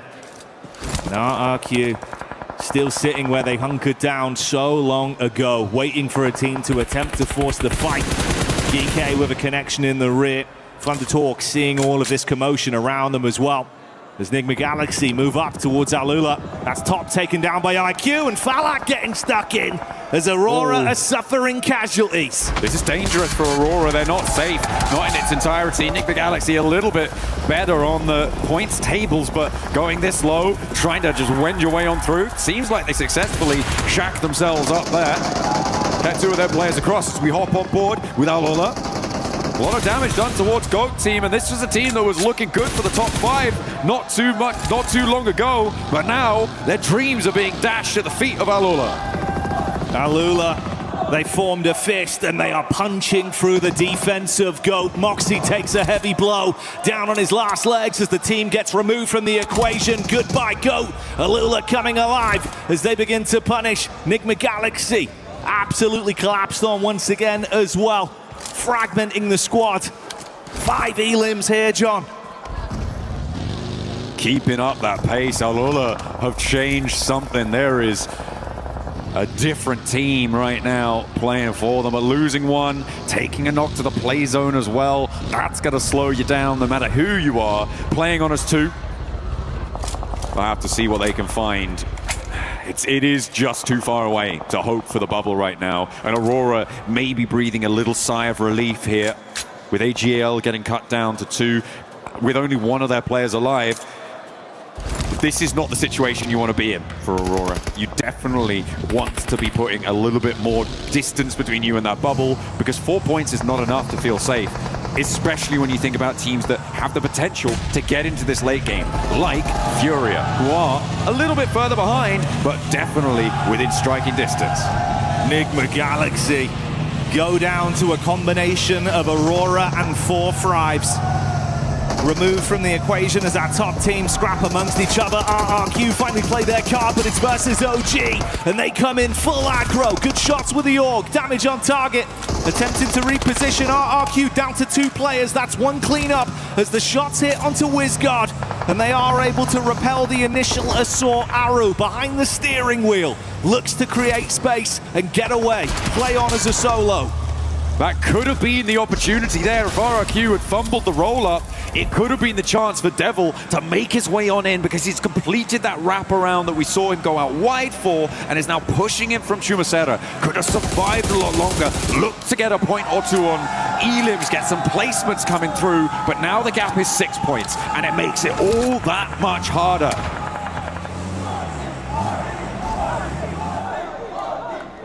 And in the conversation of who'd be on top come the end of the day, it's 4 Fribes that are once again getting the crowd hyped up with the plays. 4 Elims in the back pocket, always showing up in the Elim feed as the arena here at the Qiddiya City grid starts to roar. And Devil did make it in, like you say. RRQ found 2 picks onto OG though, and they're looking for the full flash back over. Aru's got something to say about it. Good for a clash up close. They're trying to force him out of the building and do so. Orangutan out of the running now as they'll be left in second. And RRQ, another point added to their tally, pushing themselves further and further away. Not too long from now, it could be that GK are up on the chopping block before Thrives. The next challenge over towards RRQ. A nade from Lapar. This is the star player that the desk was talking about, bringing him up as a real clutch potential. Let's see if he's got a little bit more left to give in match 12 of 12. As 4 Thrives currently playing a 2-1 split with Falak, T24 on that western side, IQ much further inland. The backoff comes through and RRQ don't want anything more to do with that high ground, certainly not at the moment. AGAL finally fall to Furia. And TTG trapped down in the ditch with nades being dashed towards them. T24 throwing them in on target. His eyes lighting up with the idea of a prospect of 4 more points for our top lobby team right now. And as the zone eats through them, they are finding success with ease. Oh, T24 though stays a little bit too long. There is a response finally from Thunder Talk. AJ manages to thread that one through. Furia are getting picked apart in the meantime on the south side as Alula keep chowing down with their 2 players alive. The rest comes through. Falak wants to suppress the rotate, but Thunder Talk have already lost 1 forwards. This is a wild charge from Falak. He is so overexposed on the hilltop. I'm surprised he didn't go down before. And RRQ are going to chime in. So is Doc from Aurora. Putting them back in their place. They may have broken the sentry, but you cannot get a little bit too ahead of yourself there. Either way, they've done enough. They will be top spot by the end. 10 elims and 1 representative of the squad still alive and kicking. It's IQ that was down towards the low ground, so he's safe. Doc watching that angle, like you say, they just hard commit, wanting to get the extra points and prove that they can bully this lobby. Doc lines him up and knocks him down. That solo representative of Aurora at least guaranteeing some extra boon for the squad. Devil still alive in the back of the vehicle as well. He's pathing around. I mean, Flash have been so quiet for so long, but thankfully for them, John, the other squads that were close to potentially forcing them out of that 5th place are already gone. They've already left this lobby. Yeah, it's going to be nice and safe for them to feel like there's really not much to challenge them, as Alula also bite the dust. But they've done enough to see themselves into that survival stage. It's likely that the tables have started to solidify. The only moving part here is Devil, and he is caught between a rock, another rock, and several hard places. It is a tough approach from this north side, and it needs RRQ to start going down because the placements are already at 2, which means that even just surviving is not going to be enough for him. And he goes down there. That will be our bottom 3. Locked in, Jackie. X-Force Rejects joins Thunder Talk and Gaming Stars taking the tumble down. So it's all up to the points now. Who's going to finish and where is it going to be? Those keys now guaranteed to be crushed, but the dreams live on for an RRQ side that fought for their right to survive here. Another blow back over to Aurora as Doc is shut down. And they're looking for even more. Eyes honed in towards the setup from the 2-2 split of GK. Our final decision comes down to who takes the chicken dinner then between these 4 remaining squads. GK with this most central position, Flash with the high ground. As you said before, been fairly quiet over the course of this match so far, but they are starting to extend their influence now. GK in the more central spot, as I said before, but they're much more limited in terms of their maneuverability, in terms of their flexibility. It's a question of if they can force the other teams around them to fight with each other, or in the other instance, allow a team to just get straight up close to you. Now with Team Flash within nading range, it's going to get so much more hard for GK to hold off this location. And Flash, after paying passive for so long, know that they can take risks now.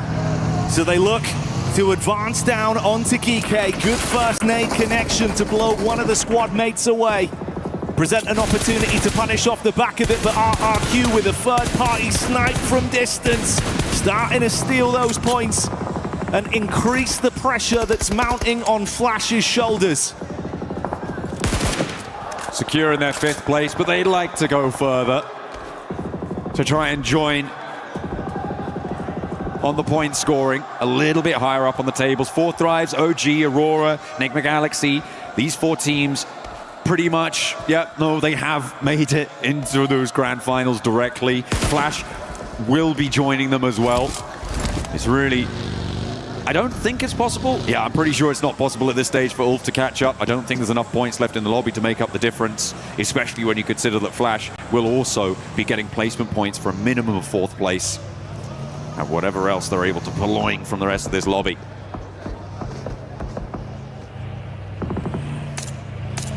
Just about the showmanship at this point. Giving themselves some extra confidence going into the following games. Knowing you've got the comfortable nature of skipping that stage and coming back in to play your best. GK inside of the split as they're set up. Waiting for the advance to come in from Flash. On that northern side, they've got that line on. They're allowing the teams to their south on the low ground to figure out how they want to try and manipulate this one as the nades keep rolling down the hill towards GK, making their life very troublesome. Yeah, Ragnarok out in the open is not going to last. You can't really step out for it. And they add another point. Racking up those elims, finding another knock over towards Kevin. And this might be the final dispatch for GK, who will sit right on top of that bubble. A lovely nade posted on through, stops them dead in their tracks. But the 12th place there is going to be locked in. RRQ will be jumping over them with the placement points that they have earned, leaving GK on that bubble, but nevertheless still in survival stages, which is more than could be said for the 3 teams beneath them. Their keys will remain. And RRQ just proving that they've still got more to show over the course of the competition then. Something that might give them an extra air, an extra reset, some wind under their sails once they get into that survival stage with the pathway they've guaranteed themselves.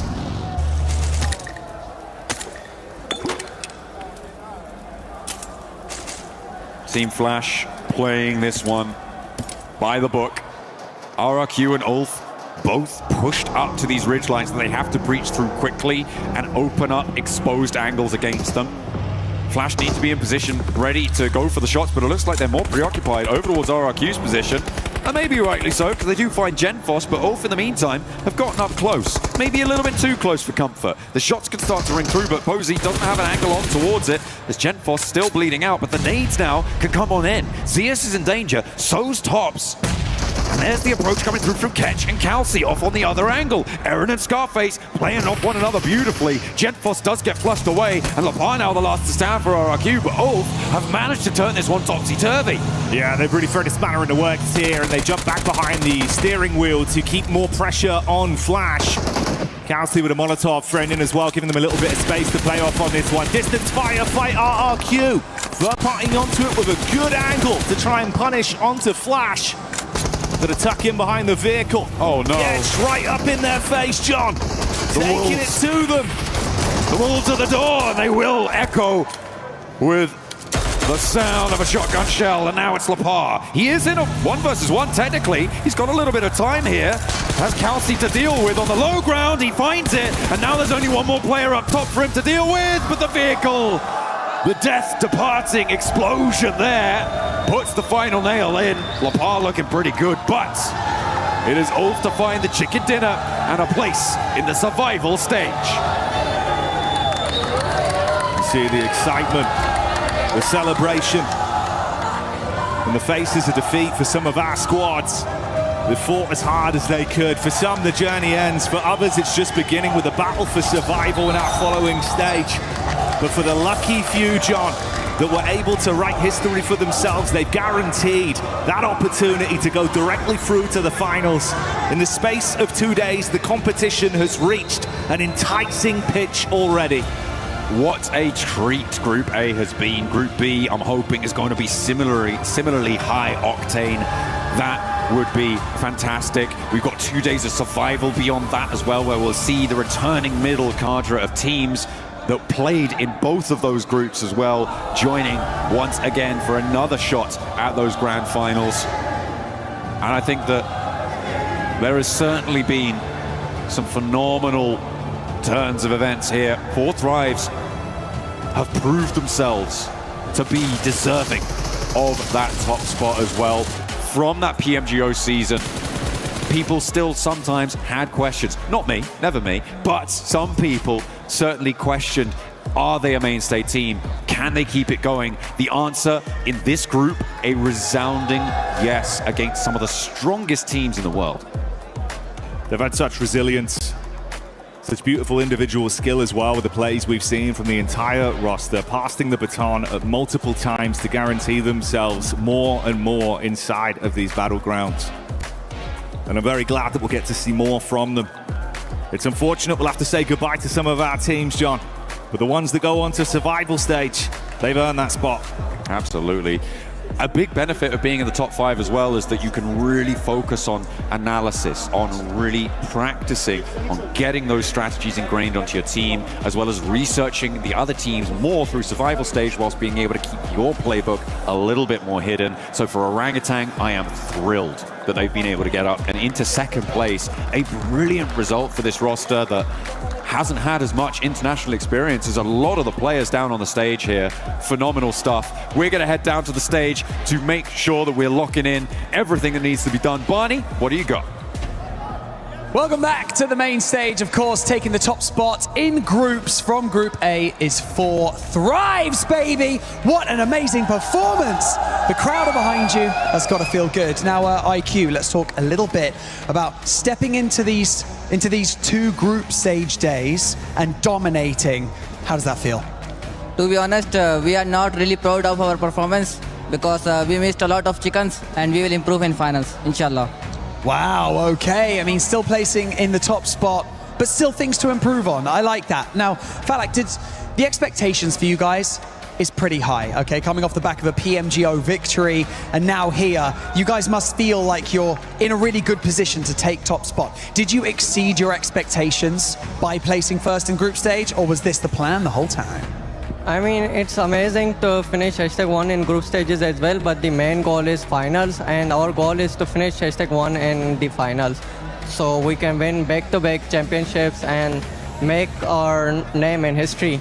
I mean, speaking of making a name in history, the PMGO win, if you manage to secure the win at PMWC, and then in your home country, PMGO, that would be pretty good, wouldn't it, IQ? Yeah, of course. Of course it would be pretty good. All right, guys, we have something special to do, which I'm pretty sure you know. Follow me. We're going to go over to the Crusher. Now, as first place finishers, right here at the group stage for your group, you get to do the fun part. Now, I would like you to come and stand up here, all 4 of you, please, behind the awesome Crusher. Now, before we get into the meat of this, can I get you guys to budge around? Budge around a little bit. Budge around, move around, move around, move around.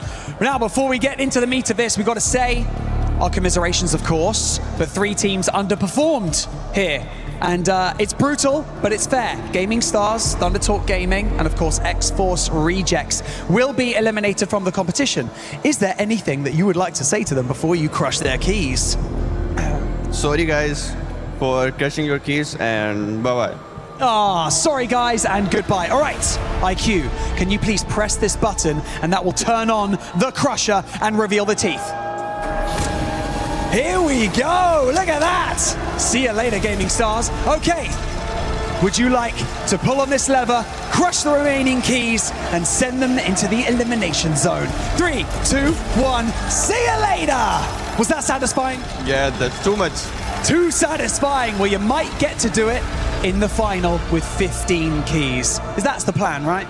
Yeah, that's the plan. All right, 4 Thrives, congratulations in placing first in Group A. We've got so much more PMWC action coming your way over the next few days. You can hear the crowd going nuts for 4 Thrives. That's what we like to see here at PMWC. But for now, let's head back to the studio so that they can talk about everything that happened over the last 2 days of groups.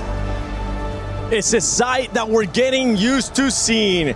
4 Thrives just dominating and honestly not being happy with their performance, Lace. That's insane. That's crazy because they're the only team to hit triple digits, 107 points, 80